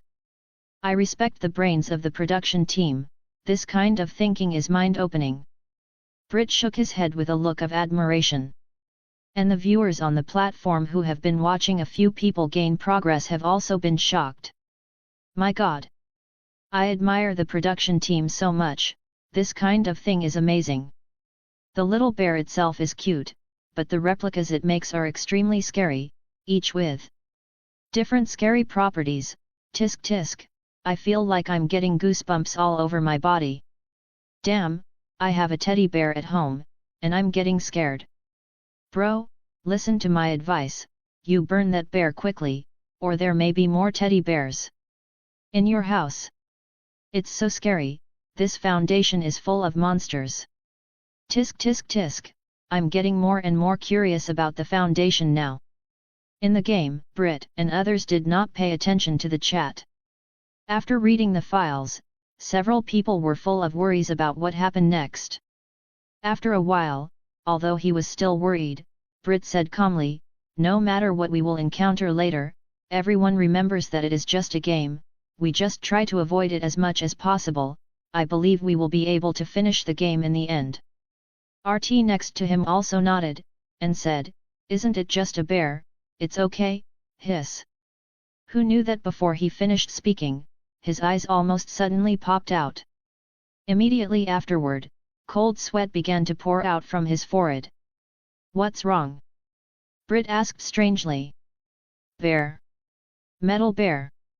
RT pointed to the outside of the long hall.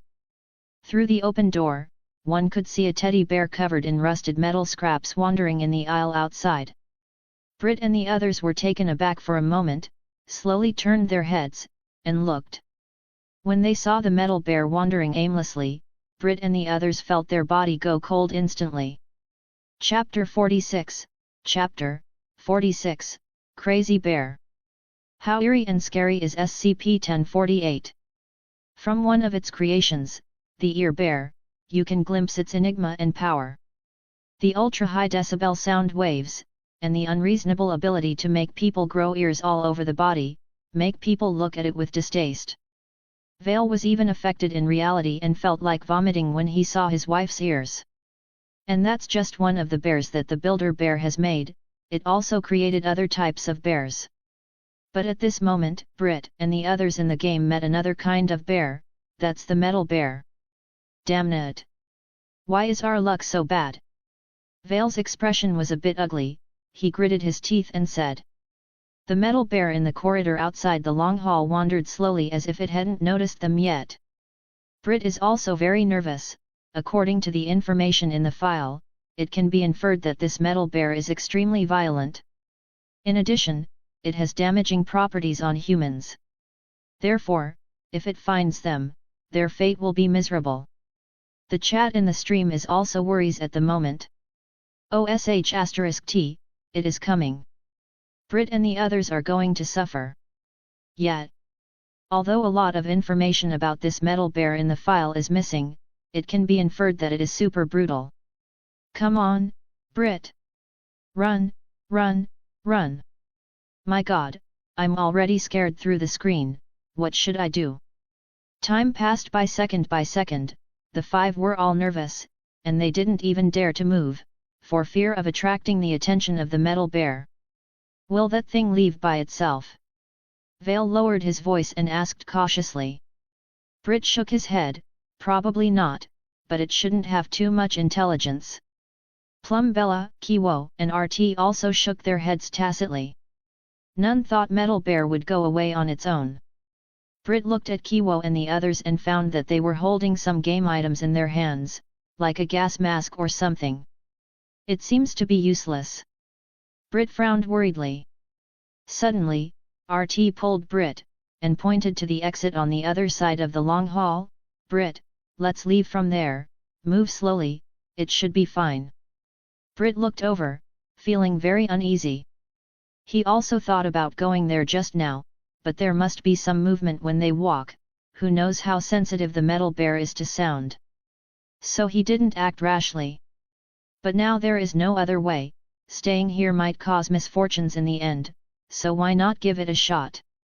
Go. Let's leave through that door. Brit is the first to leave. But at this moment, Kiwo grabbed him forcefully. Brit looked back, and Kiwo's face was bad. It's over. Brit's heart sank immediately. Looking outside the door, he saw that the metal bear had already stopped outside the door. Its small face was facing the door, and the two metal eyes were staring straight at the group in the long hall. This eye contact lasted for 2 seconds. Immediately afterward, the bear let out a sharp cry. Brit yelled in an instant, "Run!" After shouting, the 5 people ran towards the other exit of the long hall. But almost at the same time, the metal bear also rushed over. A piece of the concrete wall on the road was hit by it and the concrete walls are cracked. OSHT, OFCK. Oh my god! FCK, FCK, F***CK. Damn it! Run, run, run! All 5 were horrified and they ran. They are very clear that if they are caught by the metal bear, they will be miserable. The speed of the 5 people was not too slow. They rushed out of the long hall in a few seconds, came to the outer passage, and then rushed to the other end of the passage. Open the door, open the door, open the door. Brit hurriedly pressed the button, and the metal door opened. But almost at the same time, the metal bear was near them, so it was too late for all 5 of them to go out. At the crucial moment, Vale gritted his teeth and rushed towards the metal bear with a look of rage on his face. I'll hold it here, so you guys go. Chapter 47, Chapter 47, The Ear Bear Reappear. Vale jumped out without hesitation. Vale. No. The 4 were stunned and when they were surprised in place, Vale had already sprung toward the metal bear. Let's go. Brit was the first to react. The fate of Vale, he will be killed. Vale trying his best to buy time for them, so it can't be wasted. The 4 rushed into the metal door in a panic, then Brit closed the door immediately. At the moment when the door was about to close, Brit and the others saw a scene that made one's body quiver. They saw the metal bear, caught by Vale, forcibly tearing away at his body. It then showed its head from Vale's back. Ah! Kiwo and Plumbella screamed. That scene was a bit too bloody, so the 2 female streamers were frightened, and even Brit and RT were terrified. Even after the door was closed, they still stood there blankly. Until there was a loud noise from the metal door, and a bear-shaped protrusion protruded outward, which made them feel like they woke up from a dream. Let's go. Vale will be fine, he just left the game. Brit waved his hand immediately, turned around, and ran away. The group took a deep breath and followed him. The passage was a normal walkway with pipes running parallel to the ground in the concrete walls on both sides. Other than that, there was nothing else. The emergency lights were dimly lit, the sound of violent breathing and the sound of running footsteps filled the entire passage. The group quickly reached the finish line, and the sound of the metal door being destroyed came from a distance behind them. Go! Brit immediately pressed the button and the metal door opened. The 4 of them rushed in quickly without even looking at it. While the group of 4 were running for their lives in panic, in the dark space at the beginning of the game, Vale stood dumbfounded. It took a while before he realized it. Damn, that bear is so violent. He only felt a sharp pain in his chest and abdomen just now, and then the game was over. What happened just now? I was holding down that metal bear. Vale scratched his forehead, very depressed. But the chat in the stream quickly told him what happened. Vale is a real man. From now on, there will be another model idol. Vale is a real man. Vale, I love you. Although I am a man, I want to give birth for you. What a chat! Although Vale was torn apart by the metal bear almost instantly, that image of stopping the enemy was the most stunning scene in the universe. Vale, you rushed over and were torn apart by the metal bear before you could hold on for a few seconds, but you also managed to buy time for the others. So handsome, such a Chad. After watching the chat, Vale suddenly realized. Immediately afterward, a suspended light curtain appeared in front of him, and it was Brit and the others inside the light curtain. Brit and the others are still alive, Vale chuckled. His efforts were not in vain, of course, it was a good thing. But soon, Vale couldn't laugh anymore, because he saw that Brit and the others encountered new difficulties.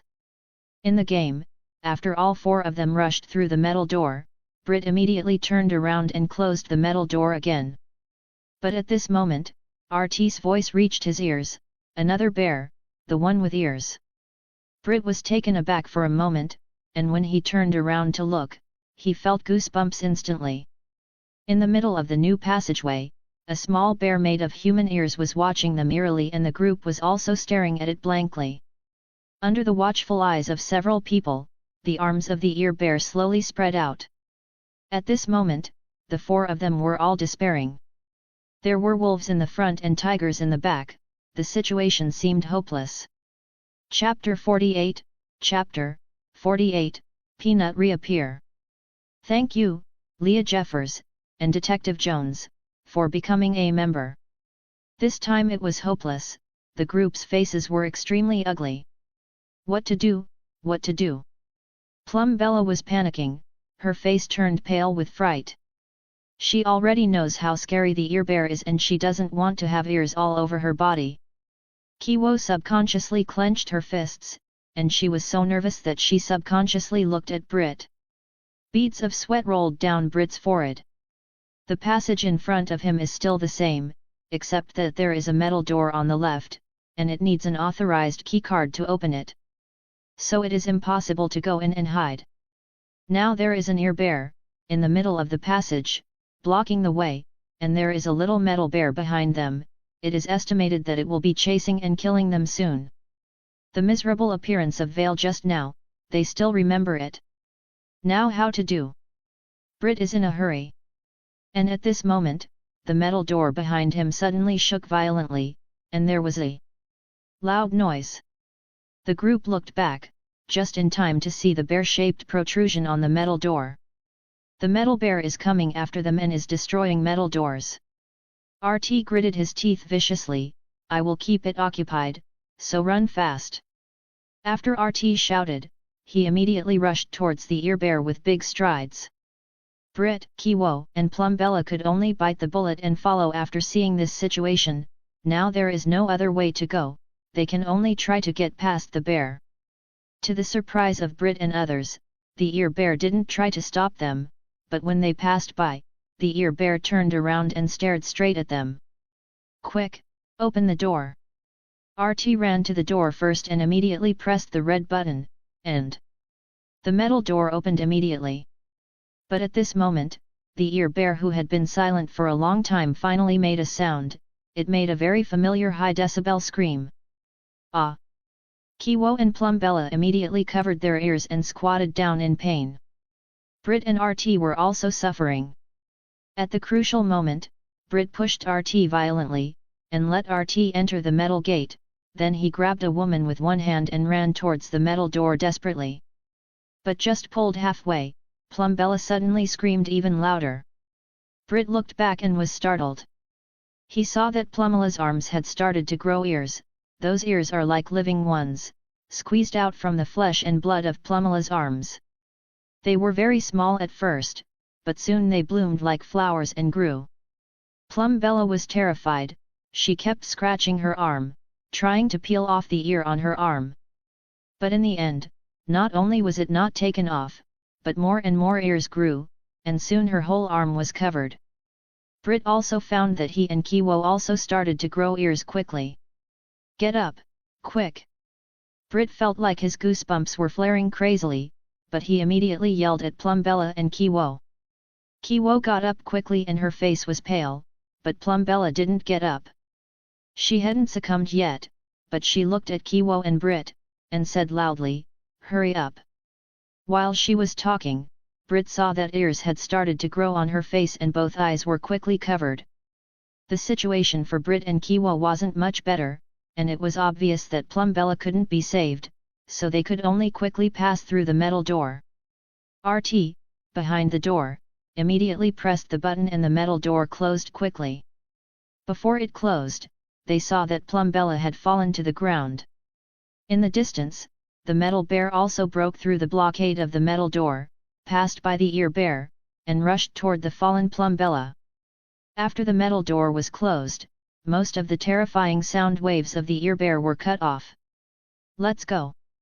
The three of them, Brit, RT, and Kiwo, regained their mobility. Brit yanked RT and Kiwo, and the three of them immediately ran towards the other end of the passage in a frenzy. The passage was an ordinary one without any rooms. The three of them observed their situation while running. The ears on Brit and Kiwo gradually disappeared as the metal door closed and the sound waves weakened. RT was not spared just now, and ears had also grown on his body, but now they were also starting to disappear. The three of them breathed a sigh of relief. They were almost wiped out by the ear bear. After they ran to the end, Brit immediately opened the metal door. This time there was no longer a single passage behind the door, it was a T-shaped hall. There was another metal door on the left and right sides. "Where are we going next?" "Hiss." Brit asked but stopped abruptly when he had just spoken halfway. He saw that in the T-shaped hall, the peanut was standing not far away, facing them. Chapter 49, Chapter 49, Players who died in the hands of the peanut, their corpses can circle around the planet. Thank you, Leah Jeffers, and Detective Jones, for becoming a member. I am feeling a bit generous today, so have another one. Also, please send me some stone and comment more, as I like to see your thought about the story. In the T-shaped hall, the peanut was standing not far from the group, arms raised, like a zombie. But this thing is much more terrifying than a zombie, it only takes a blink of an eye to kill. The group was stunned for a moment and then cold sweat ran down the cheeks of the three of them. They got out of the frying pan into the fire, of course, and the peanut is much fiercer than a fire. What do we do? With a bitter face, Kiwo asked Brit for help. RT next to him also lost his mind, and he was holding back a long curse, but he just couldn't say it. Go in first. Everyone, don't blink. Brit bit the bullet and entered the hall, followed by Kiwo and RT. I'll stare at it first, and when I can't hold on, I will remind you, and then Kiwo will stare. The three of us will take turns staring at it like this. Brit said. Kiwo and RT quickly agreed, so the three of them slowly moved toward the metal door on the right side of the hall. When leaving, Brit did not forget to reach out and close the metal door behind him. The three moved slowly and they blinked alternately, the cooperation was also quite tacit. Not long after, the three of them came to the front of the metal door on the right. Brit pushed open the metal door and the three began to retreat towards the door. But at this moment, a puddle of dark mucus suddenly appeared on the ground in front of them and the old man's head emerged from it. Not only that, there was a loud bang on the metal door from the way they had just come, and that damn metal bear has arrived too. Damn! Under the sudden change, Kiwo was stunned on the spot and she subconsciously shifted her gaze. Like her, Brit and RT subconsciously looked at the old man on the ground, and the moment they looked away, the peanut appeared next to RT. After a snapping sound, RT fell limp to the ground and his face was in stupefaction. Brit and Kiwo, who were next to him, obviously didn't react, and within a very short time, they were all twisted and broken by the peanut, and so there were two more corpses on the ground. The perspective of the three people began to blur, and they soon returned to the dark space where the game started. In the dark space, Vale and Plumbella, who died early, were already waiting for them. After Brit and the others appeared, they were still a little dazed. After a long time, the three finally realized what had happened. I was killed by Peanut when I was distracted. Kiwo pulled her hair, stamped her feet, and shouted angrily. Brit and RT looked at each other, and they could see the helplessness in each other's eyes. This game is very difficult. Everyone, if you want to clear this game, you probably need not only courage but also luck. Brit shook his head and sighed. Vale opened its mouth, but he still couldn't say a single sentence. At this moment, the first game of the 5 major streamers officially failed. Among them, Vale was killed by the Metal Bear, a creation of SCP-1048, Plumbella was killed by the Ear Bear, a creation of SCP-1048, and Brit, Kiwo, and RT were killed by SCP-173, the statue. From the beginning of this game, the 5 streamers were only able to try to flee. There are many dangers along the way, and even how to survive is a problem, let alone clearing the game. The chat in the stream also flew up. My god, the image of Plumbella with ears growing on her body almost sent me away. I have to admit that although the game failed in the end, Vale's sacrifice is very manly. The game is too difficult, but it is very exciting. Come on, let's go again. Brit is the calmest, I like it. The Builder Bear is Keter class. From this, it can be seen that the Keter class object should be the most dangerous. Hahaha, Brit and the others were twisted by the peanut. According to unofficial statistics, the bodies of players who died in Peanut's hands in the past 2 days can circle the planet once, no, 3 times. Chapter 50, Chapter 50, The Twin. The chat in the stream blew up, and all kinds of donations were also showing on the screen. The group was still in the dark space of the game. Do you want another one? Kiwo asked, looking at her eagerness to try, you could tell that she was very unwilling. The girl next to her was pale, frightened by the Ear Bear. But after a while, she also felt unwilling and wanted to go back to the game and beat it. The 2 female streamers behaved like this, and the other 3 men were even more unconvinced. RT waved his hand, gritted his teeth, and said, come on, let's give it another shot. I don't believe I can't beat the game. Vale also rubbed his hands happily, the game is enjoyable, so let's go again. Brit next to him nodded approvingly, he had the same idea. In fact, their feelings are the true feelings of the majority of players. Although the game is very difficult and scary, it is estimated that the people who have been scared so far can form several armies, but they have to admit that this kind of game can really stimulate their emotions. The extreme pleasure produced after the thrills is unmatched by any other game. It's like Dr*G, it's addictive. Countless players are looking forward to the moment of truly beating the game. At that moment, the joy reaches its peak and it can make people soar. However, before we enter the game, we have to carefully discuss the specific ideas, otherwise it is not a solution to always go around in circles in the map. Brit frowned and said. Kiwo and the others suddenly fell into contemplation, they just played the whole game, running wildly from the beginning to the end. The whole game map is like a big maze and the maze is full of various monsters. If they want to beat the game, they must find clues and items and a clear idea, otherwise how to clear the level. They need to spend a lot of time exploring the game content to find it. It's like some game guide videos. It seems to be just a 10-minute, or maybe a few minutes for the video, but they may spend a whole day, or even more time, to make it. Therefore, if Brit and the others want to find a specific way to clear the level, they must spend a lot of time exploring the game.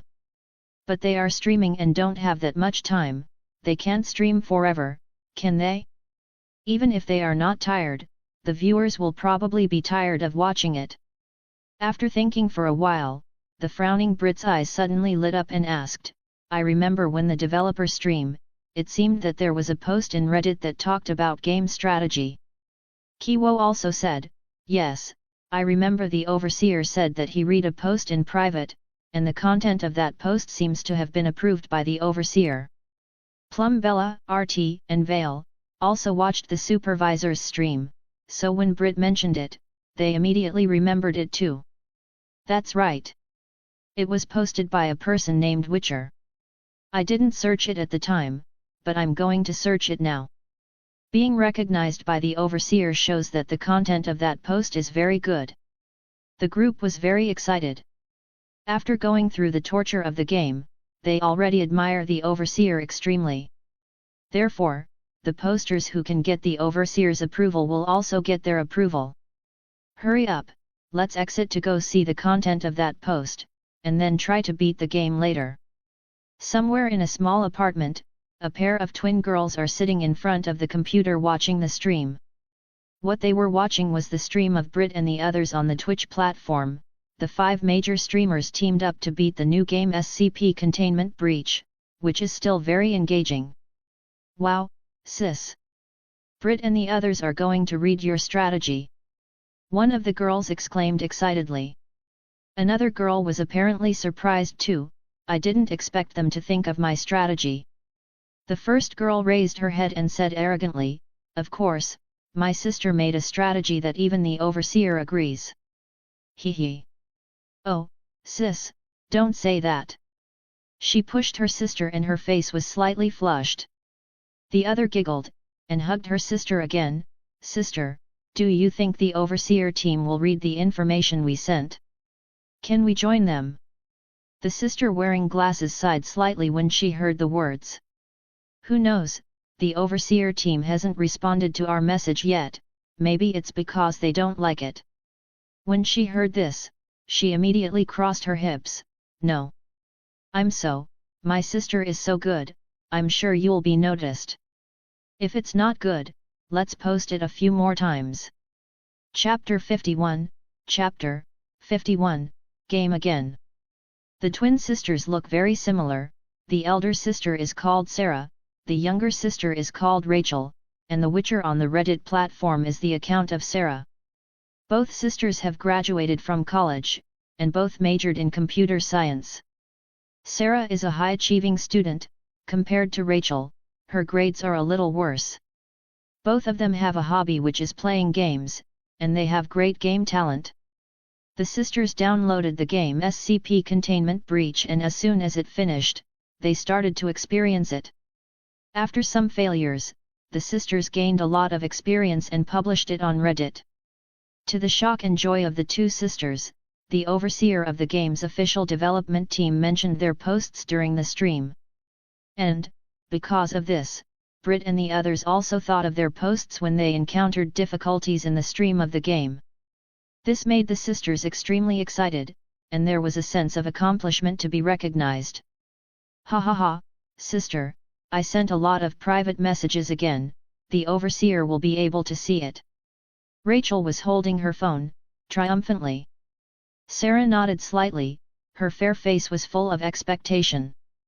Both sisters have a dream, which is to work in a big game company. In the past, they would consider small, big, overseas companies, and so on. The overseers who have sprung up in the past 2 days, compared with the big company and overseas company, are just a few blocks away. The game quality of the two sides is very different. Although in scale, the overseers development team may not be as good as the big company and overseas company. But in the game, there is no comparison. Therefore, the overseers development team became the ideal company for the sisters in the first place. They sent a lot of messages to the development team, hoping to get a response. What the sisters didn't know was that the only member of the overseers' development team was already lying in bed and starting to sleep at that moment. They are destined to get no reply tonight. After Brit, Kiwo, and others quit the game, they began to search for the Witcher posts. It didn't take long for them to find the post that the overseers mentioned. After observing it, they couldn't help feeling admiration for the person who posted it. Even if there was no recommendation from the overseer, after seeing this post, they would also admire the person who posted it. The whole post is very detailed. Although the poster has not beaten the game so far, they have listed the game clearing ideas. Game items, NPC, monsters, etc., the poster has listed them as much as possible. But the poster also said that she didn't explore the entire game map, so there must be many containment objects or game items that she has not encountered. Therefore, the game strategy she posted is just for reference and the specific depends on the players themselves. But even so, Brit and the others were extremely satisfied. With this guide, at least, they are no longer like headless chickens. After entering the game, there is a basic goal that you can work hard to achieve. In the end, Brit and the 5 entered the dark space where the game started again. Among them, Kiwo is already full of confidence. Come on, let's beat the game with 1 life, hahaha. RT, Plumbella, and Vale are equally confident, with eager expressions on their faces. Okay, everyone, before the game starts, we would like to thank the poster The Witcher, who provided us with a way to clear the level. Then we will start to challenge again, viewers wait and see. Brit is equally confident, with her iconic smile on her face. Chapter 52, Chapter 52, Good luck, find SCP-914 at the start. Thank you, Chaos Untold, and Brandon Hunt, for becoming a member. It's almost midnight now, but Brit's stream room is still full of chat, and the viewers are hyped, their energy never goes down. From this point of view, the director of the Twitch platform made a very good move. And what Andrew is looking forward to now is that Brit and the others can become the first person to beat the game under the witness of thousands of viewers. In-game, the 5 of them did not hesitate and started the game. After the game was loaded, the 5 of them were divided into 5 small rooms as usual and the afterplot is still the same. Brit and the other 5 arrived at Peanut's containment room very smoothly, then, the door of the containment room suddenly opened, the 5 people turned around and ran away, the power was cut off, and Peanut lost control and started killing. After a while, the 5 of them pass the early stage of the plot, and the game officially begins. We finally escaped. Vale looked up and shouted, too excited. This time he finally escaped the gunshots and could use his healthy body to move through the level. Brit and the 4 of them were all amused by Vale. Come, let's sum up the plans again, and then we will officially set off. Brit turned serious after laughing. Kiwo and the others also became serious one after another and took turns explaining the strategies they had created. Everyone reads the same strategy, so the final decisions are not much different. Brit made a summary. Well, that's the situation at the moment. First of all, we need to obtain a level 1 keycard and game items such as gas masks. Then go to the 2B test room to get more game items and the level 2 keycard.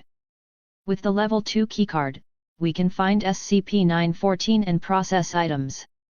By the way, where is that SCP-914? Is it the big machine?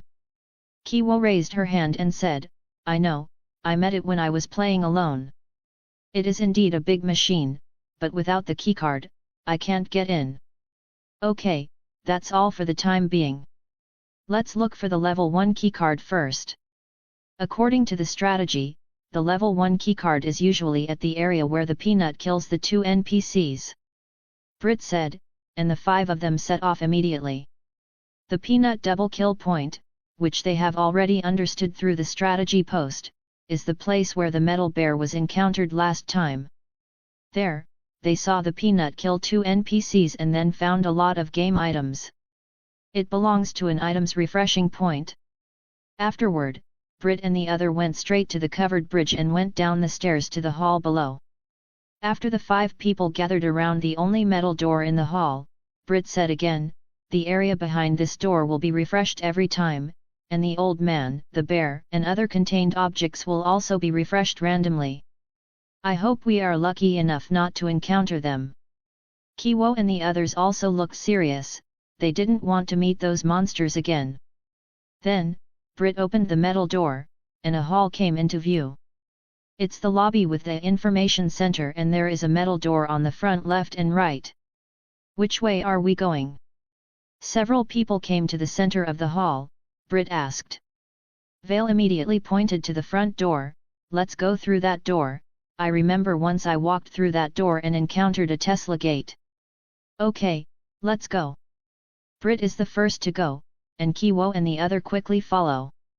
When they came to the door and opened the metal door, their eyes widened. Hot damn, we are so lucky. RT opened his mouth wide. That's right, what they saw was the containment room of SCP-914. And according to the Witcher strategy post, SCP-914 is relatively hard to find. Sometimes they have collected certain items, and when they can't find them, it makes individuals very helpless. Well, that was lucky, but it's a pity that this thing needs a level 2 keycard to open it. Brit shook his head and walked into the hall. The two tall and heavy metal doors were tightly closed. There is a door card device on the wall next to it. As long as the door card is swiped inside, the metal door will open. Okay, without further ado, let's set off immediately to find the level 1 keycard and items. Brit looked at it for a while, then clapped his hands, and said confidently. Chapter 53, Chapter 53, Collect Items. Plus my Facebook page, https://www.facebook.com/p.s.david123/ or Socdavid Gaming on Facebook. Plus my X, https://x.com/fornsocdavid. Thank you, Chaos Untold, and Brandon Hunt, for becoming a member. Okay, without further ado, let's set off immediately to find level 1 keycards and items. The group immediately left the room. According to the Witcher post, they need to find the level 1 keycard first, and then go to the 2B test room on the map. Then use the level 1 keycard to open the door and get the level 2 keycard and other items in the test room. The last thing to come here is to use SCP-914 to upgrade the items. Speaking of this, the groups are very curious about the big machine. The strategy post said this machine is special, it can process everything in different grades. For example, a level 1 keycard may become a level 2 keycard after processing, and a level 2 keycard may become a level 3 keycard, the same goes for other things. This mystical function makes people very interested. They can't wait to try it. But the game has to go step by step, so there is no rush. After the 5 people left the room, they came to the lobby of the information center again. This time Brit didn't ask any more questions and took the lead towards the metal door on the left. The game map has been refreshed, so it doesn't matter which direction you go. After opening the metal door, he saw an ordinary passage with no room. The 5 walked over cautiously, they reached the end and opened the metal gate again. The 5 people suddenly showed surprised expressions after seeing the scene outside the door. That's right, they are lucky, they found the Peanut double kill point. According to the strategy, we have to wait for Peanut to kill the 2 NPCs first, then get the items, and finally just run away. Brit said in a low voice. The other 4 nodded their heads. They bent their backs cautiously, went to the passage, and looked at the hall below through the glass partition wall. Soon, the lights flickered, and the 2 NPC brothers below received their fate. It's now. Brit got up quickly and rushed to the bright long hall next to him, and rows of shelves came into view. Get something, then leave. After some searching, Brit and others successfully obtained 3 gas masks, a level 1 keycard, and several 9V batteries. Through the guidepost, Brit knew that the battery could be used to power the night vision goggle or something else. As for the contents file, he didn't take it, as they had already read it anyway. After taking the things, they left the long hall quickly, and then they came to the middle of the passage and followed the stairs in the middle to the hall below. The Peanut had disappeared, while the 2 NPCs died miserably, with their necks twisted into terrible shapes. Several people searched, but only found a few coins that they didn't know what to use for. What's the use of this coin? Brit was very confused, but he didn't think much about it. He stuffed it in his pocket and called out to let others know that it was time to leave. The 5 returned to the passage above. After observing around, and after confirming that there was no danger, they walked towards the metal door at the other end. Now the level 1 keycard has been obtained, but the game equipment seems insufficient. After all, there are 5 people. But now there is no time to think so much. Right now the task is to find the 2B testing room and get the level 2 keycard and other gear. The 5 came to the end of the passage and opened the metal door. There was another passage behind the door. On the right-hand side, there was a room with a sign saying surveillance room. It's the surveillance room, we'll all have to rely on it to get out of the light containment area in the end, Kiwo said in surprise. According to the Witcher Post, after collecting resources in the early stage, they can come to the surveillance room to open the blockade of the light containment area and then they can head to the heavy containment area. Of course, the heavy containment area is very dangerous, and the things inside are Keter class objects. But that's not what they should consider now, they should go to the testing room now to get the level 2 keycard, that's all. The 5 set off again. After going through 2 passages, they finally found the testing chamber 2B. During this period, they went surprisingly well. No creature has been encountered, this made them 5 more confident. Vale patted his stomach excitedly and promised that they would be able to beat this game. Later, Brit opened the door of the testing chamber 2B with a level 1 keycard, and he could see an office. One wall of the office was glass, and there were empty rooms inside. It seems that we are really lucky. Brit was very excited. According to the guide, they sometimes bump into Peanut in the testing room, but that's a chance event. Now it seems that they are lucky. The 5 searched the test room and found a few more items. A level 2 keycard, 2 gas masks, and there was also a crude SNAV. Okay. Now it's time to go back and upgrade all the equipment. Brit called out, and they happily left the testing room. But as soon as they went out, a tall figure suddenly appeared. It instantly twisted the neck of a girl, and she then fell limply to the ground with a happy smile on her face. The others were frightened and their eyes widened in an instant. Chapter 54, Chapter 54, SCP-914, The Clockworks. Plus my Facebook page, https://www.facebook.com/p.s.david123/ or Socdavid Gaming on Facebook. Plus my axe, https://x.com/fornsocdavid. Thank you, Siralpsari, for becoming a member. May the Emperor protect. Damn it, the Peanut is like a ghost, suddenly appearing and scaring us. The group of 5 is officially missing one member. Hahaha, Brit and the others were all shocked by the Peanut. It almost scared me to death by appearing so suddenly. While the chat in the stream was refreshed quickly, the psyche of the group in the game was almost scared to death. At first, they thought everything was going well, and they subconsciously relaxed their vigilance, but suddenly, the Peanut rushed over and killed Plumbella. This sudden fright is hard to describe in words. Fortunately, the remaining 4 people saw the Peanut, otherwise, it would be another group ending. Brit swallowed his saliva. Everyone takes turns blinking, I'll go first, let's walk slowly towards the metal gate. The other 3 nodded. At this time, no one dared to look at the corpse on the ground, this game was very real. In the team mode, even if the teammate dies, the corpse will be left behind. Brit and the others slowly moved to the metal door at the end of the passage. Just like that, the 4 of them didn't dare to break their sight. After Brit closed the metal door, they let out a long sigh of relief. Let's go. Plumbella has left the game, so there are only 4 people left. This game is a bit haphazard, it seems that we still can't relax our vigilance, there are some terrible monsters hidden in this game map.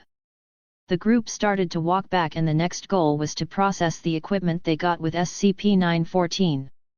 Because they walked through it once, they no longer turned around randomly, they had a clear direction. But when they were about to return to the SCP-914 containment room, they saw the ear bear again. Ah, it's that thing again.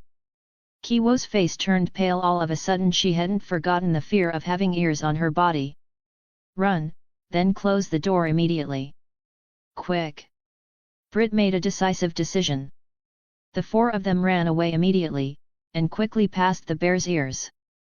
When they reached the end, Brit quickly opened the door, and when all the people went in, he closed the door again. But it's still too late, the ear bear wailed. The dreadful sound wave made all four of them crouch on the ground with their heads in their arms before the door was completely closed.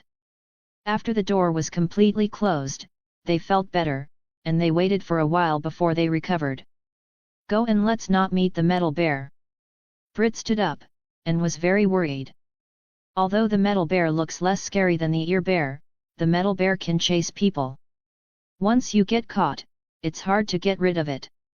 Fortunately, the next journey went smoothly, and the four of them never encountered a monster again, even the old man didn't come out to make trouble. In the end, they successfully arrived at the containment hall of SCP-914. Okay, everyone, the next step is to open the metal door. Brit was very tired, but now his expression was still full of excitement. After they upgrade their equipment, they will start rushing to the heavy containment area. There is a card reader on the wall next to the lobby. Brit took out the keycard, pointed at the slot of the card reader, and swiped lightly. A beep sounded and the containment room door began to slowly open towards both sides. The scene inside is gradually revealed. The chat in the stream room has also decreased, and many viewers are waiting with bated breath. A few seconds later, a rather large room was revealed. What they are facing is the main body of SCP-914, a big machine with a strange shape. There are many components of the machine, such as drive screws, conveyor belts, pulleys, gears, and so on. The overall size is also huge.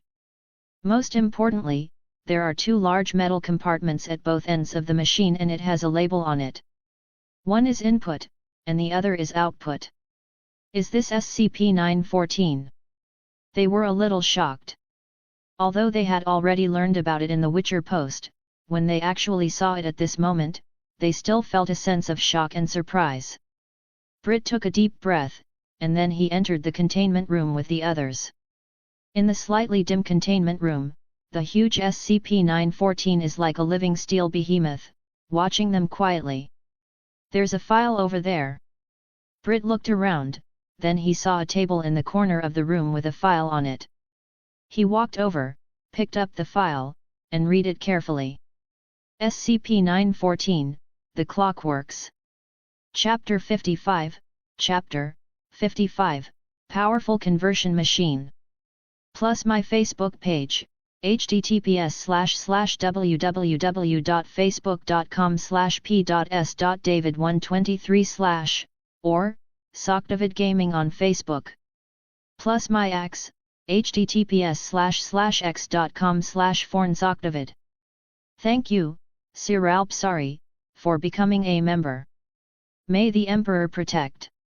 Although he has read the relevant information in the post bar in advance, Brit still can't help but read the file of SCP-914 carefully, and the others also surround him. SCP-914, The Clockworks.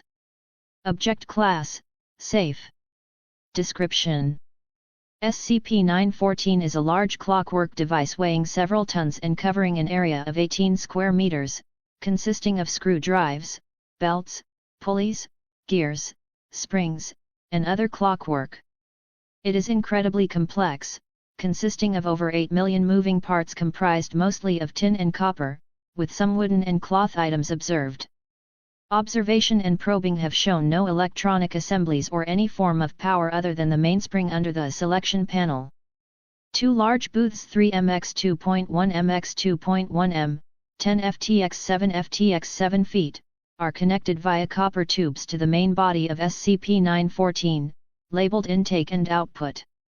Between them is a copper panel with a large knob with a small arrow attached.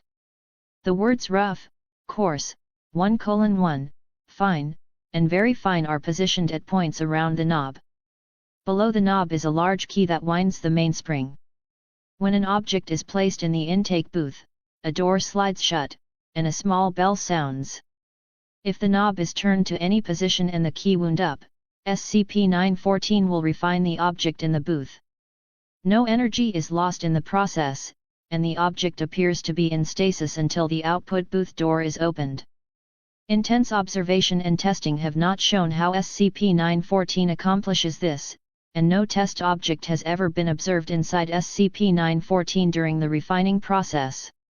The process takes between 5 and 10 minutes, depending on the size of the object being refined. Dang, there is such a mystical thing in this world. Kiwo's eyes lit up. Even though she knew it in advance, she still couldn't help being amazed at this moment. This machine is amazing. Hey? Here's another piece of paper.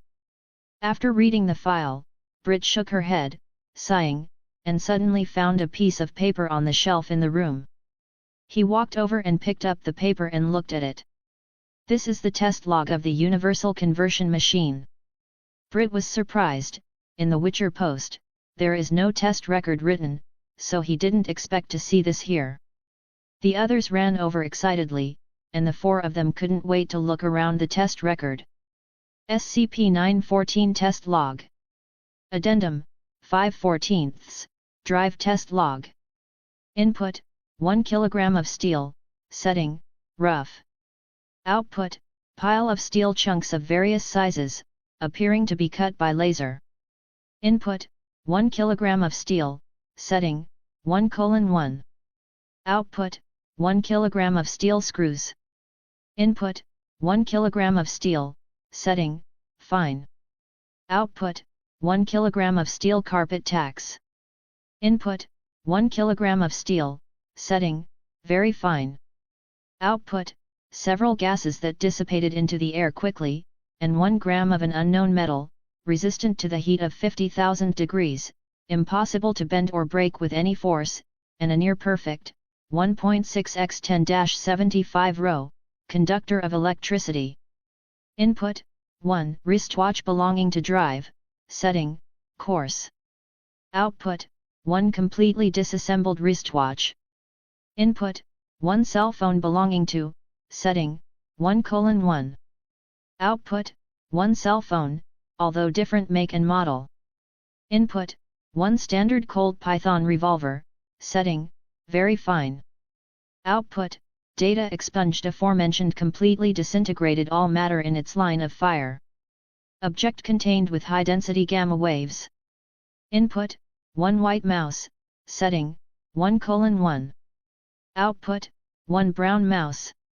Input, 1 chimp, setting, fine. Output, data expunged. Input, 1 chimp, setting, rough. Output, badly mutilated corpse, showing signs of crushing and cutting with high heat. Document number 109B117, Drive and Drive Test Log. Input, Subject D186, male Caucasian, 42 years old, 108 kilograms, 185 centimeters tall. Setting, 1:1. Output, male Hispanic, 42 years old, 100 kilograms, 188 centimeters tall. Subject was very confused and agitated. Subject attacked security personnel. Subject terminated. Input, Subject D187, male Caucasian, 28 years old, 63 kilograms, 173 centimeters tall. Setting, very fine. Output, data expunged. Subject escaped from the test chamber, killing 8 guards as well as Drive and Drive. Lockdown initiated. Subject causes containment failure of 3 SCP areas in continued escape attempt. Special response team engages the subject, resulting in severe wounding of the subject, partial memory loss in special response team members, and corrosive damage to plumbing. Subject expired several hours later, dissolving into blue ash and blinding nearby research team. After reading the test records, the group was silent, and the shock on their faces was indescribable. The viewers in the stream were also shocked. Although I already knew that this machine was awesome, I didn't expect it to be so incredible. I was astonished. I am impressed by the imagination of the game development team. How come they can think of everything? Brit, please try it quickly, I am extremely curious about the effect of this machine. My god, a pistol can be into a WMD, but what does data expunged mean? Can it be processed with other things? Chapter 56, Chapter 56, Unlimited Stamina? Superhuman? Plus my Facebook page, https://www.facebook.com/p.s.david123/ or Sockdavid Gaming on Facebook. Plus my axe, https://x.com/fornsockdavid. Thank you, Dea, for becoming a member on my Patreon. May the Emperor protect. The entire test log is very long. After observing it, the 4 streamers were in amazement. A few minutes later, Kiwo was the first to speak. My god, this machine is so otherworldly. Brit nodded with emotion, looks like it is. Vale and RT couldn't hold back anymore and ran to the machine to study. Brit took a deep breath, with an excited look on his face. Okay, let's start upgrading. According to the guide, after we upgrade the items, we can start exploring the entire light containment area, collect some useful things, and then head to the heavy containment area. Kiwo nodded quickly. Then Brit was ready to start upgrading. He had read the detailed files, so he knew how to operate the machine. Besides, it shouldn't be difficult at all. Brit first counted the current equipment owned by their group. They are 4 gas masks. Originally there were 5, but Plumbella died, and hers was lost. A level 1 keycard. A level 2 keycard. A SNAV. A few batteries. And a few useless coins. To be on the safe side, Brit chose to process a gas mask first. He starts by placing the gas mask into the machine's input compartment, then operates the knob on the main body of the machine and adjusts the gear to the very fine gear. Finally, twist the key below to wind up the mainspring. After completing these, Brit heard a small bell ring, then, the doors of the 2 large compartments of the machine began to close automatically, and the machine started to work. Brit, Vale, and the others stood in front of the machine, looking at it expectantly. And countless viewers in the stream were also waiting to witness the moment when the refining was completed. About 10 seconds later, the refining was complete. Accompanied by a sound, the doors of the 2 large compartments of the machine slowly opened, and in the output compartment, Brit found the gas mask. It doesn't look like it's changed. But the strategy says that after very fine is refined, it will have the effect of enhancing people's physical strength. Brit looked at the mask and muttered. The gas mask as a whole still looks the same as before. He wasn't sure if it had the effect mentioned in the guide. I'll try it on, RT spoke, took the mask, and quickly put it on his face, and he paused. Then, he shouted in surprise, wow, I feel like I'm full of energy now. Immediately after shouting, RT started running wildly in the Foundation room, running more than 10 laps without feeling tired at all. Brit's eyes widened suddenly and said, hurry up, refine the remaining 3. Kiwo was very excited. With this thing, they will have an advantage in escaping, at least they don't have to worry about getting tired. The viewers in the stream were also frantically posting in the chat. Most viewers were lamenting the sorcery of the machine. At the same time, they were even more impressed by the creativity of the game development team. Brit did not hesitate, and then verify the other 3 gas masks. The 4 of them each had a gas mask. Immediately, 4 superhumans would never get tired appeared in this game world. After refining the gas mask, Brit began to process the SNAV. The SNAV was very simple, with only simple lines on the screen. Brit chose very fine. After the refining was completed, the name of the SNAV turned into SNAV Ultimate. However, the appearance remained unchanged. According to the guide, after very fine, the SNAV Ultimate can detect the existence of nearby SCPs, which is fantastic. It seems that there are no monsters around us for the time being. Brit started the SNAV, and there were only roughly marked route lines on the screen. Okay, let's process the keycard. Brit took out the 2 keycards, and his eyes sparkled. Chapter 57, Chapter 57, My family has 3 dolls, can they be refined? Plus my Facebook page, https://www.facebook.com/p.s.david123/ or Sockdavid Gaming on Facebook. Plus my axe, https://x.com/fornsockdavid. The gas mask has been refined using the very fine option and turned into a super gas mask with unlimited stamina. The ordinary SNAV has been refined using the very fine option and turned into the SNAV Ultimate, which can detect the presence of SBCs in the nearby area. Just these 2 kinds of equipment greatly improved the survivability of the group. And if there were these 2 tools in the first place, maybe Plumbella would not be killed.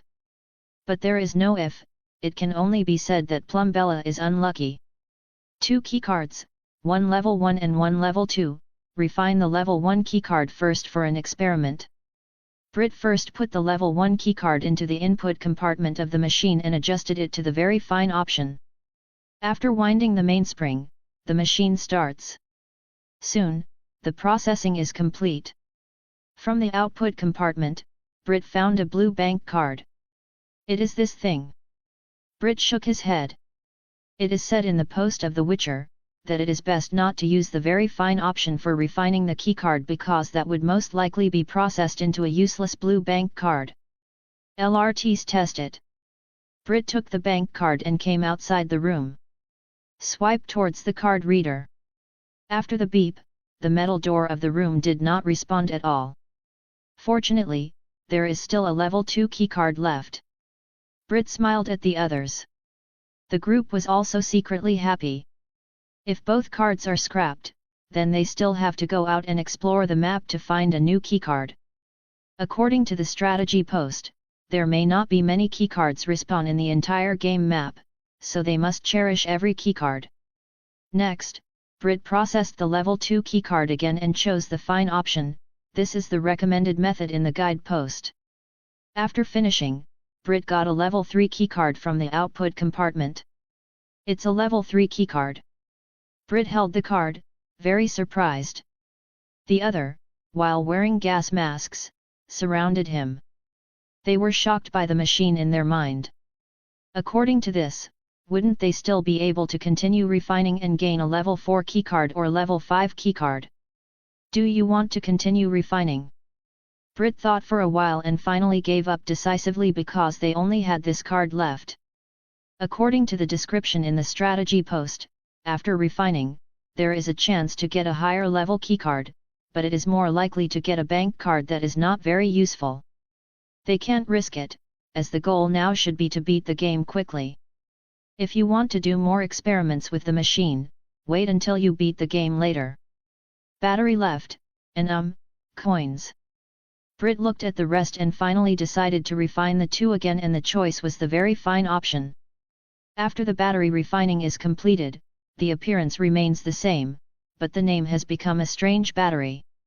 After studying it for a while, they felt that the function of this strange battery should be an unlimited power supply. After that, it's coins.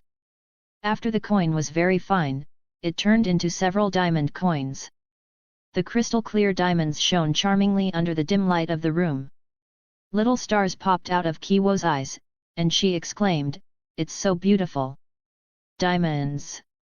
Vale and RT also stared at the diamond coin with fiery eyes, feeling like an eye-opener. In the real world, a large diamond of this size would be worth a fortune. Unfortunately, this is the game world, so it is useless to refine more diamonds. Brit stuffed the diamond coin into his pocket with great emotion. Then, he looked at the machine again and felt a feeling of reluctance to leave. He's always looking for something more to test and see what other weird things this amazing machine can produce. Not only Brit but also all the viewers in the stream are full of curiosity about the machine. Can this thing be refined? Can that person refine it? It's amazing, Coins can be turned into diamonds. Wouldn't I be rich if I had this machine? I'm so envious, I want to have a machine like this. I want to refine all my toy guns into weapons of destruction. Just thinking about it makes me feel good. Hey, I have 3 dolls at home, I want to see if I can refine them into real people. Chapter 58, Chapter 58, SCP-012. Plus my Facebook page, https://www.facebook.com/p.s.david123/ or Socdavid Gaming on Facebook. Plus my axe, https://x.com/fornsocdavid. Although he was very curious, for now, beating the game was the most important goal, so Brit and the others didn't waste time. After upgrading all the props, the group was ready to leave to collect more items. But before leaving, Vale, wearing a gas mask, looked at the machine with some reluctance. Hey, how about I upgrade myself? As soon as Vale asked the question, Brit and the others were taken aback. It had already been written in the test record that after humans are refined, they are likely to become powerful monsters. What, Vale, are you sure? You don't even know what you will turn into after being refined. RT said in amazement. And this machine is weird, he dared not stand in the compartment. It's a game anyway, Vale said. If this were the real world, he wouldn't dare to mess around, but the thing is that this is a game. No matter what you try, nothing will happen. At worst, just quit the game. But just after Vale finished speaking, Brit suddenly stopped the conversation. He looked at the SNAV that had been turned on in his hand and his face changed slightly. Let's go. There's a SCP around here. Hearing this, their faces changed, and they hurriedly went to look at the SNAV, finding a red dot moving slowly. And next to the red dot, it showed its identity, SCP-106. Is this the old man? Kiwo asked with a pale face. Brit nodded solemnly. It had already been written in the post of the Witcher that SCP-106 is the old man. The poster Witcher had confirmed its location through the SNAV, but no one had found the specific file of SCP-106 yet. So, no one knows exactly what the details of SCP-106 are. We're going to avoid it, Brit said, and they immediately left the containment room of the Clockworks. At this time, Vale had no intention of doing human experiments. After leaving the containment room, Brit looked at the SNAV again. Although the map on the SNAV is very simple, at least it gives people an early warning so they can avoid dangerous SCPs in advance. Following the route of the SNAV, the group walked in the opposite direction of SCP-106. Finally, after moving far enough, the red dot representing SCP-106 disappeared from the SNAV, so everyone was relieved. That dreadful old man is scary. It's said in the post of The Witcher that it can drag people into a pocket dimension. Although some of them haven't experienced it personally, they know it's a terrible place. Next, we're going to find some useful game items and item SCPs, Brit said in a low voice. The 4 of them were now in a long passage with concrete walls on both sides. The dim emergency lights created an atmosphere of inexplicable horror. According to the game idea in the Witcher post, their next step is to search the entire light containment area. There are quite a few item SCPs in the light containment area, all of which are safe but have very unknown effects. They can beat the game with the help of these items. Hey, this game is so difficult, but it's really exciting. It feels like exploring a new world. Kiwo said softly. Vale twisted his neck, his bones creaking, and his face eager to try. Let's go. We must beat the game tonight. RT next to him didn't speak, but he had the same idea. Let's go. Brit nodded and took the lead, walking toward the other end of the passage. At this point in the game, the group had a basic idea of the game map. The area they were in was the light containment area, so their temporary goal was to head to the heavy containment area. But before that, they had to explore the light containment area, looking for useful items or item SCPs, only in this way could they survive in the dangerous heavy containment area. Yes, if the light containment area is already so dangerous, then the heavy containment area must be more dangerous by a lot.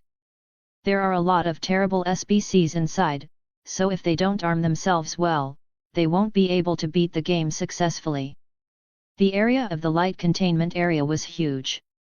Brit and the others passed through another passage, plus a T-shaped hall. Finally, they came to a hall with a room. However, after seeing the sign on the room, Brit and the others hesitated slightly. SCP-012 Chapter 59, Dialogue/Speech Style. I want to try something. Which style of dialogue/speech do you like more? The usual style, with a swift roll of the dice, fate decided the victor. The italic style, with a swift roll of the dice, fate decided the victor. Vote for one of them, and after some time, I will compile all the votes. Chapter 60, Chapter 59, What is a cognitohazard? Plus my Facebook page, https://www.facebook.com/p.s.david123/ or Socdavid Gaming on Facebook. Plus my ax, https://x.com/fornsocdavid. Thank you, Creepy Wanderer and Invitas, for becoming a member on my Patreon. May the Emperor protect. SCP-012. Brit and the others looked at the sign on the door and hesitated. I seem to have seen it in the post. This thing seems to be able to attract people to flow blood, right? After observing for a few seconds, Vale hesitated.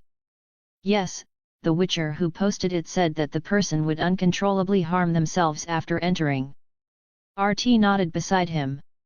Kiwo also said, I passed by here in the game before, but I didn't have a keycard at the time, so I couldn't get in. Brit nodded at the side, yes, it was mentioned in the post, but the poster said that they didn't stay in it for too long because it is very dangerous and can attract people to self-harm, and the poster came out when they sensed the danger.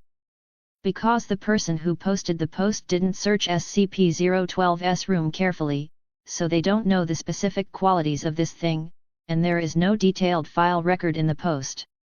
But, having said that, Brit paused, I guess there must be files in the room, maybe there will be some important game items. So we're going to go in and have a look. After Brit finished speaking, all three of the group nodded in agreement. Then, Brit looked to the side again, there was a yellow sign of the SCP on the wall and the symbols were simple. The first is the number of SCP-012 and then there's its picture, a mysterious old musical score that seems to be written in blood. There is also a classification of SCP-012 on the logo, which is Euclid class. In addition, there is a pattern that is a yellow warning sign with the word danger above a triangular symbol containing an eye with an X in the pupil, and the word cognitohazard below. Image. A cognitohazard is a hazard that affects people's cognition. Brit was talking to himself. Several people in Vale also looked at the yellow sign, but none of them could answer Brit's question.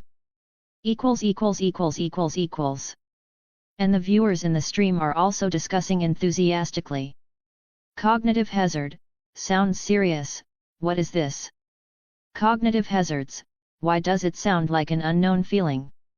It is estimated that what Brit said is correct, maybe it will cause harm to people's cognition.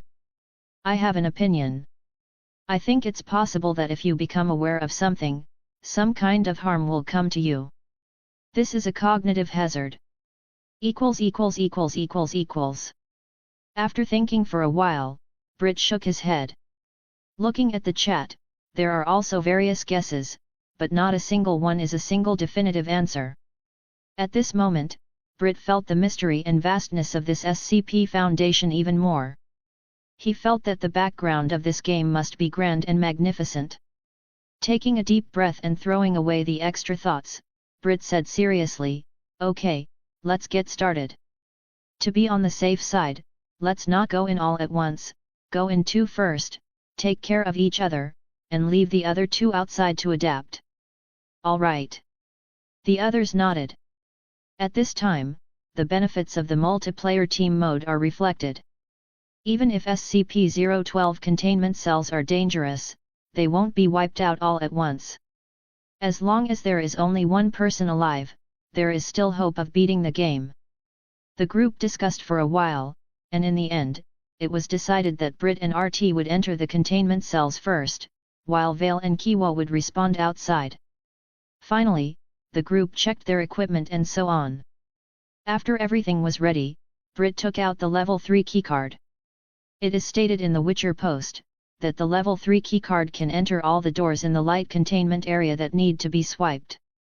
Therefore, using the clockworks to upgrade the keycard to level 3 is enough in the light containment area. Of course, if you think it is not enough, you can continue to upgrade.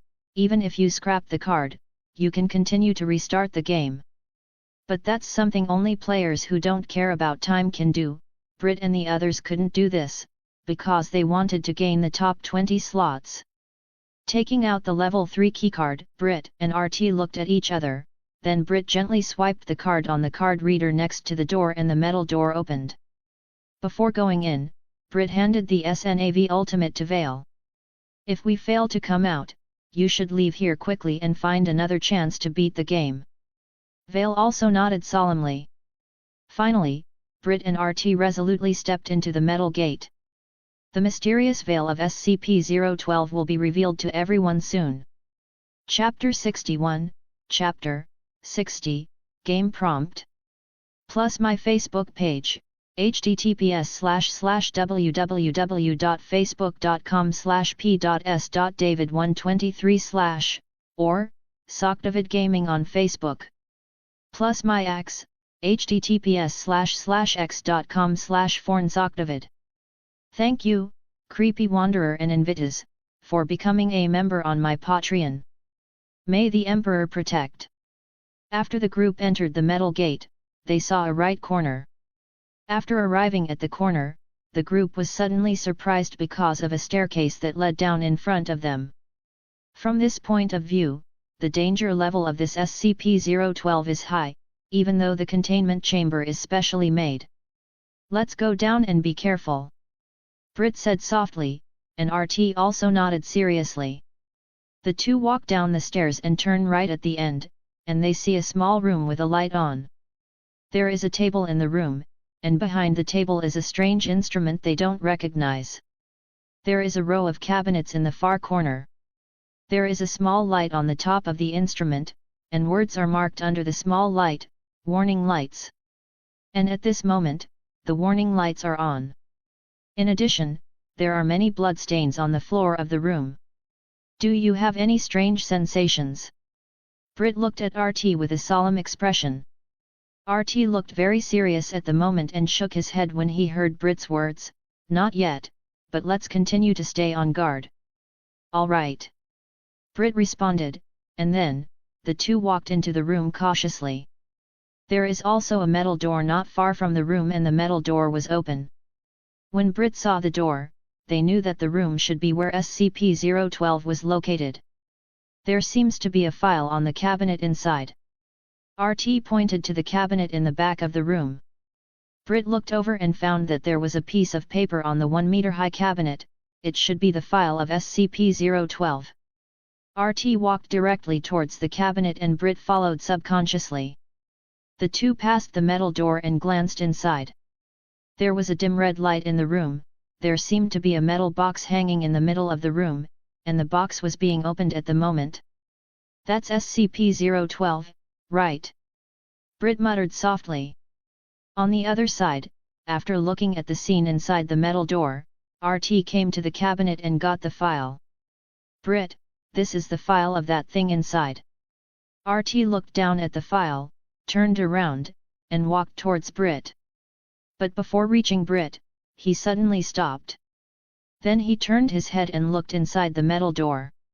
The same is true for Brit, his body seems to be frozen, and his eyes are fixed on the room. To be precise, they were all staring at the hanging iron box in the middle of the room. "There's a problem."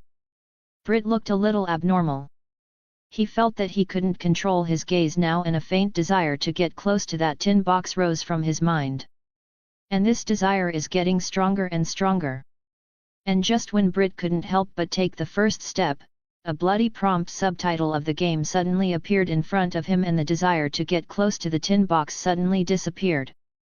Brit was stunned for a moment. However, he quickly reacted and read the game prompt subtitles. Game prompt: you are suffering from some kind of abnormal influence. You can choose to leave the game or continue the game. After reading it, Brit suddenly realized something. There are quite a lot of words in the game prompt, but in summary, first, if you choose to exit the game now, the player will be considered dead. Second, if you choose to continue the game, then the player must be prepared to bear the impact of the affected abnormality, which is likely to be extremely unnerving. However, when it is detected that the player's mental and physical limits have been reached, the game will also be forcibly terminated. Chapter 62, Chapter 61, Use half of the tongue as a pen to write music. Plus my Facebook page, https://www.facebook.com/p.s.david123/ or Sockdavid Gaming on Facebook. Plus my ax, https://x.com/fornsockdavid. Thank you, Rizid Koliev and Capt Cookie III, for becoming a member on my Patreon. The Emperor Protect. Continue the game. Without any hesitation, Brit immediately chose to continue the game.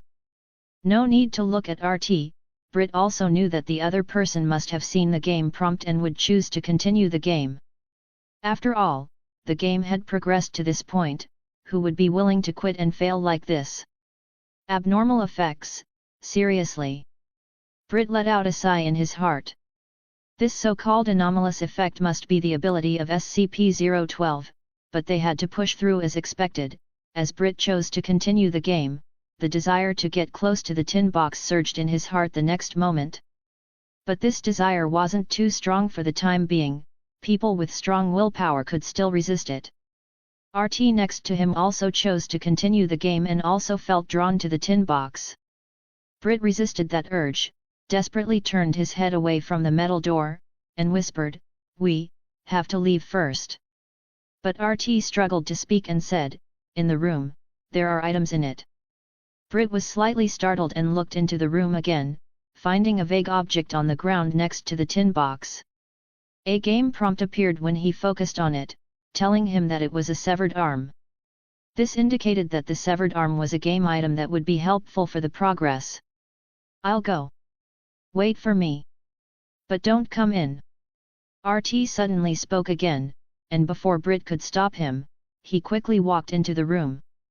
Since RT was close to the iron box, he could easily enter the room, but getting out was harder. Brit watched RT bend down to pick up the severed arm, but when RT tried to turn and leave, he couldn't help but look at the tin box next to him. "I'm going to finish it," RT suddenly said. Brit wasn't surprised, as he felt the same desire in his chaotic consciousness at that moment: complete it. Finish that score. At all costs. Finish it. After this desire appeared, Brit began approaching the room, but after taking 2 steps, he suddenly came to his senses and tried his best not to get closer. RT was struggling too. He kept turning his head, but soon something seemed to twist him back, forcing him to look at the contents of the tin box again. Inside the tin box was nothing but an unfinished musical score written in blood. It seemed to have a strong pull, drawing attention. "Ah!" Suddenly, RT screamed. He raised his hand, bit his arm fiercely, and tore off a piece of flesh and blood. The pain made his head clear for a moment, so he took the opportunity to step back a couple of steps, but he quickly fell into a daze again. However, RT didn't lose full consciousness and made a quick decision. After deciding, RT bit his tongue hard. Harder. Harder. At last, he bit it off. Even though the pain system had been adjusted to a very low level, the pain widened his eyes. However, despite the pain, RT took the chance to turn around, quickly wrapped the severed arm with the file he had just picked up, and then threw it out with a wave of his arm. Quickly! Go! Leave me! RT, with his bloody mouth, blurted at Brit with all his strength. That gory sight was enough to make anyone shudder. After RT shouted this, he couldn't suppress the desire any longer. He sharply turned around, shoved his hand into his mouth, and yanked it out violently. He took out half of his tongue. To finish it. RT muttered in a daze. Then he stumbled toward the tin box, using the half of his tongue as a pen to write the score.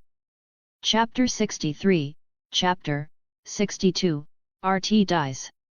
Plus my Facebook page, https://www.facebook.com/p.s.david123/ or Socdavid Gaming on Facebook.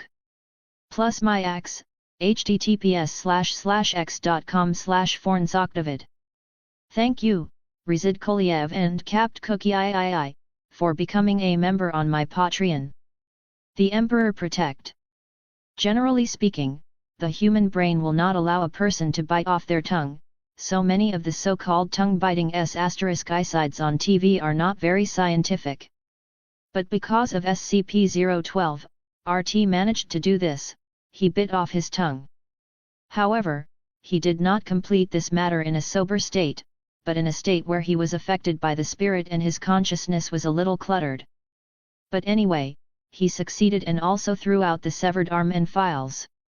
Then, like a lunatic, he took out half of his tongue from his mouth and wrote on the score. When the blood was gone from his tongue, he began to mutilate himself, arms, legs, fingers, etc., everything in his body could be destroyed, as long as there was blood. Fortunately, the game will not keep players in this brutal and bloody state, because then the player might have a nervous breakdown. At a certain point, RT was forced to quit the game. However, his body is still in the containment room, carrying out unfinished business. In the end, the body fell limp. During this time, Brit was watching from outside the room almost from the start. He knew what RT meant for him to leave with the items and files.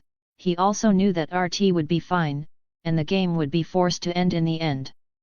But when he saw RT desperately throwing out the severed arm and files, his mind was dumbfounded. I will get out. Brit's eyes were a little red, and then he bent down and picked up the file and the severed arm on the ground with all his strength. Then he turned around desperately and approached the exit on the other side. SCP-012's influence appears to diminish with distance, so that means Brit persisted until now with his firm willpower. The viewers in the stream also saw everything that happened in the containment room, and people were horrified. Is this the ability of that musical score? Individuals can't help but want to get close to it, and then use their blood to complete it. This is so scary, I have goosebumps. I'm crying. RT is a Chad. RT. F***ck me, I admire him. I'm already on my knees. Brit didn't watch the chat in the stream, he had protruding blood vessels all over his neck. He frantically tried to move towards the exit, but the strong mental influence still made him involuntarily turn his head to look at the containment room. In the end, there were only two thoughts in his mind fighting wildly. One is the idea of being close to SCP-012 and using his blood to complete it. The other is the idea of getting out of here with the items. Seeing this scene, the viewers in the stream couldn't help holding their breath. It is extremely rare for the chat to be unified. Come on, Brit. Brit. Come on. Go, Brit. Come on, come on, come on, come on. Perhaps it was because of the encouragement of the viewers that played a role. Brit tried his best and finally left the range of the metal door of the containment room. After not being able to see the tin box, the mental impact was considerably lower. Brit continued to move forward. In the end, he finally came to the exit and walked up the stairs. When he got here, the idea like a devil whispering finally disappeared. Brit sat slumped on the stairs, drenched in sweat. This is SCP-012. Brit's whole face was pale. He lowered his head and peeled off the file from the severed arm. The file was stained with blood, but the above content can still be seen clearly. SCP-012, A Bad Composition.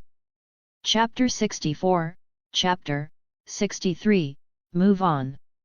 Plus my Facebook page, https://www.facebook.com/p.s.david123/ or Socdavid Gaming on Facebook. Plus my axe, https://x.com/fornsocdavid. Thank you, Board NTKM 2077, for becoming a member on my Patreon. The Emperor Protect. The dossier is covered with blood from the severed arm. It looks a little startling. SCP-012, A Bad Composition. Brit suppressed his fatigue and read the entire file carefully. SCP-012, A Bad Composition. Object Class, Euclid. Description: SCP-012 was retrieved by archaeologist K.M. Sandoval during the excavation of a northern Italian tomb destroyed in a recent storm.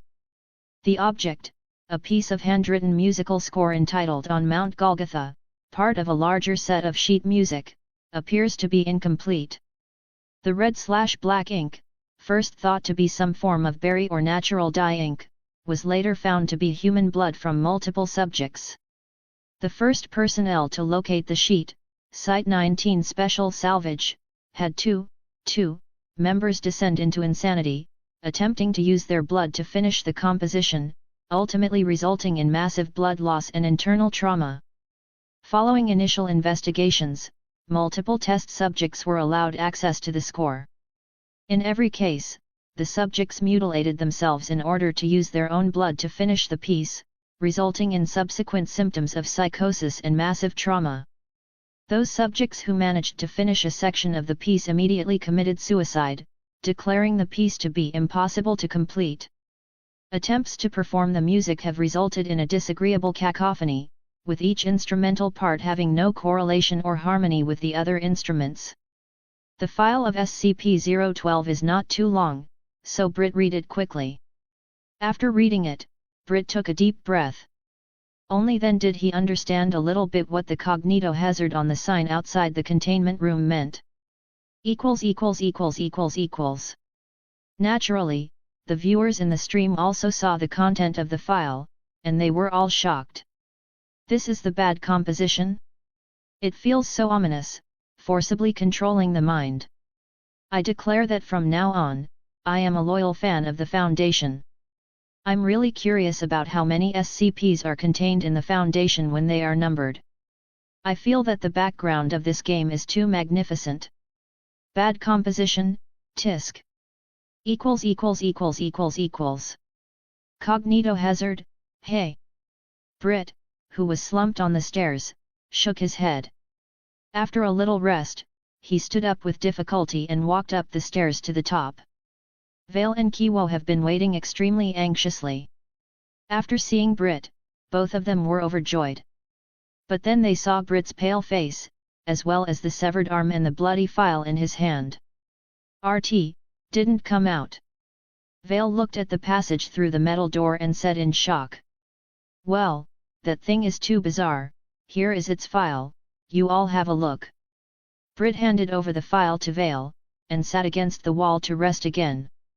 Kiwo and Vale finished reading the file, and their expressions became a little ugly. Why do I feel that this SCP is scarier than that scary old man? Kiwo said with a bitter face. The object level of this rubbish score is only Euclid level. I feel that this is not deserving at all. It should be a higher level. Vale couldn't help muttering. Well now, because of the bad composition, their team lost another member again, so there are only 3 people left. Moreover, although they didn't see it with their own eyes, Vale and Kiwo could also imagine that the feeling of watching their teammates die tragically must be very discomforting. Even knowing that their teammates will be fine, there will be great fluctuations in their hearts. Vale sighed, walked over, and patted Brit on the shoulder lightly. Brit shook his head, indicating that he was fine. Just like that, the three of them stayed silent for a while outside the containment room. Soon, Brit recovered and stood up again. Anyway, let's move on. Although we lost 2 teammates, this is also the appeal of this game. After many twists and turns, we will get the final victory. Vale and Kiwo nodded their heads. Then, Brit tied the severed arm around his waist. Since the game gave a hint before, the severed arm must be useful. Finally, after taking stock of the existing equipment, the three continued to set off. According to the Witcher's post, their next goal is to collect various items in the light containment area as soon as possible, or useful item SCPs. Then go to the surveillance room in the light containment area and unlock the checkpoint. Finally, go through the checkpoint and head to the heavy containment area. The entire light containment area is very large. If there is no navigator, the group won't know how many circles they would have to go back and forth. Moreover, because of the early warning function of the SNAV for the SBCs, the three also successfully avoided much dangerous hostility along the way. Like SCP-173, SCP-106, etc. Of course, there's SCP-1048, the Ear Bear, Metal Bear, and more. In the end, the three came to a new corridor. There were many rooms on both sides of the passage. In the strategy post, this channel is called the SCP Storage Chamber. The reason why it is called this is because many SCPs are not very dangerous in the area. The three also remembered that they had come to this area before, but because they didn't have a keycard, they couldn't enter the room to explore. Okay, let's explore. Brit looked around at the numbered signs of each containment room, with deep curiosity on his expression. Chapter 65, Chapter 64, The Encyclopedia of Common Diseases. Plus my Facebook page, https://www.facebook.com/p.s.david123/ or Sockdavid Gaming on Facebook. Plus my axe, https://x.com/fornsockdavid. Thank you, Board and TKM2077, for becoming a member on my Patreon. The Emperor Protect. It is said that there are many contents in the passage, but in fact, there are only 4 of them and they are divided into 2 large rooms. Brit and the 3 of them took the lead in choosing the one on the right. There are 2 nameplates on the wall next to the metal door. They are SCP-860 and SCP-1025 respectively. Go ahead and take a look inside, Brit said softly. Vale nodded and took out a level 3 keycard, then Brit took the keycard and swiped it lightly. After a beep sound, the metal door opens. The 3 of them stood in front of the door vigilantly and found that there was a small hall inside the door. There is a metal door on the left and right and the doors have their respective Foundation markings on them. Let's look at SCP-860 first. Kiwo enthusiastically pointed to the door on the left. Okay, both Vale and Brit nodded. Anyway, for them, which one to see first is not a big problem. Besides, it is also said in the strategy post that the SCPs here are not very dangerous. Afterward, Brit opened the metal door of SCP-860 with the keycard and they entered one by one. But soon the 3 of them were a little dumbfounded because there was nothing else in the room except a small wooden platform and the box on the wooden platform. The small box on the table was open, but there was nothing inside.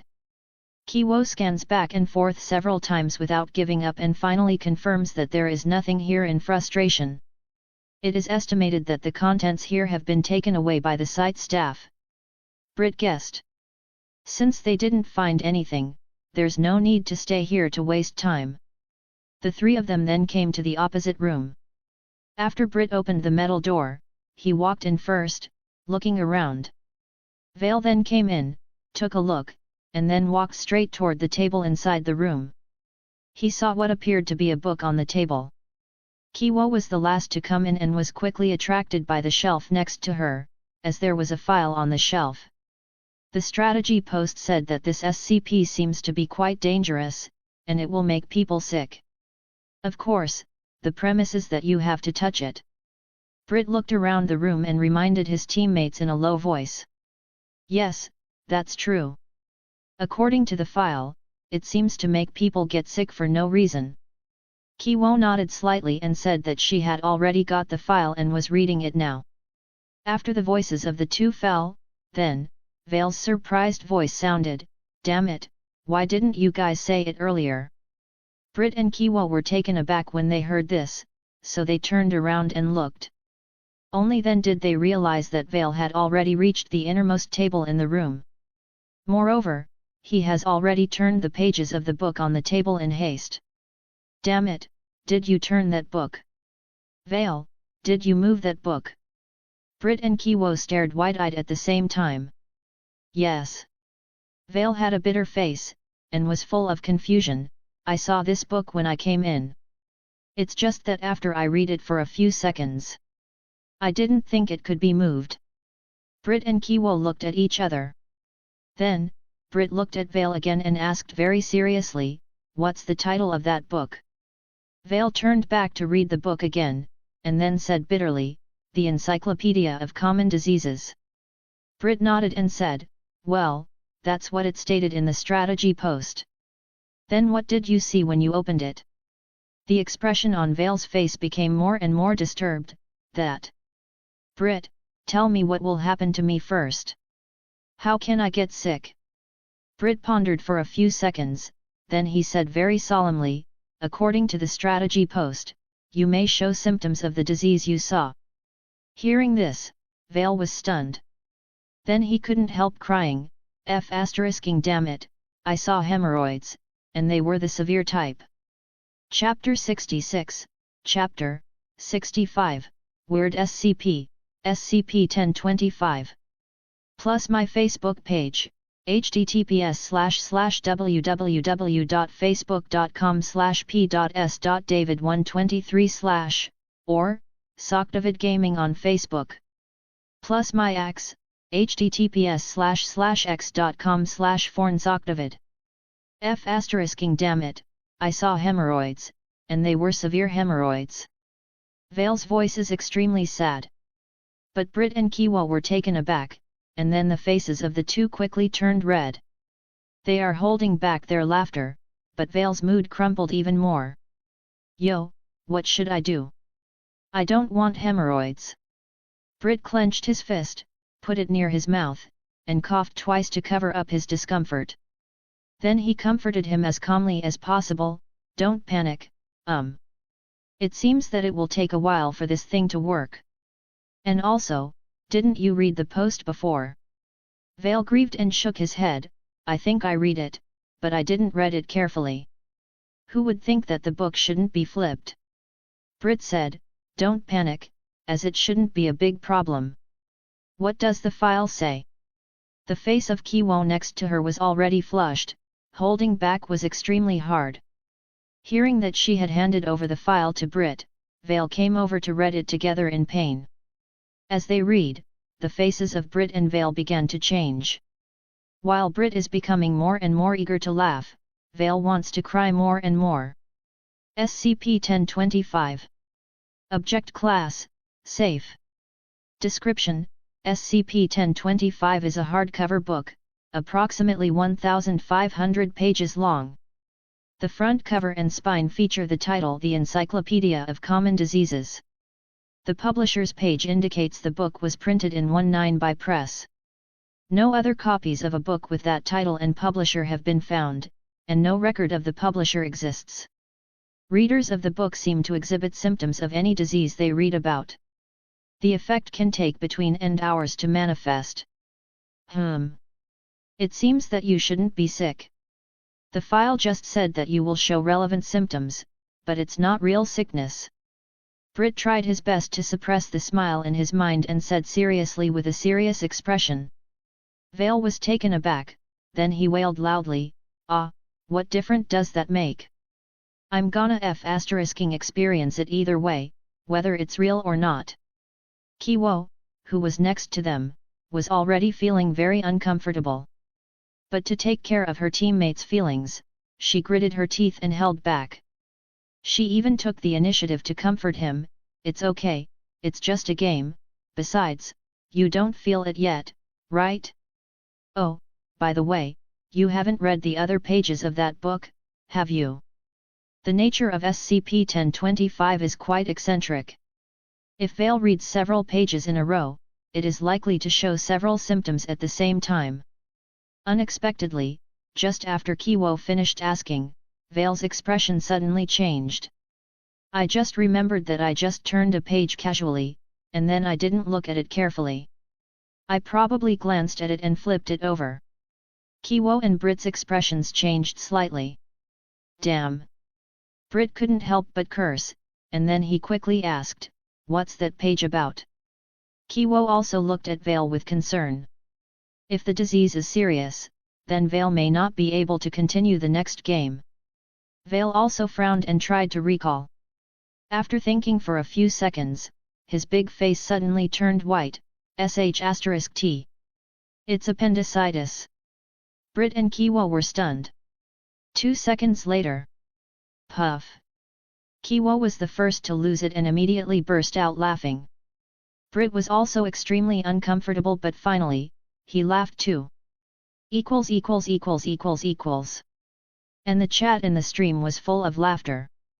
I also laughed to death on my, ha.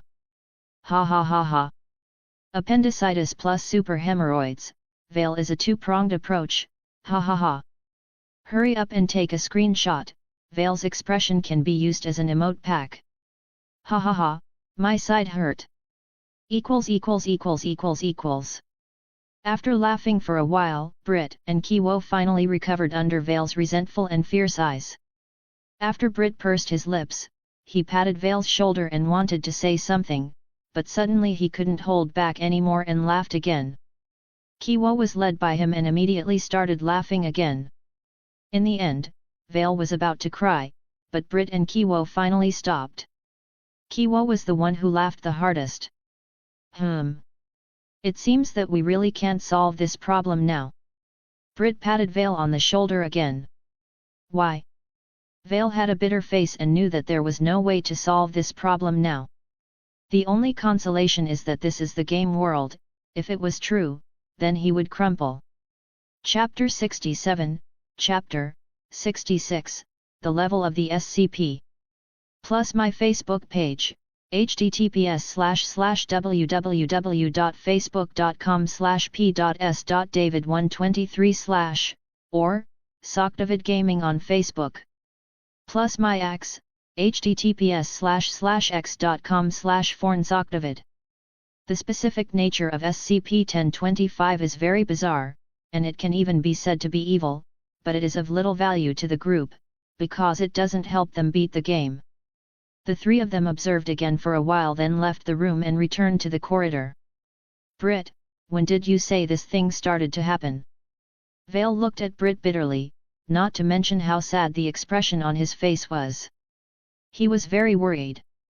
You know, severe hemorrhoids plus appendicitis, just thinking about the pain makes him shiver. Vale is very regretful now, regretting that he didn't read the strategy post carefully, otherwise he wouldn't have read this weird book. Brit smiled bitterly and shook his head. I don't know, I just hope it doesn't happen.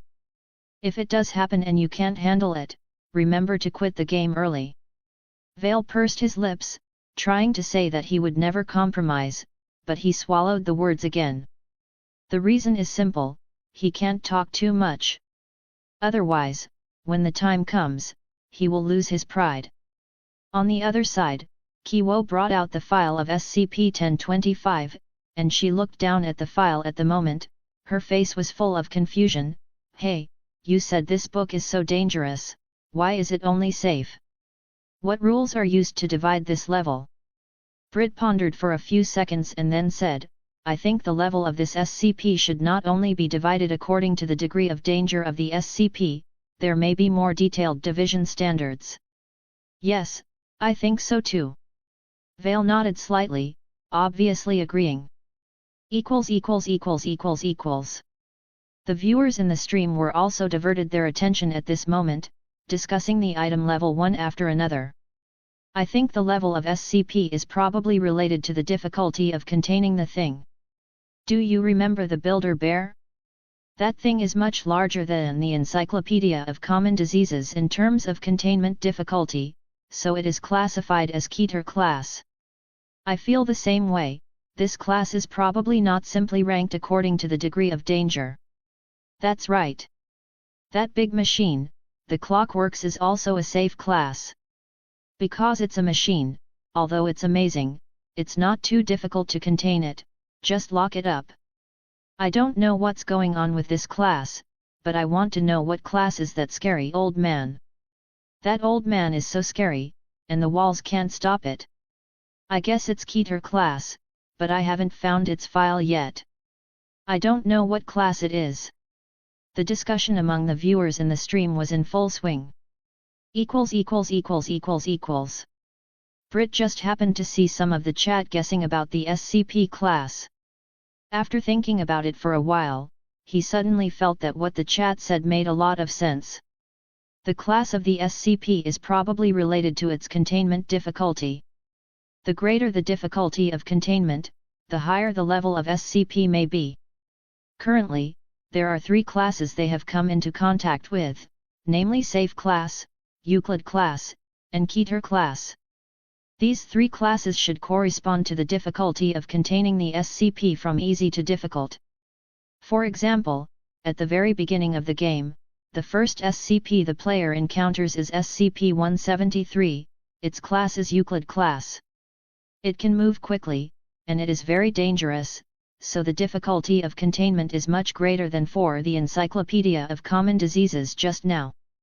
And that builder bear, the replicas it makes are dangerous and difficult to contain, in a way, harder to contain than the peanut, so its class is higher than that of peanut. It's Keter class.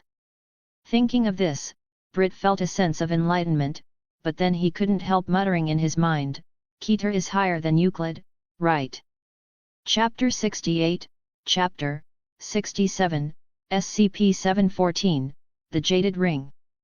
Plus my Facebook page, https://www.facebook.com/p.s.david123/ or Socdavid Gaming on Facebook. Plus my axe, https://x.com/fornsocdavid. Keter is higher than Euclid, right? Brit held his chin and thought about it. Well, from my perspective, this is the ranking, but I don't know the more specific and detailed rules of classification. Not only Brit but Kiwo and Vale also noticed the chat. The two thought about it carefully and immediately felt that the chat's guess was very reasonable. But while it makes sense, that's ultimately just speculation, no one knows the regulations. Perhaps in future game explorations, they will be able to know more secrets about the Foundation. Okay, let's take a look at the things in this room first. Brit waved his hand and came to the metal door of the containment room on the other side with a very curious look on his face.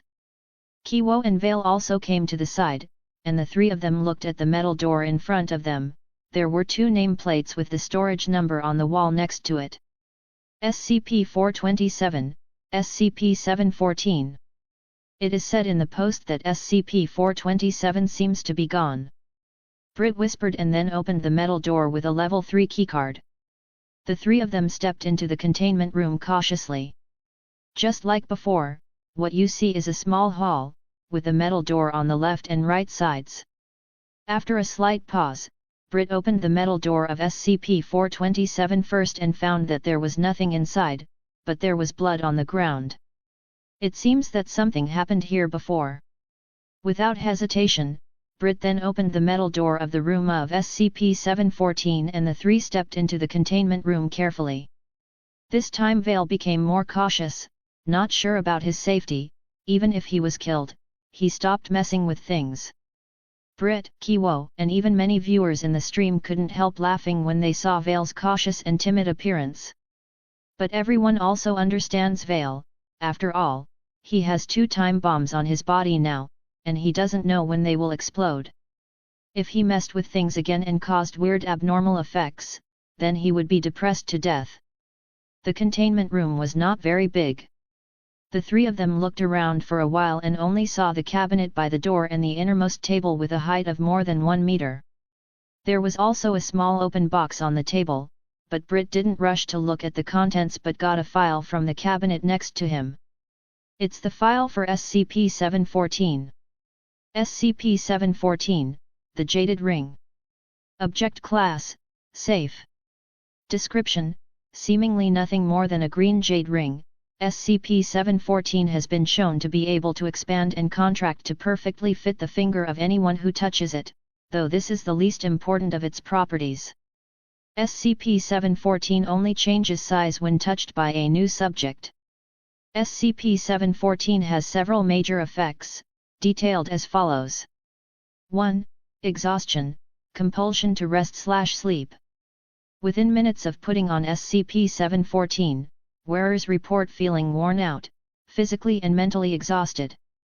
Due to this, they will feel driven to sit down and rest for a bit on the nearest available furniture, and will likely fall asleep within the space of a few hours.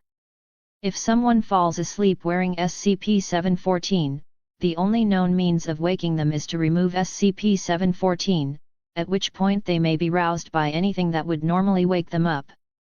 Exhaustion effects pass within 2 or 3 hours of removing SCP-714 if removed from a conscious subject. Those that fall asleep wearing SCP-714 report feeling well rested if SCP-714 is removed, even if they slept for only a few minutes. SCP-714 extends no considerations towards the needs of its wearer during their forced sleep, though most bodily functions such as breathing continue.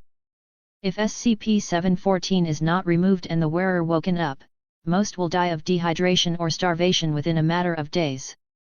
SCP-714's impact, if any, on aging remains untested.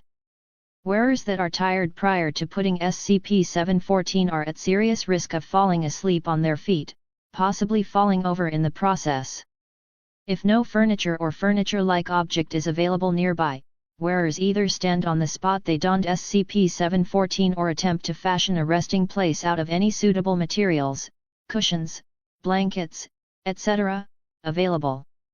The drive to sleep can be resisted, but requires formidable willpower and self-control on the part of the wearer. Even so, the following effect makes it impractical for field use. 2. Slowed reactions, sluggish movement. Subjects suffer from severely impaired reaction times. A normally sharp, alert and physically fit subject can have a hard time catching a slow-moving object thrown to them, even if warned and given ample time to prepare. Anyone wearing SCP-714 should not be allowed to operate any heavy machinery or other vehicles under any circumstances. Wearers of SCP-714 move much slower than normal, managing an average walking pace at best. Their movements are not physically slower, but they are incapable of exerting themselves. 3. Reduced mental capacity. Seemingly as part of the mental fatigue, anyone wearing SCP-714 claims that they think slowly, or may even have trouble finding the words to adequately communicate that they cannot think as clearly as normal. The wearer may take a long time to think of an answer to a trivial question, e.g., "What color is this red ball?" Never mind one that is vague or requires a more complicated response. With removal of SCP-714, mental capacity is restored to normal within a few minutes. 4. Mental shield. As a dubious benefit of seemingly reduced mental capacity, wearers of SCP-714 show abnormally high resilience to mimetic and mental influences, particularly commands or immediate effects. Weaker mimetic influences may be totally nullified by this. In both cases, the wearer feels a strong and instinctive fear of the source of the influence. This fear drives them to immediately seek shelter by any means available, potentially by attempting to destroy the source. This shielding lasts only for as long as SCP-714 is worn. They are still at significant risk if exposed to any mimetic influences that do not take immediate effect. Exposure to such influences should be handled as normal for the source in question, as the degree of protection afforded by SCP-714 has yet to be fully documented. In addition, normal images and sounds that would cause revulsion, nausea, etc. simply due to shocking or disturbing content have next to no effect on the wearer of SCP-714. The wearer will not even recall seeing them once SCP-714 is removed. Mundane persuasion, such as motivational speeches, has no effect, regardless of the speaker's skill and charisma. 5. Chemical tolerance. Just as their minds block mimetic influences, the bodies of SCP-714 wearers slows and nullifies the effects of various chemicals on the body. Fully poisonous or toxic substances are generally not hindered, but those that specifically impede or enhance neural and/or nervous functions in some way, such as stimulants or sedatives, have very diminished effects. With the removal of SCP-714, this nullification effect expires instantly. Wearers may still suffer from standard overdose effects whilst wearing SCP-714. Brit carefully read the specific file of SCP-714. These contents are also explained in the strategy post on the forum, but they are relatively brief. It is far less detailed than reading the file in person. After reading the file, Brit came to the innermost table of the containment room. In the small box on the table was indeed a green ring. It looks ordinary, as if there is nothing special about it.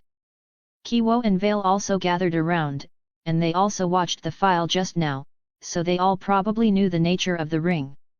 The itchy Vale rubbed his hands, and wanted to touch the ring but stopped in time, with a tangled face. The file doesn't seem to say that this thing can't be touched, right? As long as you don't wear it, it's fine, right? Even though he had read the file just now, Vale was still a little uncertain at the moment. Brit nodded and confirmed, it's true that there's nothing in the file that says you can't touch it. Hearing this, Vale was completely relieved, and then gently picked up the ring and looked it over carefully. It's light, smooth, and jewel-like. If it is placed in the real world, it should be worth a lot of money. The special properties of this thing don't seem too scary. Why don't I try it on?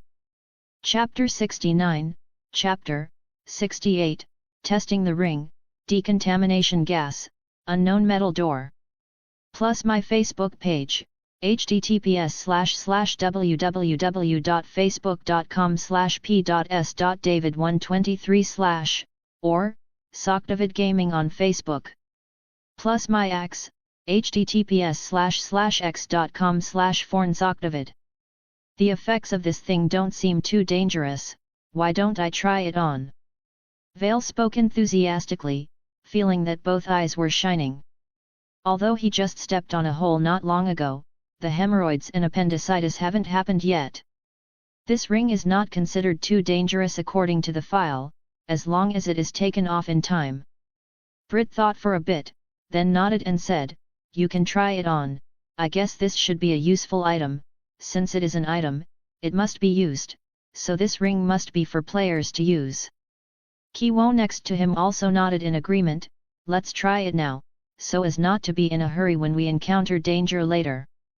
Vale became even more eager when he saw that neither of them objected. He is quite curious about all kinds of weird items in this game. Some of the item SCPs made him feel he was experiencing something new. He felt that his desire to explore was affected by this game. "Then I'll put it on," Vale said, and then put on the green ring. The moment he put it on, Vale froze for a moment. Brit and Kiwo became a little nervous in an instant. How does it feel?" Vale didn't answer. He was still standing, but his eyes began to close slightly. Then they opened quickly. I'm so sleepy," Vale said weakly. "Wow, this ring works so fast," Kiwo said in surprise. And Vale didn't seem to hear what Kiwo said. His reaction became extremely sluggish. Finally, after several seconds, he nodded lazily, "Well, yes, very strong." Then he began to look around the room slowly, muttering about sitting down and resting for a while. Seeing this, Brit immediately grabbed Vale's arm and forcibly took off the green ring. "How do you feel now?" Brit asked with a frown. Vale was taken aback. It took a while before he realized it, as if he had just woken up from a dream. "Damn! I feel like I've become very tired just now. My head is woozy, I just want to sleep. Vale's eyes widened in shock. This ring is unusual. Brit immediately asked, then do you feel that your mind has been affected? Like suddenly having other thoughts, etc. Previously in the containment chamber of SCP-012, Brit experienced abnormal mental effects, and he has a deep recollection of that feeling, that's why he asked this question at this moment. Although there is nothing in the ring file that makes people have unknown thoughts, there is always nothing wrong with being careful. Vale heard this, frowned, and thought for a while, then responded, no, I just felt very tired, and I have no other thoughts. At that time, I knew it was because of the ring, and I knew I was playing games, but I was just too tired, so I didn't want to move. I felt so tired. Brit nodded, that's the negative effect of this ring, but its positive effect is likely to be useful for the progress. Vale and Kiwo nodded at the same time. They very much agree with Brit's point of view. Okay, let's go on, I guess we have almost collected all items. Brit clapped his hands, and the three of them were ready to set off again.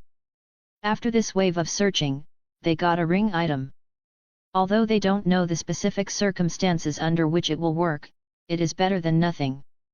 Maybe there will be a place where the ring can be used next? The three then left the containment chamber and went back to the containment corridor again.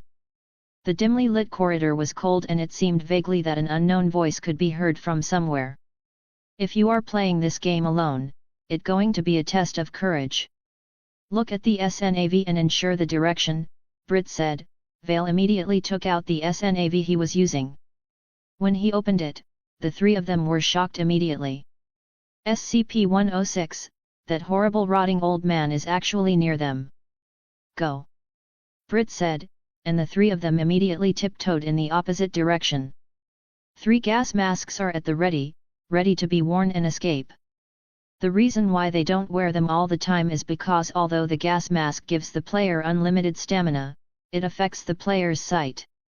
Therefore, there is no need to wear the gas mask until the critical moment. After getting away from the old man, the three breathed a sigh of relief and then started to wander around the game map again to explore. Relying on the SNAV, the three of them avoided the dangerous SCP as much as possible. At the same time, they tried to avoid repeating the route. Not long, the three came to the end of a passage. After opening the metal door, what they saw turned out to be a horizontal corridor. There was a monitoring screen on the wall, and the monitoring screen showed a closed room. There is also a red button under the monitoring screen. It's a decontamination gas area, Brit whispered. This decontamination gas area was also mentioned in the guidepost and now they did encounter it for the first time. Put on the gas mask, Brit said, and the three of them put on their masks and then stepped into the passage cautiously. Pressing the button on the wall, there was the sound of the door opening at the end of the passage. Quick, the guidepost said that the 2 doors of the area will automatically close. Brit took the lead in running. The three rushed to the end of the passage. Turning the corner again, they saw an open metal door. The inside was filled with red light, and there was decontamination gas in the air. Run! The three ran with all their might. Soon they entered the area and came out from another metal door of the chamber. As soon as they came out, the metal door closed. The three couldn't help but breathe a sigh of relief, then they walked forward for a few meters, and when they turned a corner, they saw the same small walkway as before. There was also a metal door in the middle of the corridor. The three walked over, opened the metal door, and the scene outside the door came into view. It's still a passage. However, after leaving the metal door, there was a metal door without any logo next to it. It needs to be swiped with a keycard. Chapter 70, Chapter 69, Another Gas Mask? Plus my Facebook page, https://www.facebook.com/p.s.david123/ or Socdavid Gaming on Facebook. Plus my X, https://x.com/fornsocdavid. Thank you, Raganos, for becoming a member on my Patreon. The Emperor Protect. For the players, the decontamination gas is a small event in the light containment area. It is impossible to get past the decontamination gas without finding the gas masks in advance.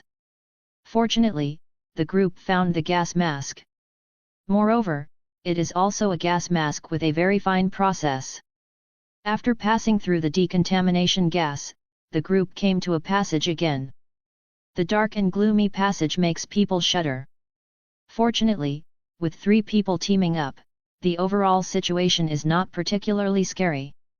At this moment, the 3 of them were standing in front of a metal door. There was no sign on the metal door, and the wall next to it was empty. Why is there no sign on this door? Kiwo looked up and down curiously. Brit and Vale were also very puzzled. Why is there no sign on this door? What is inside? Brit pondered for a while, then took the SNAV and looked at it carefully. Apart from the simple map lines on the navigator, it is also blank, without any signs of SCPs. It seems that this SNAV can only detect dangerous SCPs, not all SCPs can be detected. Brit shook his head and took out a level 3 keycard. What's in the room? Just go in and you will understand. Wasn't it mentioned in the guidepost? Would it be dangerous for us to rush in like this? Vale asked with some worry. Brit thought about it carefully, shook his head, and said, no, the person who posted it also said that she hasn't explored the entire map, so she may have overlooked it. Kiwo also nodded and said, I don't remember this being mentioned in the post. Let's go in and have a look, Brit said, and the 3 of them immediately came to the metal door. Brit gently swiped on the card reader. After a beep sound, the metal door opens. Everyone be careful, Brit gave an order in a low voice. The 3 of them then stepped into the metal door cautiously, and as far as they could see, it was a small room. Next to the room was a desk with a computer on it and the computer screen was on. It contained things that the 3 of them could not understand. On the other side, there is a metal door that also needs to be swiped, and there is a sign on the door. SCP-1499. SCP-1499? What is this? Kiwo opened her eyes wide and asked curiously.